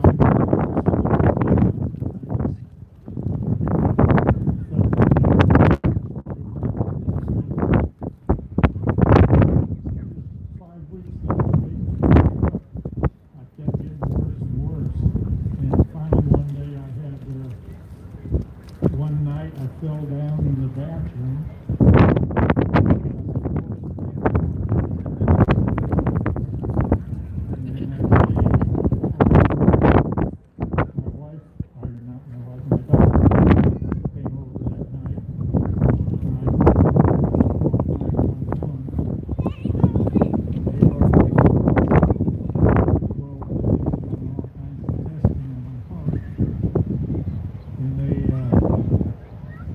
Said there was 3 things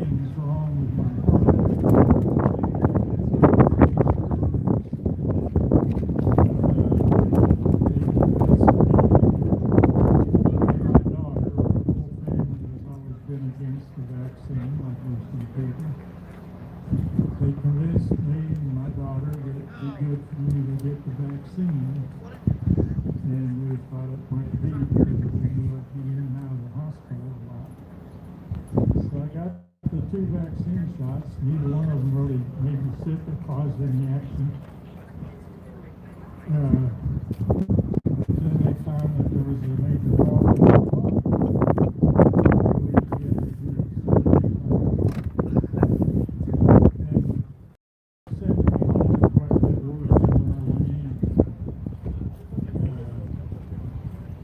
I wasn't satisfied with the medical community and what they had been trying to do. I went on to hospice, and they ended up having to do just about everything for me. They come to my house and raise me and take care of me and my 2 children. Both of them are old folks. They've been fantastic working for me. During this time, I got to the point where I wanted to die. And that was pretty much all I could think of most of the time. I just wanted to die every night when I'd fall asleep. Say, God, I don't want to wake up in the morning.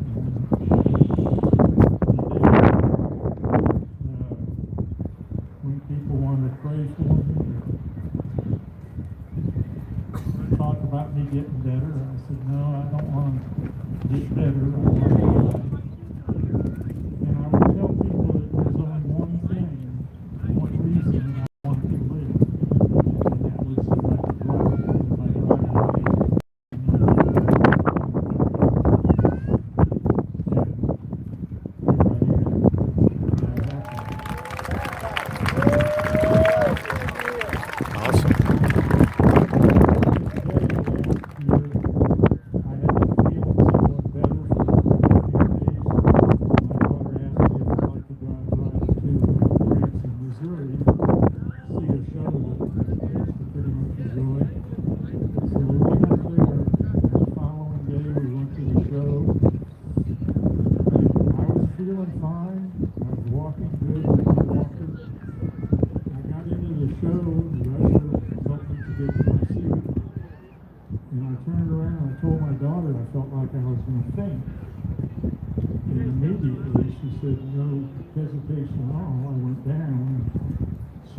She knew right away that I was dead, and she got me into the seat and couldn't find any heartbeat or anything, and looked around for help, and we were pretty early, so we couldn't get to the seat yet.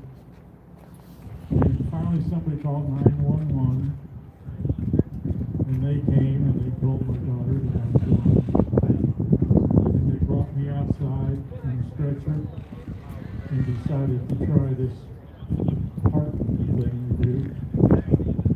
We did it, I don't know how many times, but what they would normally do to a person, it didn't work. And as they were starting to remove the equipment from me, one of them said, I think we should do it one more time. And that time brought me back to life. They brought me to the hospital. And I guess it was a couple hours later, my heart quit again. I died again. And the same thing happened. They gave up on reviving me and then decided to try it one more time, and it worked. When I came out of it and the doctor came to talk to me, I let him know with no uncertain terms that I was pretty mad. I had been wanting to die, and I did die, and they brought me back. And he told me that we had 2 options, and it would be my choice, that he could check me back into the hospital, and I'd have to go through all that heart exam stuff again, or he could release me to go home. And in either case, he was sure I'd be dead within 3 days. And so I went home, and kind of looking forward to the 3 days going by and me dying. And my son hooked up my TV to watch YouTube, which I didn't know how to do or anything. And I ended up watching people's convoy on YouTube, and that was the only thing I watched 24/7 from then on. And I gradually started feeling better and improving. And eventually one day, the supervisor that was seeing me in hospice and came over to the house and he said, "Brian, if you're not going to die, we're going to have to release you." And she said, "You got my phone number. If you change your mind and want to try again, you call." And that was on good terms. We were friends and got along great. But anyway,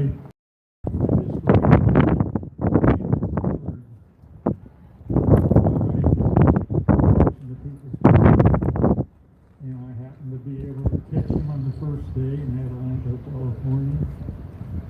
And seeing all the overpasses and seeing all the groups in the convoy with people, it gave me encouragement. I got to the point where I realized there were a lot of good people out here. I had never been one that wanted friends or had friends more than a couple of the times. I started thinking about people and seeing all the different nationalities and religions, believers and non-believers. Everybody just joining together and getting along and caring about each other. I know, right? He's so cool. Doing things for each other. And then people from other states bringing food down and cooking meals for them and visiting with them. And that gave me encouragement. I started feeling better and better. One night, I had really gotten where I felt like I wanted to drive. My children were wanting me to drive all this time last year, and I kind of went along with it. But Mike, one night here, it was right here, I guess, announced that they were going to go back out to California. And I told my kids, I said, "Boy, I would love to be able to do that." And a day or two later, he talked to us about it again. Said they helped with fuel. And I've already seen it provide most food. I told the kids, "Go fix my truck up to travel because I'm going to California with it." Awesome.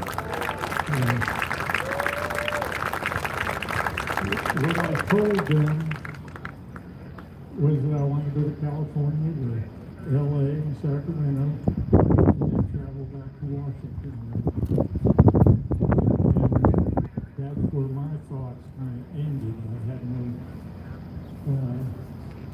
future plans. I hope that being a part of it. So the last few days I've really been wondering what I should do. I'm hoping that maybe tonight we'll get some information about the future or what the plans are in Washington. But I feel as though I've made my commitment by being here, my commitment to myself. And so right now I'm really a little bit uncertain. I would like to stay and continue on. I would hope that they continue to travel, maybe to the different states and help with rallies and programs and stuff, but that'll be seen. For my wife, I'd love to go see her, but at the same time, I feel like anything that happens with her is a one or two minute deal. She may have recognized me a couple days ago, but by now wouldn't know who I was, so there's really not a lot of sense in going back and stay here.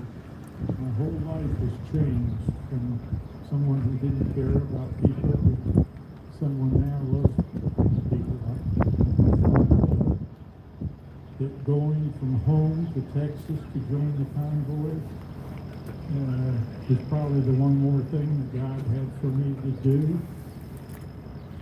And be another truck and another driver, and I just thought that would be it because I wasn't sure.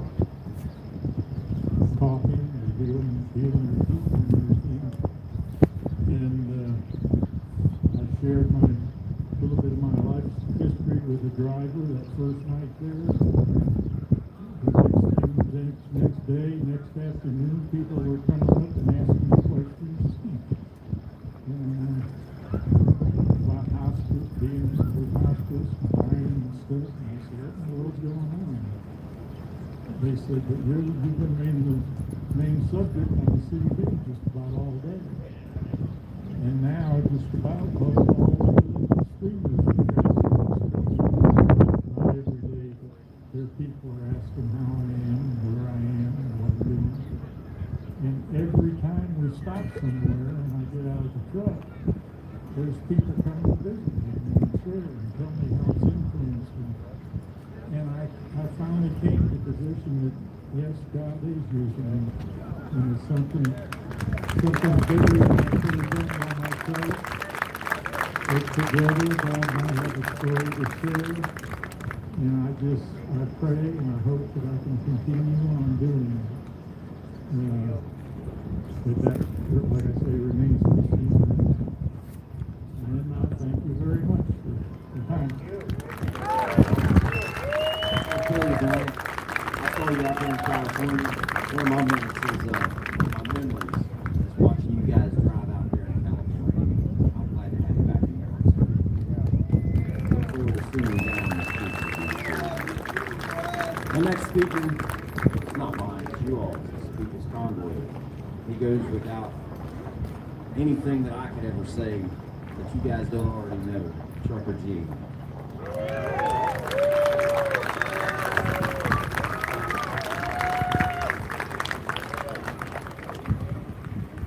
How you doing, guys? Oh, heck, you can do better than that, can't you? I tell you what, it's good to be here in my second home, Hagerstown, Maryland. I've kind of adopted you guys. You guys kind of adopted me. At least I hope so. Maybe not after what I say. Y'all know me. I'm pretty blunt, and I just tell it like it is, according to me. And, you know, when we started off in California, I had a gentleman come up to me and tell me, gee, you know what you guys really need is you guys need a slogan. You know, that's what all these good politicians have. They have a slogan. I don't think we need a slogan. I don't think we need any more politicians, to be honest with you. What we need is people that serve the people. Forget the politicians. I'm tired of politicians. That's the problem in this country, is they work for themselves and not for us. And I'm tired of it. I don't know about you. Yeah, there's another slogan right there. They work for us. How about they do their damn job? Excuse my language, it's just the way it is. You know, we got here, and I'm looking around. There should be hundreds of thousands of trucks in here. Hundreds of thousands of trucks, because I know every truck driver out there has got a gripe. They want to gripe about fuel prices. Look at the way the fuel prices are right now. They're trying to drive us out of business. They're trying to drive us out of business. They're trying to starve the American public. And there ain't that many people here.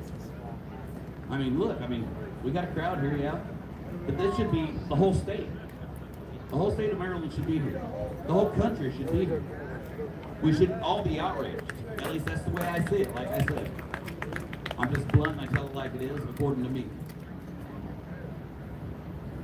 You know, when we were here last time, we had quite a few trucks. Not enough, but quite a few trucks. And trucks went around the circle and, you know, when we left here. I don't know if you all see the news article, but old Joe Biden had 2 trucks sitting at the White House, but he wouldn't let us come into Washington, D.C. Wouldn't let the actual truckers come into Washington, D.C. Do you know what 2 trucks he had there? It was the ATA's trucks. And I don't know if all you guys know who the ATA is. It's American Trucking Association. They do not represent the truck drivers. They represent the mega fleets. The mega fleets, the corporations. They're lobbyists. That's what they are. You know, back in 2020, a group of truck drivers went down there, 150 or so truck drivers, 21 days, right there in Constitution Avenue. Mr. Trump was up there telling his speech, and trucks were blowing their horns, just dying for a word with the man. He sent his flunkies out there and gave them chocolates, gave them hats, placated them. And while he was telling his speech, he said, "Oh, you hear them horns out there? Truckers love me." No, they wanted to talk to you. I'm tired of the left. I'm tired of the right. Amen. I'm tired of politicians.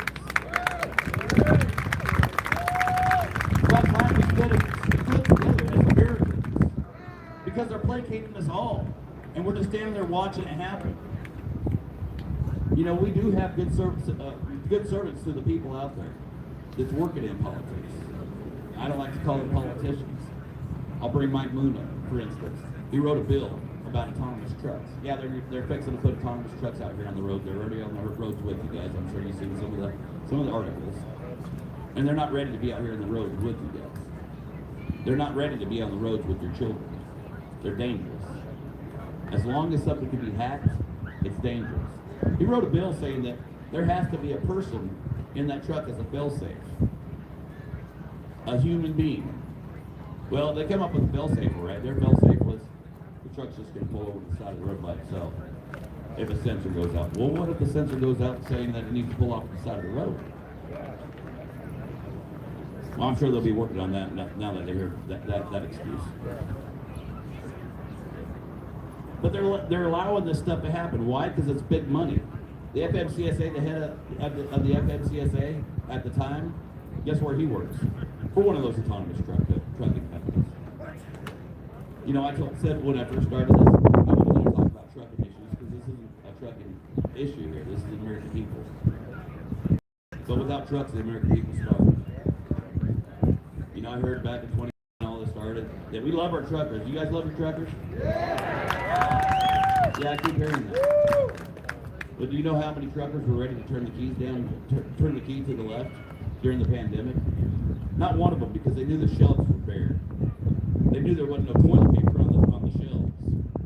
And people love the truck drivers, but guess what? It was costing them money to haul the loads, to put that toilet paper on the shelves. And that's why they were down on Constitution Avenue, because they were asking for help, because they were trying to help all you guys. They were tired of being, I'm trying to look for a better word than just, well, tired of being screwed, excuse me, I'm sorry. You know, when we need politicians, we should be able to go to them with a concern. You know, all of us just want to go to work. We just want to be able to feed our families. That's all we want. We want to live a good life. We don't want to have to deal with politics. I don't want to have to deal with politics. I don't want to be here right now. Do you?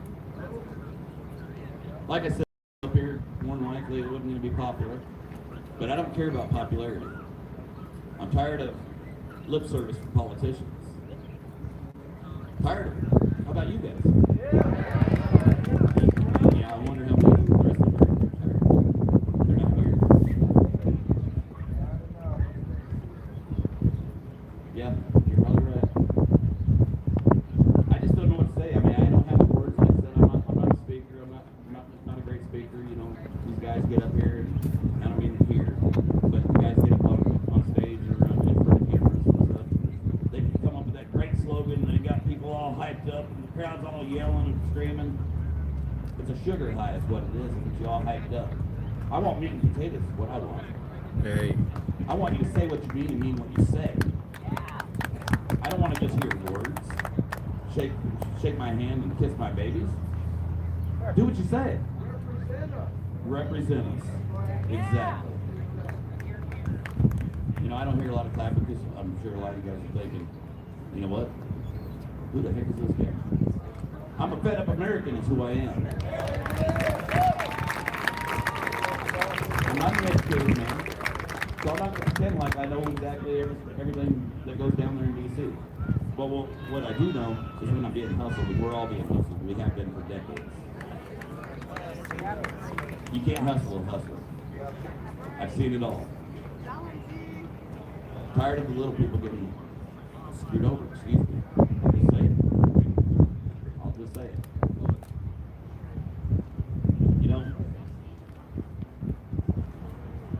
like I was talking about Mike Moon, I kind of got sidetracked. He wrote that bill, right? You want to know what happened to that bill? That bill got thrown on the floor. Nobody wanted to hear that bill. Why?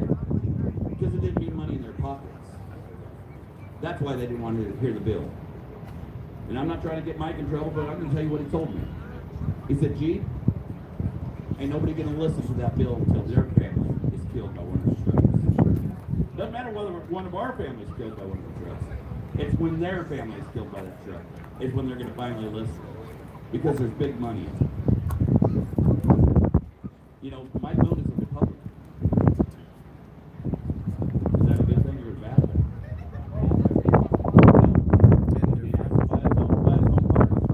Why? Because he wore bib overalls to a meeting. He had a jacket on and a tie. That's all the rules say. He had to have a jacket. That's all. But the man wore bib overalls. And now the party's going back. Is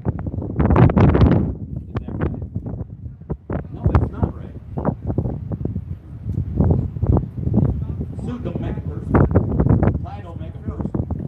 They're hurt. That's what makes a person. Doing what you say what you mean makes the person. Just my 2 thoughts. I know a lot of you guys heard me say a poem, and honey, we bring that up. I promised everybody I'm going to say that poem from now till the day I die, and I'd just like to read it to you.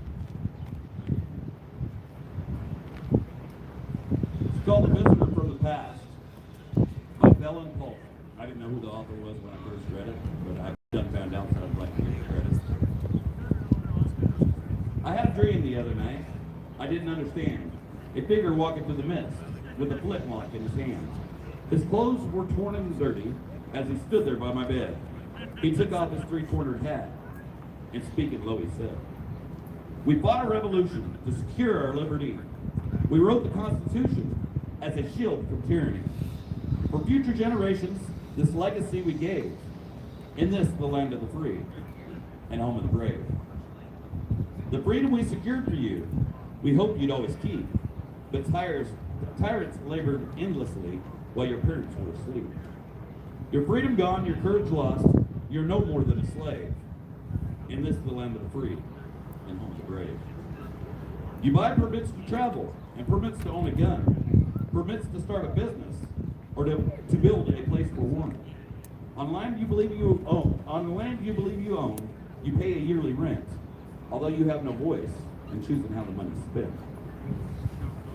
Your children must attend a school that doesn't educate. Your Christian values can't be taught according to the state. You read the Constitution, or you read about the current news in a regulated press. You pay a tax you do not owe to please the IRS. Your money is no longer made of silver or gold. You trade your wealth for paper, for your life to be controlled. You pay for crimes that make our nation turn from God and change. You've taken Satan's number as you've traded in your name. You've given government control to those who do you harm, so they can padlock churches and steal the family farm. And keep your country deep in debt, put men of God in jail, harass your fellow countrymen while corrupt courts prevail. Your public servants don't uphold the solemn oath they've sworn. Your daughters visit doctors so their children won't be born. Your leaders ship artillery and guns to foreign shores and send your sons to slaughter, fighting other people's wars. Can you regain the freedom for which we fought and died? Or do you have the courage to fight? Are there no more values for which you will fight to save? Or do you wish your children to live in fear and to be a slave? People of the Republic, arise and take a stand. Defend the Constitution, the supreme law of the land. Preserve our great republic and God-given right, and pray to God to keep the torch of freedom burning bright. As I awoke, he vanished in the midst of whence he came. His words were true. We are not free. We have ourselves to blame. For even now as tyrants trample each God-given right, we only watch and tremble, too afraid to stand and fight. If he stood by your bedside in a dream while you were asleep, and wonders what remains of our rights he fought to keep, what would be your answer if he called out from the grave? Is this still the land of the free and home of the brave? You know, that kind of makes me want to tear up every time I hear that, because it says exactly why I'm here. It says exactly why I'm here. Amen.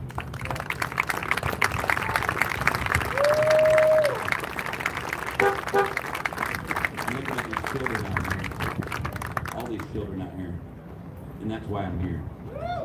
That's why we all should be here. Looking at a lot of the older folks here, and I know they're not here for themselves. We've done served our time. We ain't got much time left in the big picture, the big scheme of things. It's these kids. What kind of country are we living for? And it's our fault that we're not living in a better country. Because we won't stand. Because we won't stand. It's going to take a whole lot more than this to stand. It's going to take a whole lot more than this to stand here. It needs to happen from coast to coast. It needs to happen from coast to coast.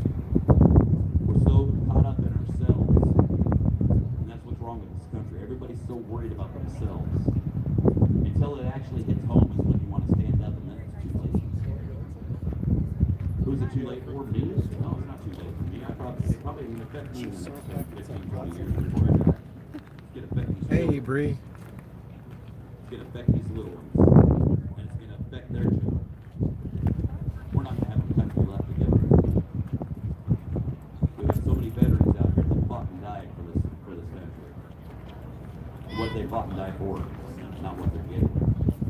Not what we see now. I guarantee it. I spoke to a World War II veteran the other day, and he said, "Gee, you know, this isn't what I fought for. I fought for the people. I fought for freedom, not for politicians." And that's what's happening. And it's been happening for a long time. And I for one am tired. But I can't do it alone. You can't do it alone. This world needs to stand up. Like I said, this whole place should be filled with trucks. But they want to grab about fuel prices. Guess what? I'm grabbing about fuel prices too. But is fuel prices our problem? No, it's our elected officials that can do something about it.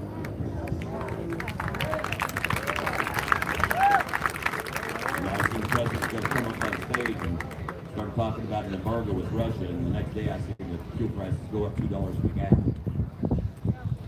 Just talking about it. These guys know just saying it is going to bring up fuel prices. And that's what they did. They brought up fuel prices by saying it. No, it's the People's Convoy that brought it up. You guys are out there wasting gas. Look at the trucks. Look at the trucks. I won't even lie to you. These 15 trucks out here didn't do it. The 100 trucks that were here before didn't do it. It's them opening their mouths, knowing that they're going to make more money by opening their mouths. And it's not right. They already knew that we were going to have a problem with fuel, didn't they? They already knew that there was a war happening in Ukraine. They already knew Russia was involved. They already knew we were going to start an embargo with Russia. So why didn't we open pipelines and start producing ourselves? Before he even opened his mouth. Because they don't care about us. And I'm tired of it. Maybe I don't know what I'm talking about. Like I said, I'm just a Dumbo hillbilly from the Ozarks. That's what I'm saying. Anybody want to correct me?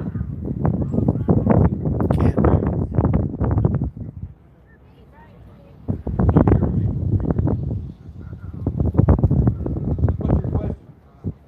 I didn't know this was Q&A. I like this.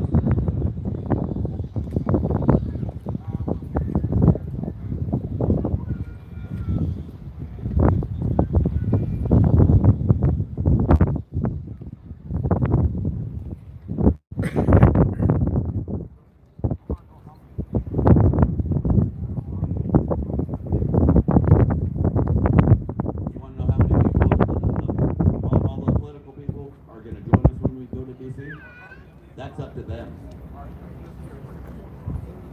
I guess that'd be a question for them, but I like that question. Because we've seen Ted Cruz do the same thing now, didn't we?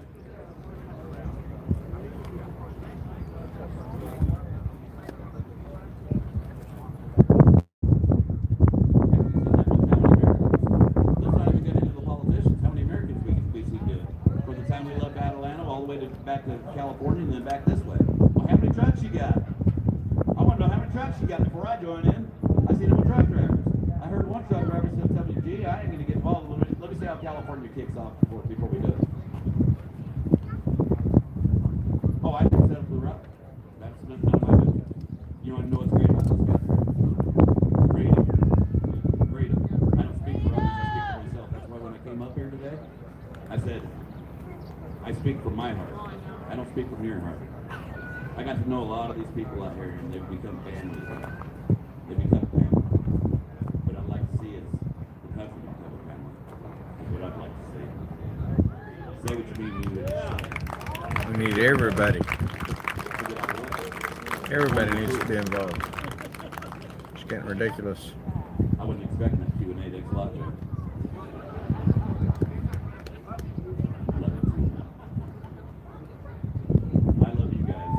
First responders asking him how many politicians does he think are going to be joining us.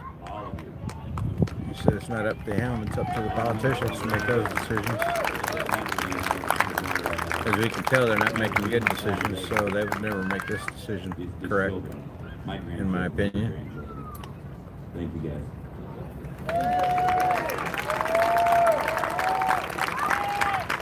Thank you, Senator Green. I do want to tell you, Jonathan Jenkins, who was up here earlier and asked me about going down to D.C. What do you think? You going, brother? There we go. He wants to take his kids. How about that? This next gentleman that's coming up on the stage, he and I got to meet each other here on the ground in Hagerstown Speedway. He asked me what I was going to do for my visa. I don't know. I'm hoping you tell me. So, I'll give you the microphone. Love you, brother. My tank and yank good friend. Shorty, shorty.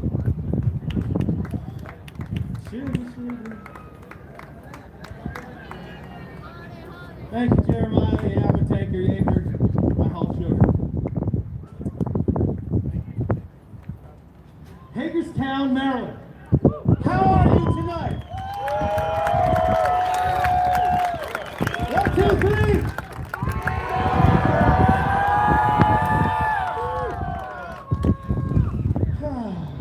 Where can I find somebody young?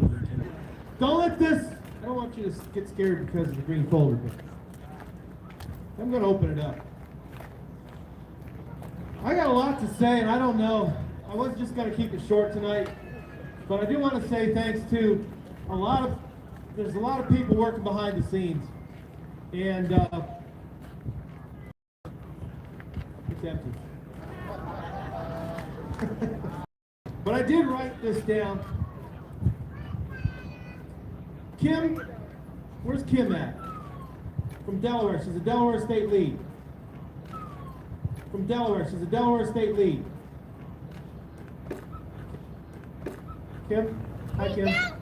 Well, she's here somewhere. Kim and Jeremiah and Deb. Jeremiah and Deb are from Maryland. They're Maryland State leads. Y'all know Jeremiah, Deb. I don't know where she's at. Hi, Deb. There she is, sitting down. Thank you, guys, for putting this together.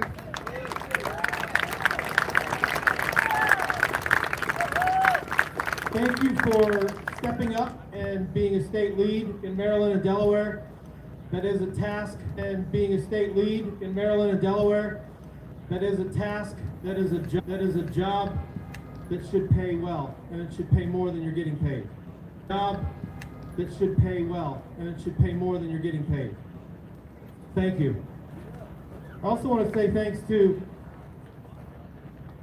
the new discovered couple on the internet, Scott and Chris, right at the end of the trailer here.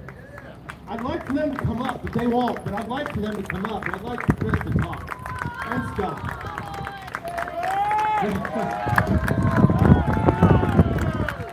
Oh, man.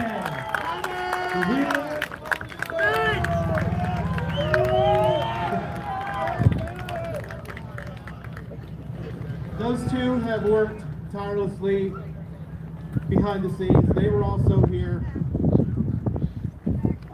the last time we were here, but they are co-leaders, co-organizers, and you don't hear much about them, but like I said, one of the rallies, somebody made a discovery that they think there's a connection between Scott and Chris. They have grandchildren. There is a connection, but thank you, Scott and Chris. Scott had open heart surgery I don't know when that was, but 3 days later he drove down here in his truck. They brought the truck down here to Hagerstown. 3 days after having open heart surgery. Triple bypass, quadruple bypass, something. And they were here to help. So thank you for doing what you're doing. And I also want to thank Hagerstown Speedway Track here for having us back. There were other places that we were looking at, and here we are. So thank you, Hagerstown Speedway. Thank you. I don't want to forget to say, because it'll probably be a one more thing, that red truck is the dumpster. That all trash goes in this red truck right here. Just FYI, everybody's trash goes in the red truck. Yeah, where Trench is pointing to. Boy, G, you really did it tonight. My time is expired. I mean, wow. He was on a roll. Keep going. Keep going. Keep going. We're going to talk about trucker stuff. Don't get me started on trucker stuff. You don't want to hear me talk about the ATA, the FMCSA, the DOT, whatever else. Because I won't stop. Remember, I went to D.C. I've walked the halls both on the House and the Senate side, knocked on doors, had meetings. I've even met with the ATA. I don't know why, I did. They're not our friends. They want to say it's about safety and it's not. FMCSA, the Federal Motor Carrier Safety Administration, wants to say it's about safety and it's not. It's all about money for them. DC is evil. DC is corrupt. You have to tie in the truckers with the American people. Without trucks, you all die unless you know how to live off the land. So it is important. Safety is a big thing. We should all be concerned about that.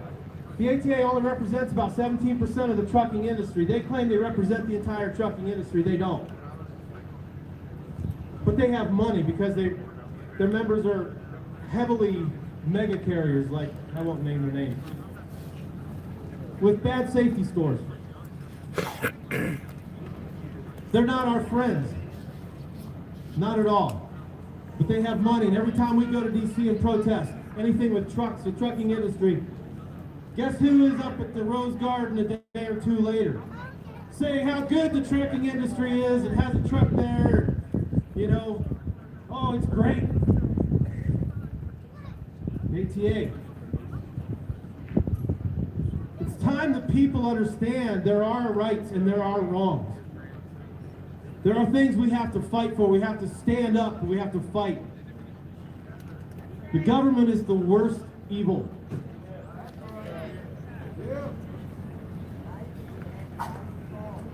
Man, gee, you just did such a good job. Somebody said, well, I've had quite a few people say, you can't go to DC. You can't go into DC. You know, you're a bones, DC. Well, if we don't own, if Europe or whoever owns DC, then we need to go to DC, and we need to take it back, right? Yeah.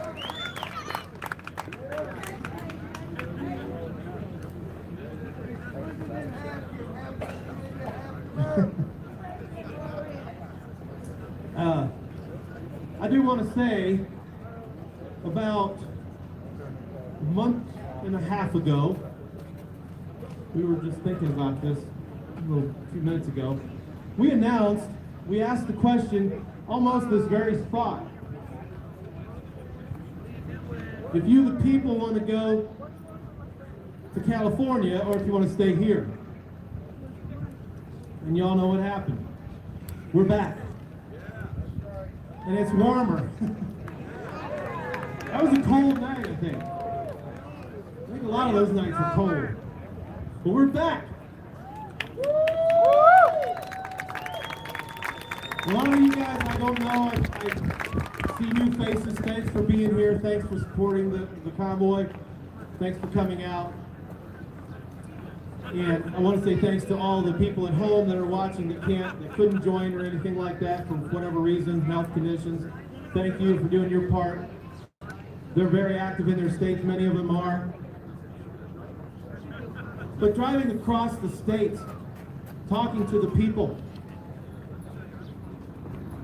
and I'd like to ask them, are they involved in their state? Are they involved somehow at a political level or at a local level in their school districts? Like, I think her name was April mentioned. God bless you wherever she's at. Thank you for doing that, becoming involved in your school district. That's what we need.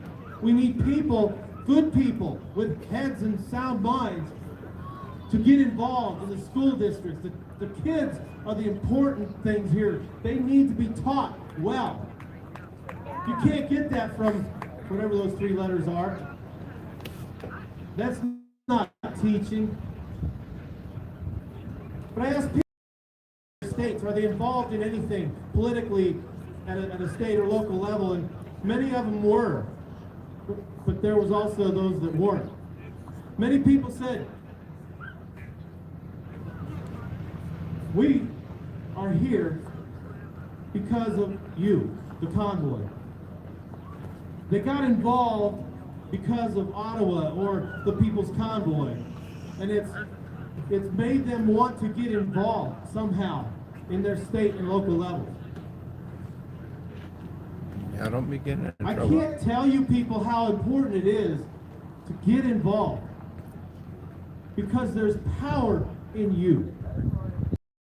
We all have the power together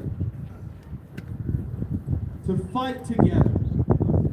And when the people in the states come together, that's power. And when the people go to D.C., there's power in D.C. They don't want that. They're scared of that. We might be small, but we're being watched. We can grow in a moment's notice, and they know that. So the That's beaver's why still there, huh, Shelly? They're watching. Yeah, we've seen them I really can't stress enough, get involved at your state level. Any way you can. If you have questions, reach out to us. We might help you in any way we can. We'll give you ideas, suggestions. Put together, put a rally together, put a convoy together, a protest, whatever you want to do. Put up flyers around your town. You post it on your storefronts in your cities. Just do something. Get the word out. People will come. You'd be surprised how many people are just like you. And they just want somebody to take that first step. They want somebody just to make the first move. Because we're all hungry for the truth. We all want somebody to step up. Somebody do something. And let that be you all. You all have the power. Together, we got this. Thank you. Jeremiah.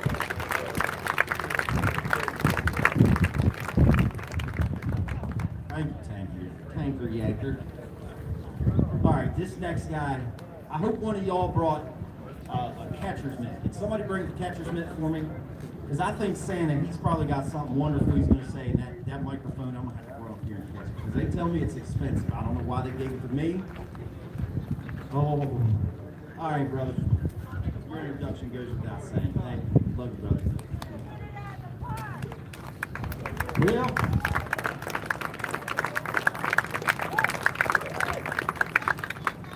Well, it's good to be back in Hagerstown. Some people said we wouldn't come back. Here we are. I told them, I said, I'm coming back, I've come back by myself. I love y'all. Y'all are awesome. Treat us so good. And it's good to see everybody. There's a lot of folks I haven't seen in quite a while. Good to see you back. I was raised in a Christian home. I had the best mom and daddy that a boy could ever want. And my daddy was a pastor. I grew up on an old story. I'm sitting over there praying, God, what do you want me to say tonight? I don't know what I'm going to say. Y'all don't need to hear from me. You need to hear from him. And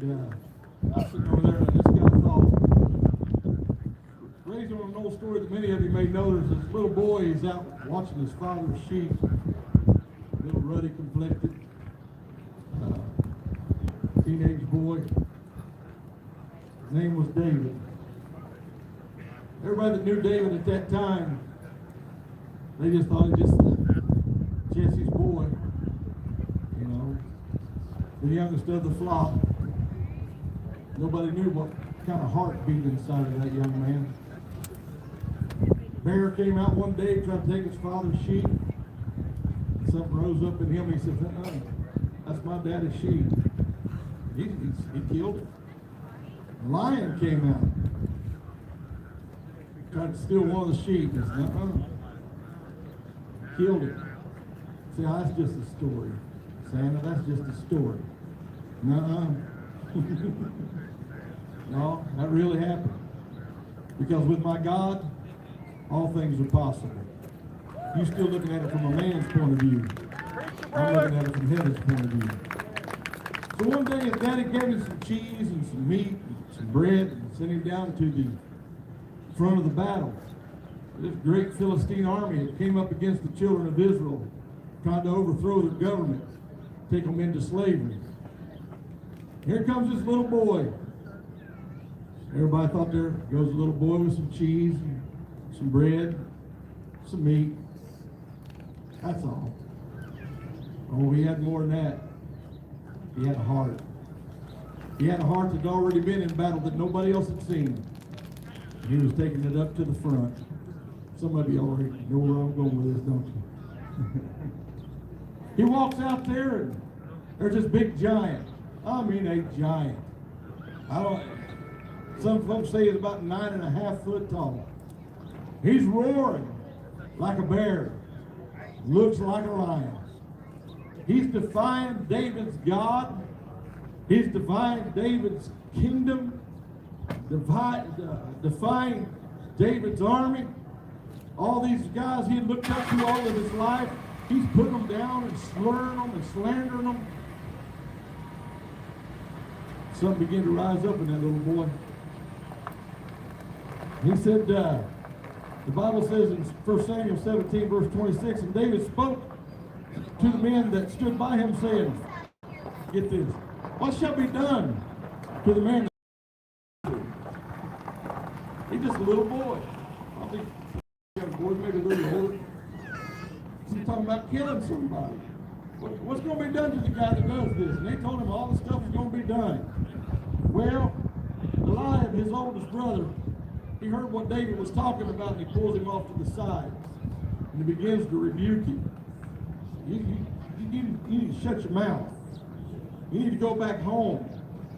Y'all get where I'm coming from?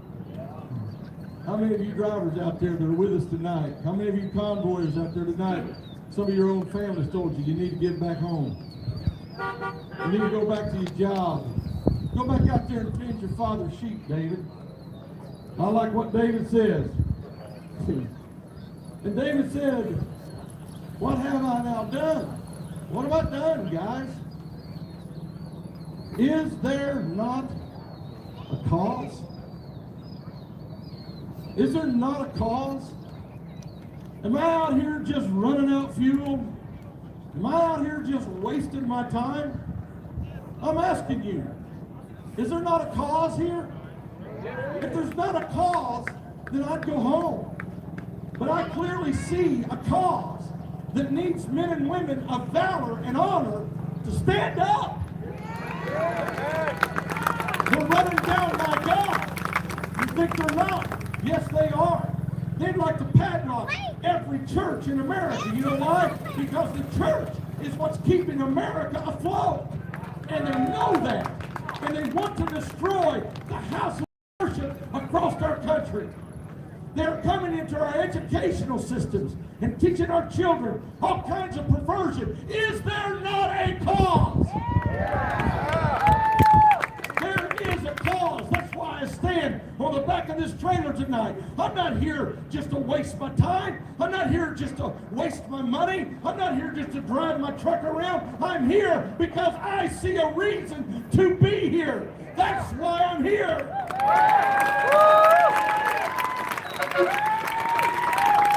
There The rest of the world, everybody else in that army of the Israelites, they were shaken. They were afraid. Oh, we can't take on that behemoth of a man out there. He's a champion. You know what a champion is? That's somebody that has never lost. In battle, if you lose, you're dead. Goliath had never been defeated. Every challenger that came to him, he left them gurgling in their own blood.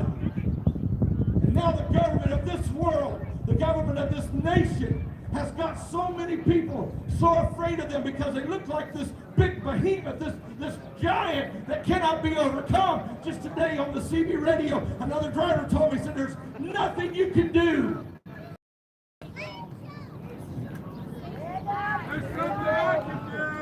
Really? There's nothing I can do? I tell you about my God.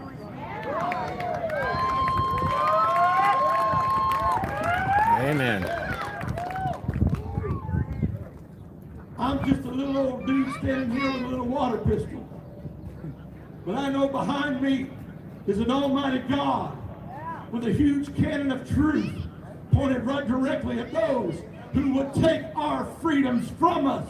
But God says, step out and I will back you. I'm stepping out here tonight, not as just an individual, not as just one man, but I'm stepping out here by orders of an almighty God that where evil is, I must stand against it. Is it not a cause? Is it not a cause? Don't you see the cause? How can you not see the cause? Are you so blind that you don't see what is going on? We need some men of valor, some men of honor. We need some men to stand up and say, we're no longer afraid of you. That's right. I'll tell you how afraid David was of Goliath. The Bible said he walked down to the streams and he picks up 5 smooth stones. He only had one enemy, one Goliath, that's all he had. But Jewish historians tell us, get this, that Goliath had 4 brothers. He said, I'm not just coming after one of them big old boys, I'm coming after all 5 of them.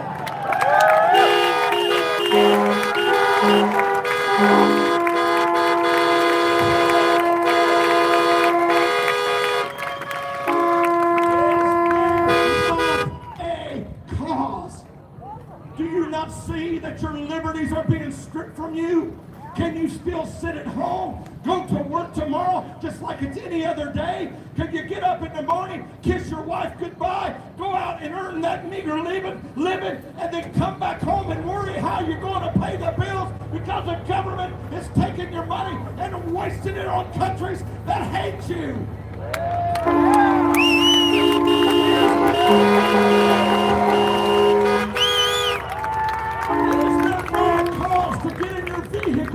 Turn the key and head to Hagerstown and join with it. Do you not see this cause?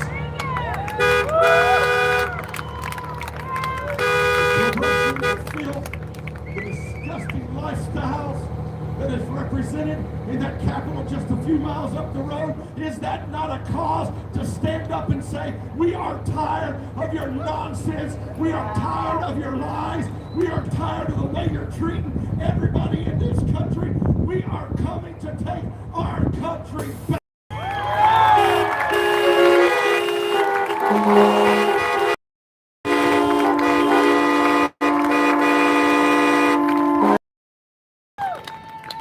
You know, I used to think that our politicians were really intelligent people.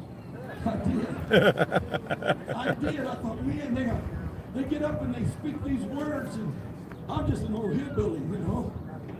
Those big fancy words and those eloquent speeches, I used to think they were so intelligent.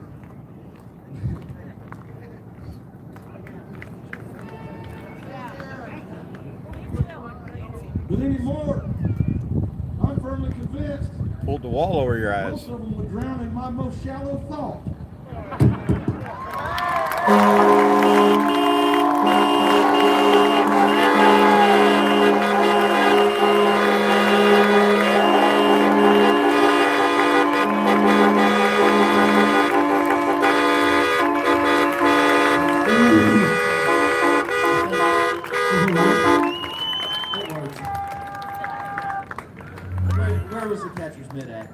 saying. Listen, y'all, we got one more person to bring up here. If you haven't realized, this earth was not created by little things moving around. That's my opinion. My good book says it. Okay? There weren't things that moved around that created this, that created you and every one of you. If you don't see this movement as a worthy cause, like what was just said, I'm sorry about your future. Because I'm here to fight for your future. Every one of you guys out here tonight watching these live streams, every one of you need to get up and get here like I am. Down in that city right now, it's absolute insanity. Absolute insanity. Them little things that you thought moved around, whatever. I get it. God created us. We're here. And we need to continue to be here for our children, living and in the womb. And that's where I'm going to leave that, and I'm going to open this up to our next speaker. Tom, I appreciate borrowing your trailer tonight, my friend. Thank you very much, sir.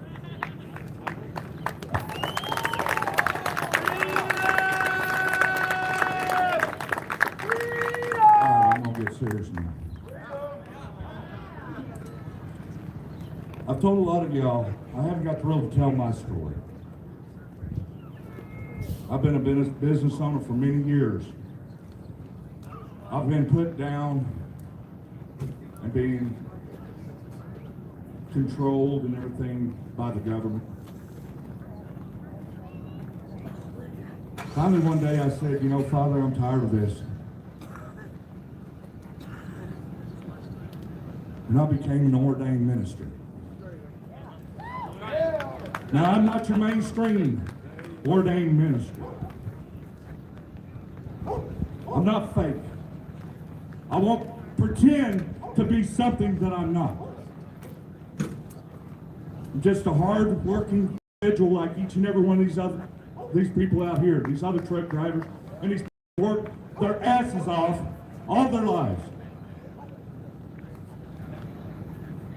But when I was ordained, I saw a vision. I was standing in a courtroom, and I was in judgment. And I looked over and I saw Satan. And he was standing there. He was the prosecutor. He was the accuser. Now I was sitting there waiting for him to lay all my sins out before God. But he didn't. And when I looked at him, he has that face that was just shifting like it could be anybody. Like an unrecognizable face. And as I was watching him, he kind of bent over like this here and he slapped his hands together and he rubbed them and he looked up sideways and he said, Father, I told them everything I was doing to them. It's not my fault they didn't understand me like they didn't understand you. And at that very instant, he like disappeared. And I heard the words plausible deniability. Then I looked down and I saw blood dripping from my hands. And I said, Father, where did this blood come from? I haven't killed anybody. He said, no, you haven't. But it's what you have allowed to happen. And then he showed me everybody around the world throughout time that's been under a government. That same blood on everybody's hands, I walk around every day seeing it. And I'm sick of seeing it. That's the reason why I'm here right now. Because I don't want to see that blood on my hands anymore. And I said, Father, I don't understand this. He said, well, I give each and every one of you power and authority. And you allow someone else to represent you. They go out and do these things in all our names. And I'm telling you right now, right here, it's time for it to stop. So I'm asking everybody out there that can hear my voice, stand! Wake up! Stand! Stand and wake up!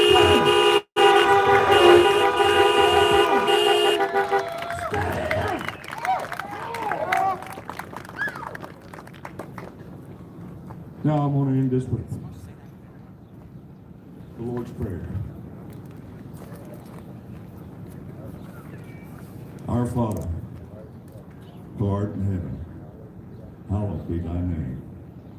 Thy kingdom come, thy will be done, on earth as it is in heaven.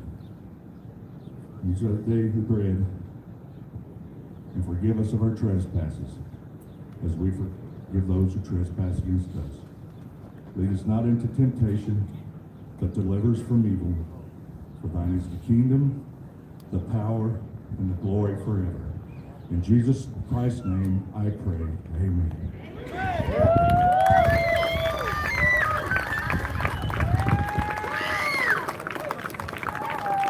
So we got an aim for God here. There we go. Because there's one more thing. See this? There's a stone in there. It's not very windy. Just saying. If anybody feels led to donate, feel free to walk up and put it in the top. There's a nice little slit up there. The money fits right in there, and it'll be used for good use. That's my one more thing, y'all. Have a good night. 8 o'clock meeting, and we'll refuel vehicles tomorrow morning, but be at the meeting at 8 a.m. All right, thank you all for coming out tonight. Before you all leave, if you guys are interested, over in the other corner over here is the Convention of States. If you follow Gray Wolf, he's really into that. And one more thing that I continue to forget to do, I need to pay back some of those who, while they were in town, everybody loved that big American flag that hung up there. I want to personally thank Ed from Wreckers and Wrenches, Dave with D&D Towing, and Digging and Grading for the flag and use of it. Thank you guys for coming out tonight. I look forward to seeing a lot of old friends and the big trucks come back in here. Give a big shout out to two of my friends, Jeremy Moser. Miss you, brother. Looking forward to maybe seeing my buddy Jimmy Fletcher. We got to end one more thing too. Anybody want a convoy tomorrow? Yeah! It's not going to be the real one. The convoy tomorrow, 8 o'clock in the morning, we'll have a meeting. Get out and do some things. We can go in here.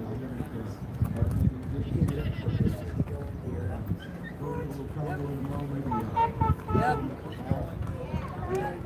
8 o'clock in the morning. Thank y'all. Have a great evening. We'll see you again tomorrow.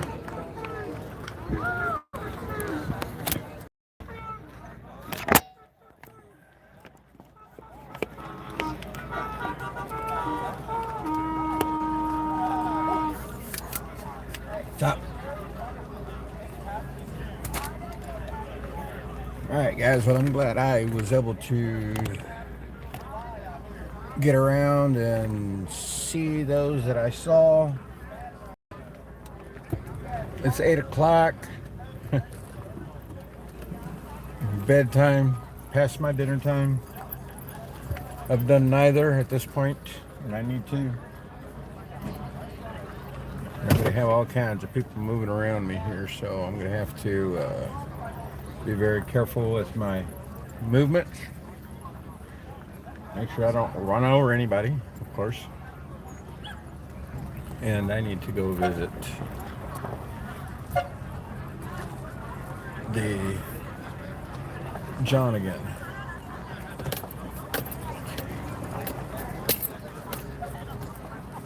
Well, it looks like I can go around the backside here, but yeah, I'm just going to do that.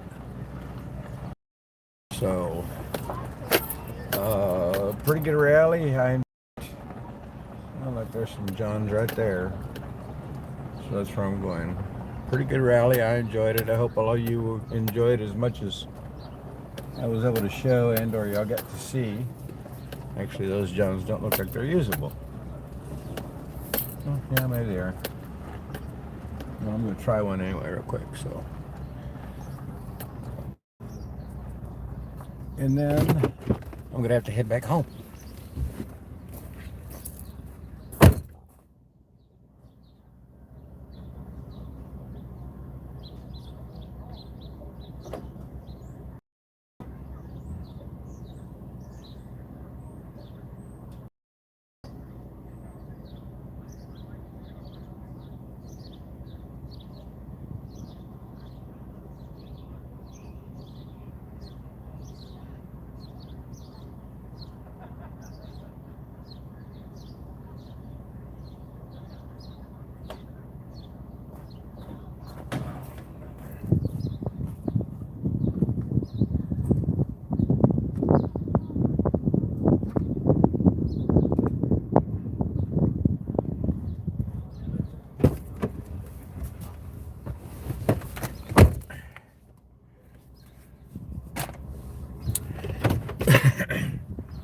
Sorry, I left y'all staring.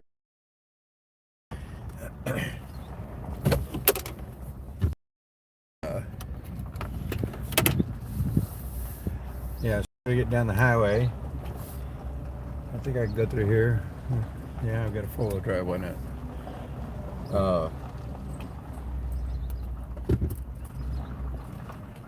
Like there's some more people coming in. It looks like arriving. Maybe somebody's leaving, but others are coming in. Actually, I think that was the trailer that was at the front of the place when I got here. But yeah, so do you guys want to ride down the road with me back to my place, or do you want me to shut it down? Yes, I did work today, and I work tomorrow. But I wanted to come down and see everybody. Say my hellos to all those that are still in the convoy. A lot of new faces here, which is good. We need to continue to replenish and revitalize this movement as we continue. It's calling in sick tomorrow. No, I'm not going to call in sick tomorrow. I'm going to say that for a better day. We'll just put it that way. I'm not one to call in sick. I have used the sick excuse before, and I'm really not that kind of person, guys, to do something like that. So yeah, it makes it difficult for me, because I am not that kind of person, like I said. But yeah, I do want to be here more often, for sure. I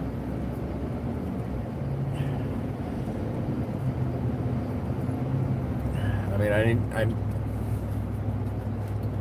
I need to fight, you know. I mean, that's just the way I feel inside. God will give me my direction, I honestly believe, and ask Him for His guidance. The choice will be made. What the choice would be, I do not know, but He has allowed me the opportunity to be here today, knowing they were arriving today, and I wanted to be here, so I was. I don't think I'll be coming back here daily yet. Thinking about pulling my trailer maybe to a closer location to where the convoy is presently staying. Move my trailer, my location. I think I have till I have till the 11th of June. I just renewed my parking space where my trailer is right now. So I do have till the 11th of June to make a decision to kind of give me an idea on what's going to continue to transpire here as far as the convoy is concerned. I still want to move out of the area I'm in anyway, because I want to get into West Virginia.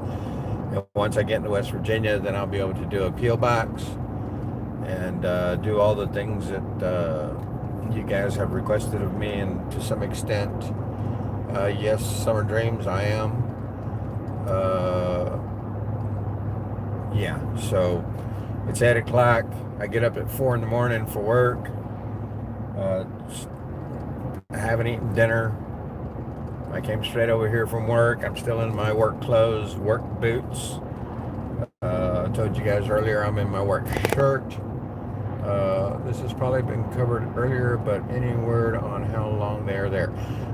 Ibri, I do not know. That's what I was kind of like hinting at just a second ago on I have till the 11th of June to figure out where I'm going to try to park my trailer closer to here. And nobody has said anything about the time frame. Just FYI, to the best of my knowledge, for the month, quote unquote, lease of the Speedway, that is a $15,000 bill, to the best of my knowledge. So the 15 grand that y'all been hearing, I believe Marcus mainly speaking on, is for the payment to the Speedway for our parking. And so necessarily speaking, I'm to understand the money was gathered, put together, and used for the lease at this point. So for sure I know that they're probably here for a month. We were here for a month last time, March 4th to March 30. I think they left at 30. March 31, I think is when they left. Let's see, I started on 29, 30, 31, yeah. So they were here for a month last time. My assumption is, and purely assumption, speculation, would be that they would be here at a minimum a month. But as they're taking more donations on the norm, and now that we're back here in the community, Hagerstown community, Hagerstown people, the citizens of this area will inundate the convoy with their charity, bringing the food and all the things that the convoy needs to survive here, as they continue to cook daily and feed and drink daily, whatever. But yeah, because the Hagerstown community is a great community. They, to the best of my knowledge, they wanted us back here. Necessarily, none of we didn't all. Some did, some did not. Because I'm still here, and I'm back with them again. I still have People's Convoy on the back of my truck, so in my opinion, I'm still part of the People's Convoy, no matter how anybody else looks at it. But so we'll see just exactly how long they're planning on being here at this point. And I'll be back Friday evening. I'll bring you guys along. Probably won't be live again till Friday evening when I get out of work. I will already have everything here in my vehicle. $500 a day for Speedway. Can't even stay a night uptown for that. I'll take gum. There's a bad hole in the road. I'll take a Speedway. Yeah, it's something like that. I mean, I've been given some of the numbers. I know some of the numbers. Don't think that it's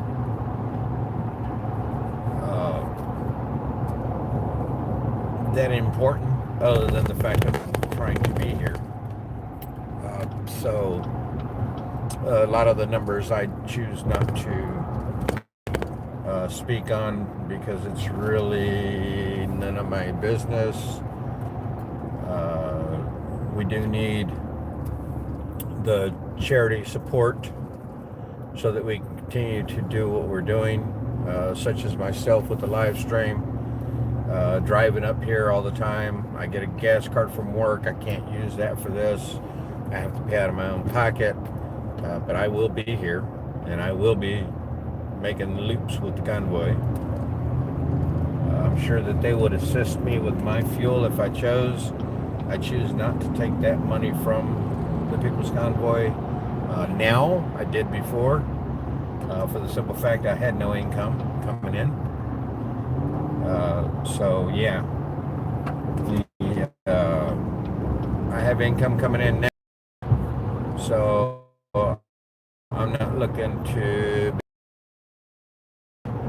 like some people be. I will do. I will foot the majority of my own bills. Maybe even make some donations. Maybe my stock pops and I make a couple of grand, a few grand, tens of thousands, something like that. I mean, you never know. And I'll make my own donations to the People's Convoy now that I will be able to. So I'll see you Friday streaming. Hope that people in the chat can show up too. That'd be great.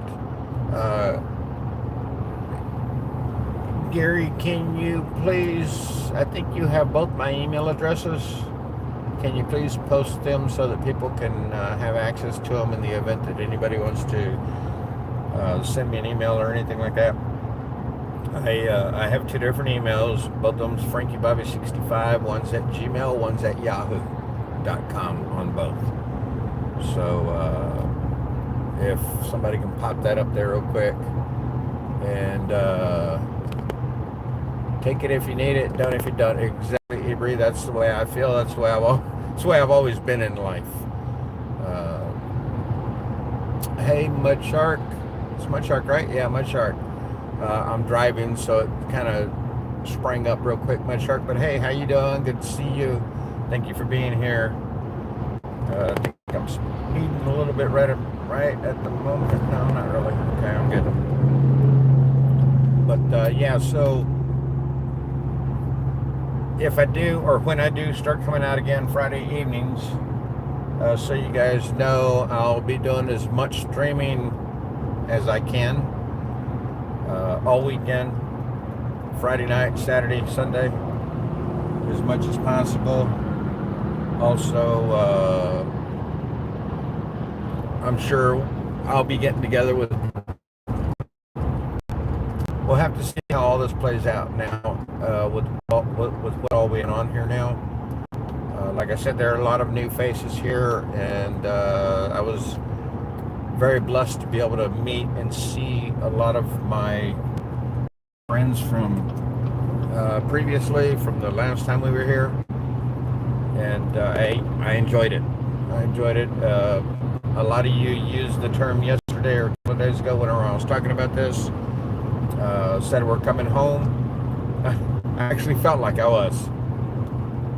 I actually felt like I arrived at home.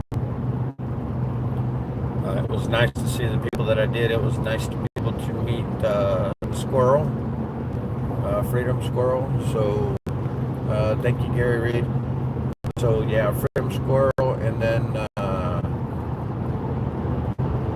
heck, whoever else. When I got CG, Stan, First Responder. There's some people that do not know. Kevin and his wife, so I got to see them, which that was cool. Last time I saw them, they were going to be making the trip. Now, you guys, you see this right here, this flag on the back of this truck? all pretty, dandy, wonderful, the whole 9 yards. Except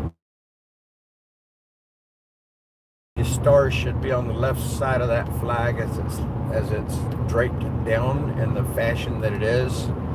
Whoever put that flag on that truck did not know, apparently, because the blue is on the wrong side. The blue should be on the left. Thank God for cheap fuel. Yeah, right? If only. Well, this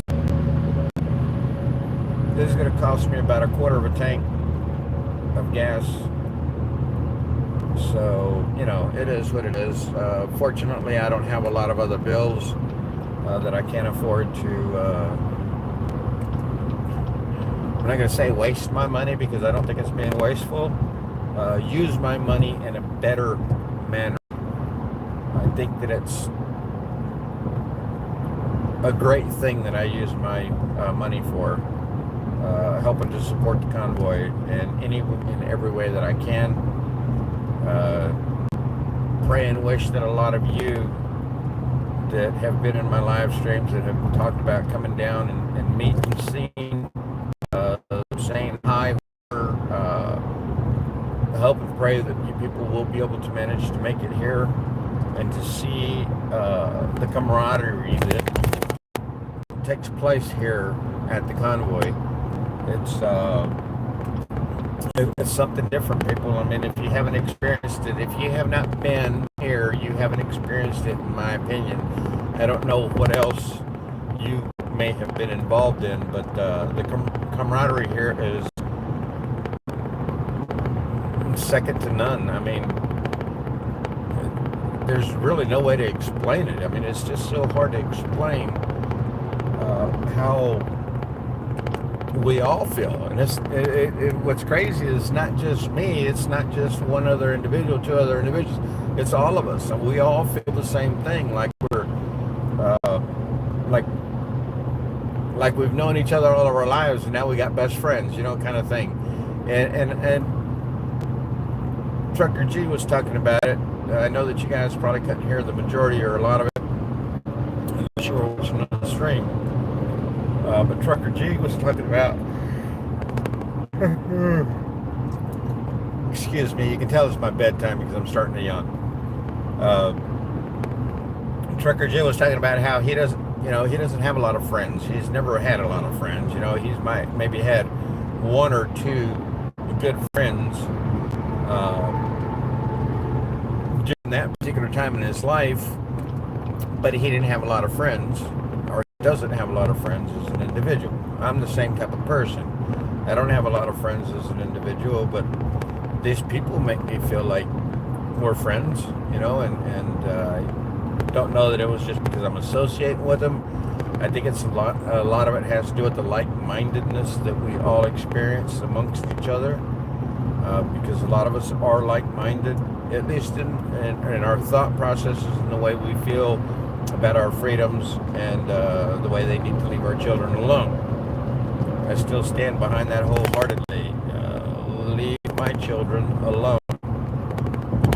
And I say that in first person, but I say that for all of us, all of your kids, all of our kids, all the kids of the world, period, basically. You know, I mean, it's just like, I don't know. It's hard to explain unless you absolutely feel that conviction of your own. You'll not understand how convicted or how I feel inside. It's kind of crazy saying that because, you know, I'm no different than any one of you, but at the same time, we're all unique in our own way. No, we're all unique, period. Though we may think alike, and though we may agree on a lot of things. I don't know.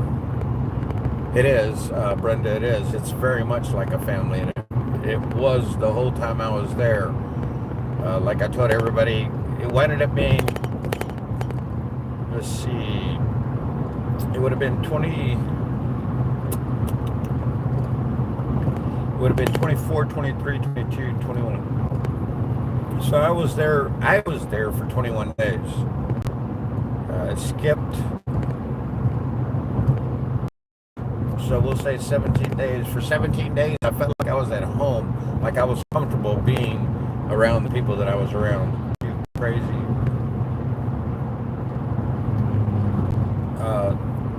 It was just incredible, the feeling that I had being there the whole time I was there. And that deer got slaughtered. And it was probably by this truck right here.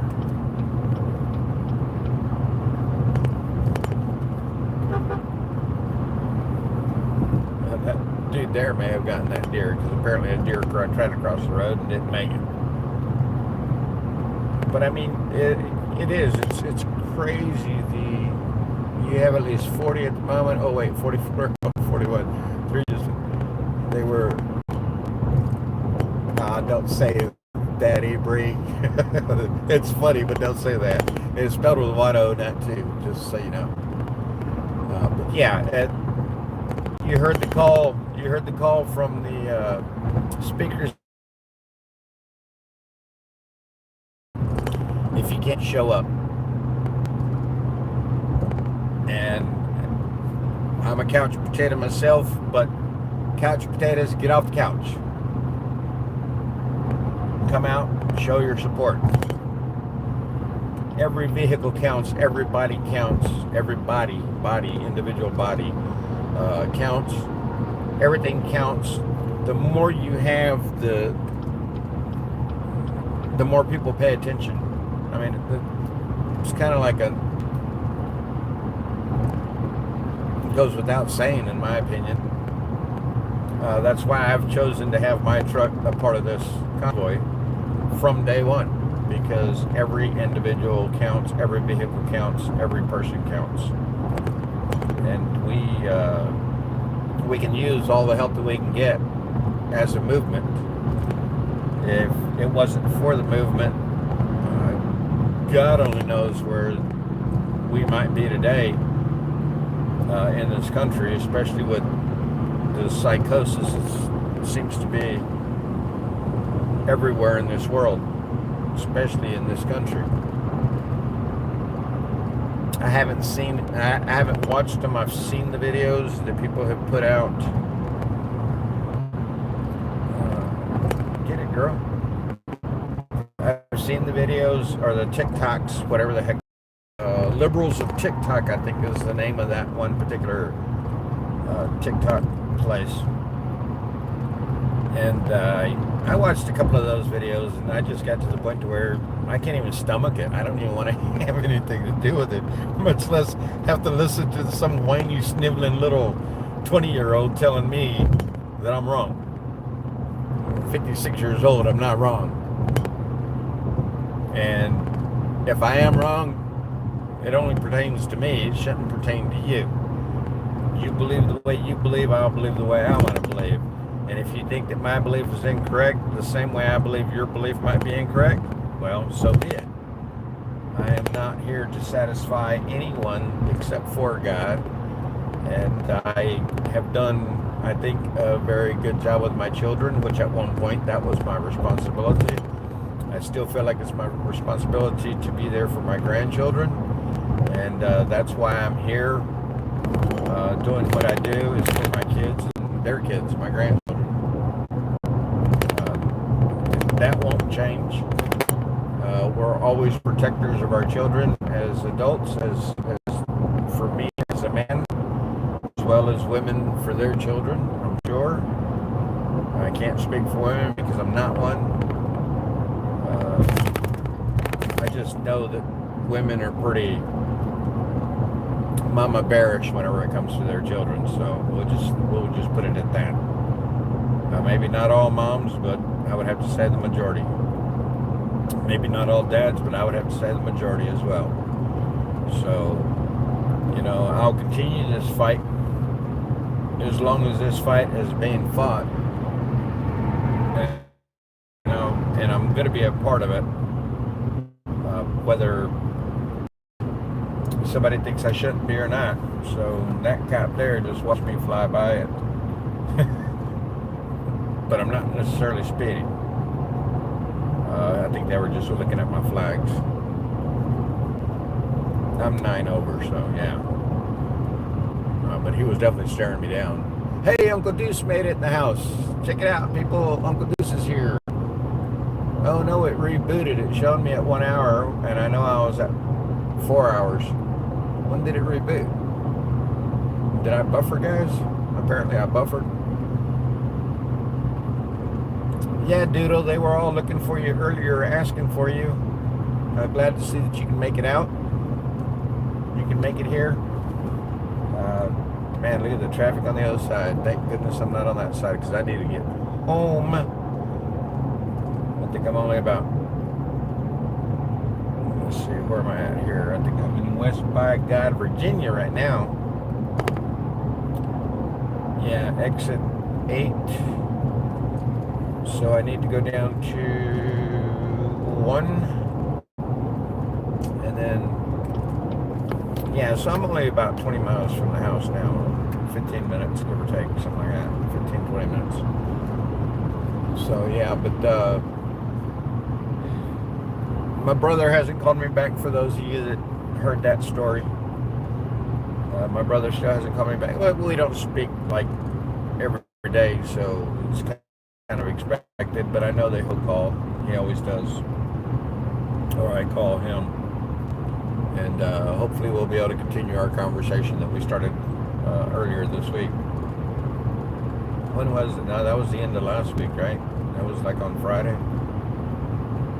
Something like that. I hope he's doing better with his one child. I feel bad for him, but at the same time, it's hard to say because it's my brother, but I mean, a lot of times in life, you know, when you make your bed, you lay in it. And I don't think that my brother has done anything. He just, you know, he's got that Democrat mentality. And I don't mean that in a bad way. It's just, right now, it is a bad thing, in my opinion. And I reserve the right to my opinion, just like we all do, right? So, yeah. But I was glad that I was able to at least have him realize maybe things aren't exactly the way he thought they were. And I think that's still, that's thorn in his side right now, I'm sure. I'm looking forward to our next conversation. Unfortunately, well, maybe I could live stream it. You never know. Put it on speakerphone and be on my laptop if he calls. You never know. But yeah, so I enjoyed being here this evening. What time did I get here? Like 4 o'clock. So I was here for 4 hours. Yeah, because I pretty much went live right after I arrived. And I know I was right at 4 hours, so. Jeez, this truck keeps getting away from me. I need to pay attention to that speed limit. Now, gas gone up where you guys are at? Because I know it's gone up around here. It was,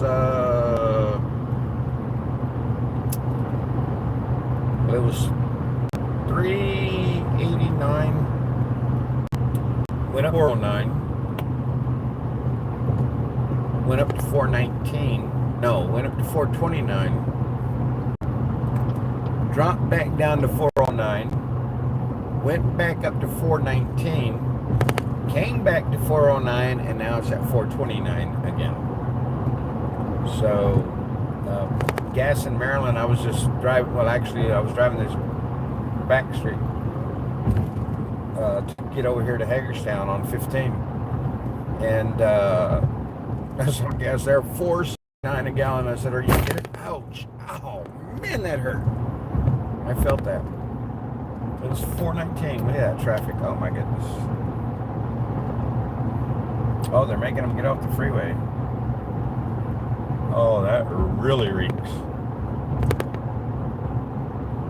But yeah, so they asked my gas station if sign could go up to $9. Just saying. Oh, I don't doubt it, Uncle Deuce. California is above 6. Yeah, I know. I saw some gas pricing in California yesterday, I think it was. Or maybe it was earlier today. It was like $6.79 a gallon. 200 a liter here. Yeah, I think you miswrote that there, Gary. Yeah, no, it's expensive though. Aren't you like at $10 technically like $10 a gallon? So why is it that that's one thing I don't understand. You guys being Canadian, some of you being Canadian here, why is it that like all the rest of the world goes with metric and the United States goes with standard?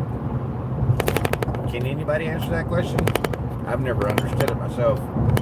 So there was something that I was telling you guys earlier, and I never got an opportunity to complete what it was that I was talking about. And it just occurred to me again because I wanted to iterate it to you.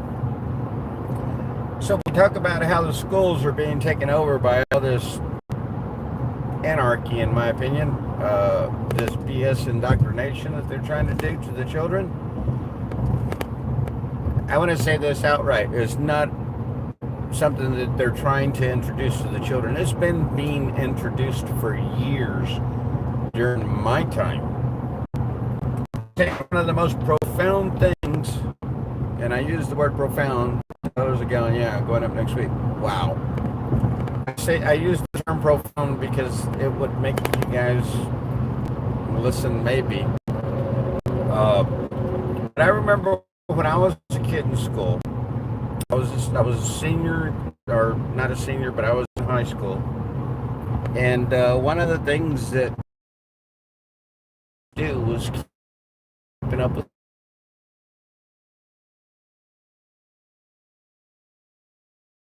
and watch mainstream media or read the newspaper. And we've all learned, and I've known for quite some time, mainstream media is corrupt as corrupt can be. They've been feeding us crap for years, as well as and when I say mainstream media, I'm not just talking about TV, television, magazines, Time Magazine, New York Post, New York Times, Washington Post, Washington Times, Corpus Christi Caller, where I grew up down in Corpus Christi area. One of the things that they tried to instill in my mind as a child was to learn current events, or to pay attention to current events. That way we knew what was going on. In my opinion, it was them telling us, go being indoctrinated by the current events, because a lot of it may be hogwash. But go listen to current events. Go read the newspaper. The biggest thing that they always told me when I was young was anything, $5.89 a gallon diesel there, anything that's in black and white is truth. And in my opinion, they were talking about newspapers. We didn't have computers like we have today. You can't go online and go... we couldn't go online back in those days and get our news. Frankie, it was fun catching you in chat the other night on Santa's Dream. It was really fun for me. I had a good time, Uncle. I enjoyed being there. I do watch other people's streams. I just don't watch them a lot. But I was very interested in that rally that night. God put me in that position to go listen to that rally in Burbank. That way I would know that we were going to be here in Hagerstown. At least that's the way I feel about it. But yeah, so that's why I was there that night. And I winded up switching over because he winded up freezing on me, buffering. After about 3 minutes, Uncle Deuce, he was just still buffering.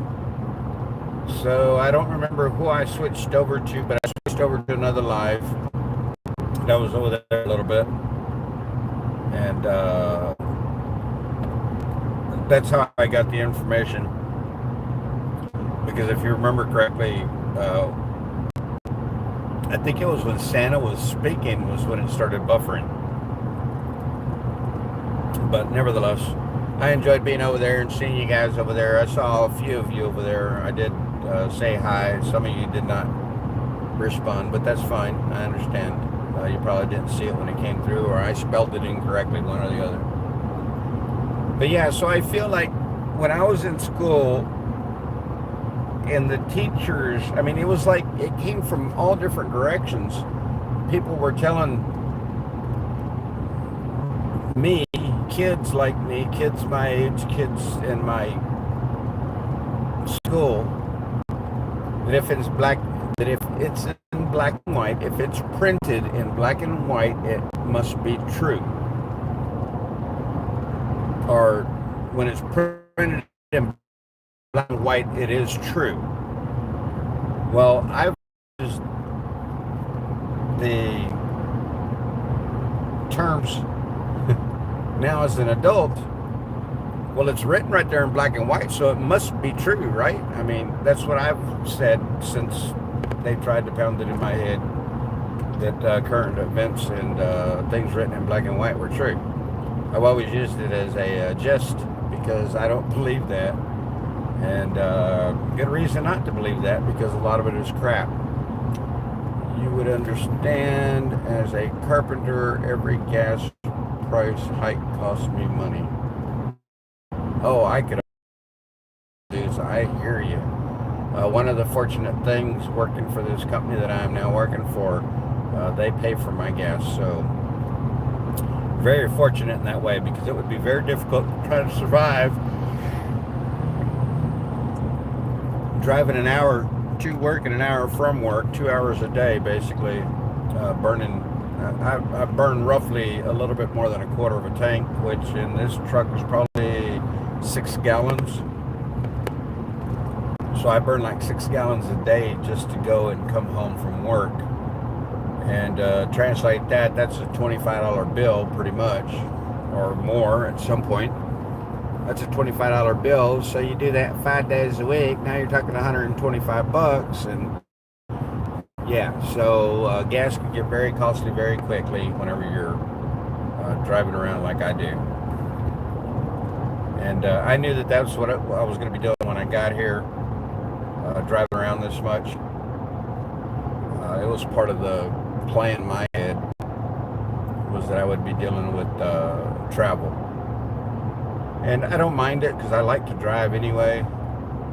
What I do mind is having to pay for the gas to drive, especially whenever it's running $4.29 a gallon. That's just insane in my mind. Where's my, somebody was talking the other day and says, yeah, well, they're going to run the gas prices up to like $6-7 a gallon. People are going to be like dying over that. Somebody catch that, not Uncle, but Gary or Summer. Got some spammers coming on.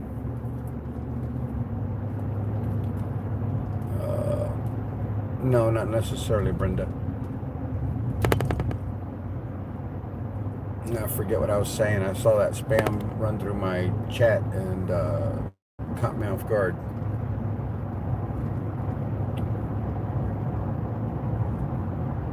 But yeah, so I'm here getting close to the house, getting close to the trailer, and it's 8:40. Wow. I know I should have already eaten. Now I don't even know if I want to eat when I get home, or if I just get up in the morning and cook breakfast real quick before I leave for work. Wake up at 4 o'clock and make me something to eat, maybe. But yeah,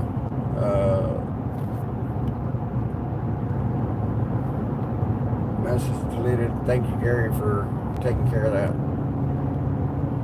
It's funny how they try to show up when they think nobody's paying attention, I guess.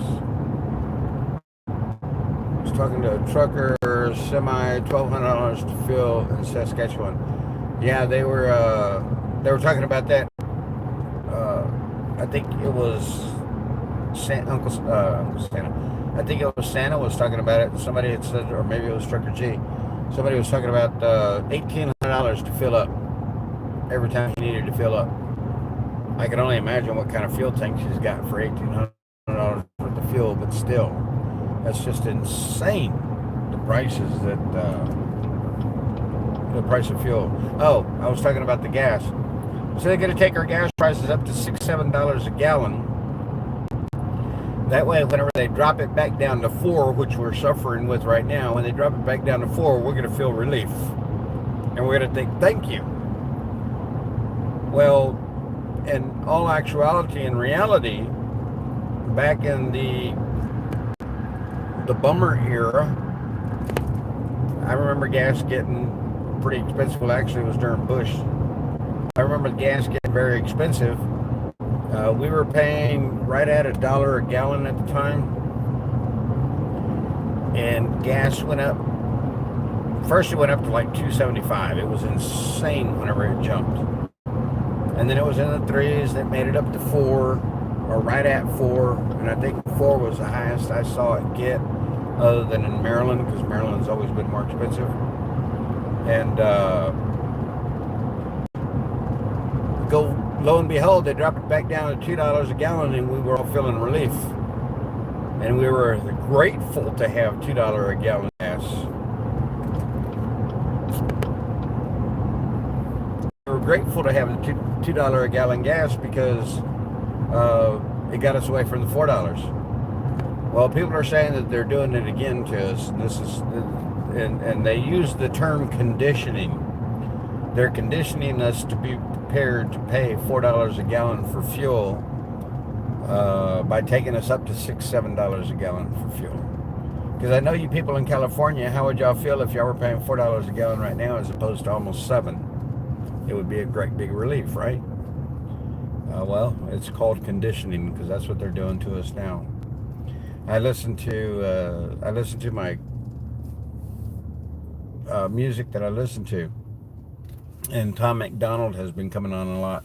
one of the funniest things I've seen him, or I've heard him put in a song, and I don't remember the name of the song, but one of the funniest things I heard him put in the song was that, we're fighting plastic straws wrapped in plastic straws wrapped in paper, and now we got paper straws wrapped in plastic. Congratulations. It almost makes no sense whatsoever. Yeah, right there for $4.29 a gallon. So yeah, so I'm arriving to my place, and still got 39 of you watching, 255 likes. Thank you all, greatly appreciated, of course. And probably, well, I'm driving and everything. You guys can't really see me right now. So I'm probably going to go ahead and shut it down because I'm going to have a lot of time to close up here. I need to get inside and maybe grab me something small to eat and go take a shower and go to bed. It's going to be way after 9 o'clock before that happens, before I get all that accomplished.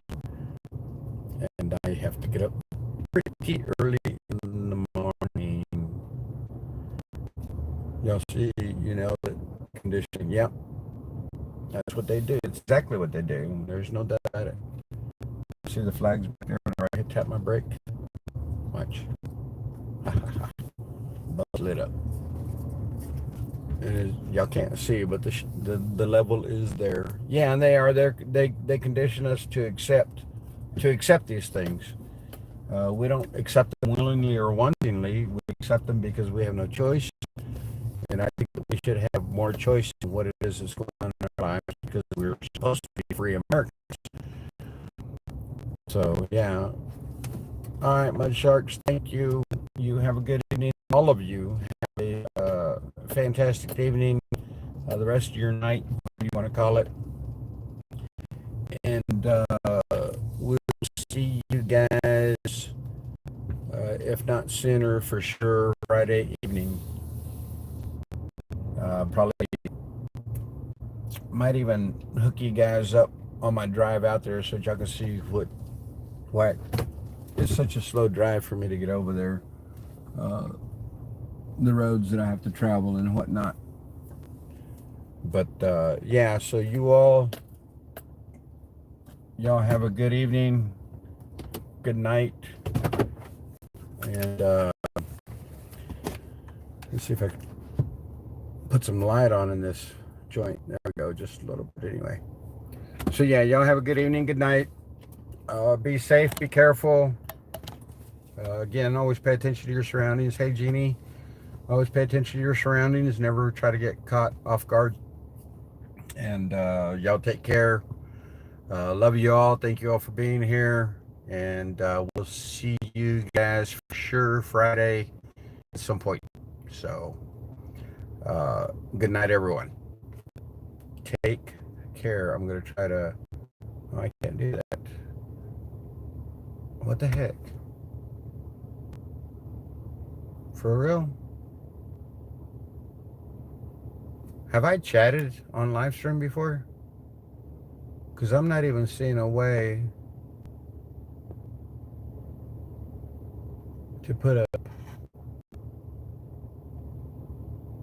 I can't even chat on here. All I can do is read the chat. That's crazy. Anyway, good night all. Have a good evening. We'll see y'all Friday.